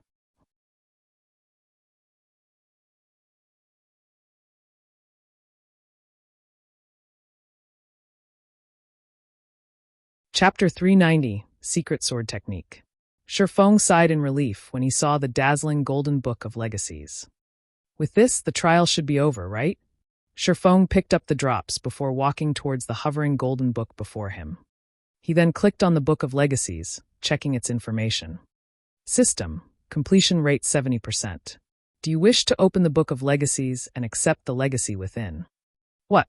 Only 70%? Shifeng was surprised. Taking another look, he was sure his eyes were not playing tricks on him. After defeating a Tier 1 magic knight like Doran Paley, which was no easy feat, he had only completed 70% of the trial. Legacies in God's domain were categorized into different ranks. Similarly, there were differences within each rank, and these differences were based on the completion rate of the legacy trial. Completion rates between 51%–60% would be given a C rank evaluation. At C rank, players would obtain the basic skills of the legacy. Completion rates between 61%–70% would be given a B rank evaluation. At B rank, players would obtain the basic skills of the legacy in addition to 1-3 legacy skill points. Completion rates between 71%–80% would be given an A rank evaluation. At A rank, players would obtain the basic skills of the legacy in addition to 5-9 legacy skill points. Completion rates between 81%–90% would be given an S rank evaluation. At S rank, players would obtain the basic skills of the legacy in addition to 10-18 legacy skill points. Completion rates between 91%–100% would be given an SS rank evaluation. At SS rank, players would obtain the basic skills of the legacy in addition to 20-36 legacy skill points. Legacy skill points would unlock the class skills in the legacy book. Moreover, the more powerful a class skill was, the more legacy skill points would be required to unlock it. The number of powerful skills a player possessed was important in determining their combat power. It was especially true for powerful class skills. Hence, legacy skill points were extremely important. However, it was not easy to obtain legacy skill points. After obtaining the legacy book, aside from receiving 1 legacy skill point every 3 levels, players could only obtain more points by completing special quests and challenges. In general, legacy skill points were an extremely rare commodity. Right now, Shifeng's completion rate would only give him a B rank evaluation, and he would, at most, receive 3 legacy skill points. This was unacceptable. He had only obtained one of the 10 Great Saint legacies after much difficulty, so why would he be satisfied with just 3 legacy skill points? Moreover, he only needed 1% more to boost his evaluation up to A rank and receive a minimum of 5 legacy skill points. He would need to level up 6 times to bridge this small gap. Is it because I killed Doran Paley by exploiting his weakness? Shi Feng silently pondered his situation as he rejected the offer to open the legacy book. Based on Shi Feng's recollection, one needed to complete certain tasks in order to increase the legacy trial's completion rate. However, since arriving at the Origin Sword Domain 4 days ago, Shi Feng had constantly observed and searched for anything special in the realm. He had done so precisely because he wanted to avoid missing anything, resulting in a low completion rate. Yet, after 4 days of careful observation, Shi Feng had not discovered anything special. He had the same results after he explored the entire mountain. Just what did I miss? Shi Feng thought that he had performed perfectly in this legacy trial, and he should not have missed anything suspicious. He had even completed the broken steel forging design. As for the skeleton warriors, skeleton giants, and blade demons below the mountain, they would respawn indefinitely. It was not possible to eradicate them. Does it have something to do with these items? Shi Feng stored the legacy book before retrieving the pitch-black, sword-shaped key and the silver tablet. Doran's key. This is a strange key. It exudes a faint trace of ancient magic. Secret sword technique. The pattern engraved on this tablet is too vague and incomplete, and no information can be obtained from this pattern. However, some kind of divine power hides within this pattern. If one gathers all of the stone tablets, this vague and incomplete pattern can be restored. Current tablet count, 1/6. This was the first time Shi Feng had seen or heard of an item like this secret sword technique. However, judging from its description, it should not be related to the legacy trial. After all, 6 tablets were required to restore it, and no matter how he thought about it, there should not be any more enemies as strong as Doran Paley. Hence, Doran's key was the only possibility. As the final boss of Sword Peak Mountain, his key would have something to do with the Sword Peak Mountain itself. Since there's a key, there must be a lock here somewhere. Shi Feng put away the key and tablet and began to explore every inch of the mountain carefully. While Shi Feng was in the Origin Sword Domain, Starmoon Kingdom had undergone many changes. The large-scale dungeons of the various cities in Starmoon Kingdom had been conquered, one after another, generating one system announcement after another. Moreover, due to Zero Wing's incitement, the various guilds throughout Starmoon Kingdom had also rushed to earn reputation, hoping to obtain their own guild residence. When Zero Wing had publicized its guild residence, Overwhelming Smile spent an astronomical sum of money to poach Zero Wing's members. However, despite this being a significant blow, Zero Wing had not stopped developing. On the contrary, they grew stronger with each passing day. Now, Zero Wing's member count approached 20,000. Moreover, Zero Wing's members sported high levels. Currently, most average players in White River City were only level 18 or 19, while elite players of guilds were around level 21. Meanwhile, Zero Wing's ordinary members were level 20, while its elite members were all level 22 or above. Although there was only a difference of 1 level between the elite members of Zero Wing and the other guilds, the necessary EXP to surmount this gap was intimidating. The majority of the NPC-commissioned guild quests found inside the guild residence were high-level quests. Not only did these quests reward a ton of EXP, but the item rewards were also impressive. Most importantly, the monetary rewards of these guild quests were much higher than the guild quests available at the Adventurers Association. As a result, the income of Zero Wing's members was at least twice as much as players of other guilds. This was also why Overwhelming Smile's high-priced poaching could not defeat Zero Wing. "Snow, are you really planning to do this?" the Flame Witch Zhao Yueru asked worriedly. "This isn't what I want either. However, I have to take this risk. Otherwise you too know how things will end," Gentle Snow said, frowning as she quietly read the report she had just received. But Zhao Yueru wanted to persuade her friend but soon shut her mouth, holding back her protests. She knew that, no matter what happened, there would be a battle in the end. Only, this final battle had arrived too early, catching them unprepared. "Snow, you've read the latest report. With our strength, we are no match for them. Rest assured, I would not take such a risk if I were not certain." Gentle Snow smiled faintly as she recalled Yi Feng's figure. Zhao Yueru was surprised by Gentle Snow's expression. Facing such a desperate situation, she never thought Gentle Snow could still smile with such confidence. Meanwhile, back on Sword Peak Mountain, After spending most of the day searching, Shifeng finally discovered a pool on the mountainside. This place is somewhat suspicious. Slowly, Shifeng walked towards the pool of water. Dipping his hand into the pool, Shifeng immediately realized that ice had formed over his hand, freezing it solid. The water inside this pool was icy. If he dove into this water, he would freeze to death. You're tuning in to the Blee Maze Sword of Destiny YouTube channel. We're so grateful for your support, and don't forget to subscribe to join us on this incredible journey through captivating stories. Your generosity through donations truly makes a world of difference, as it's the primary source of revenue that allows me to expand and enhance this channel for you. Thank you from the bottom of my heart for being a part of this adventure.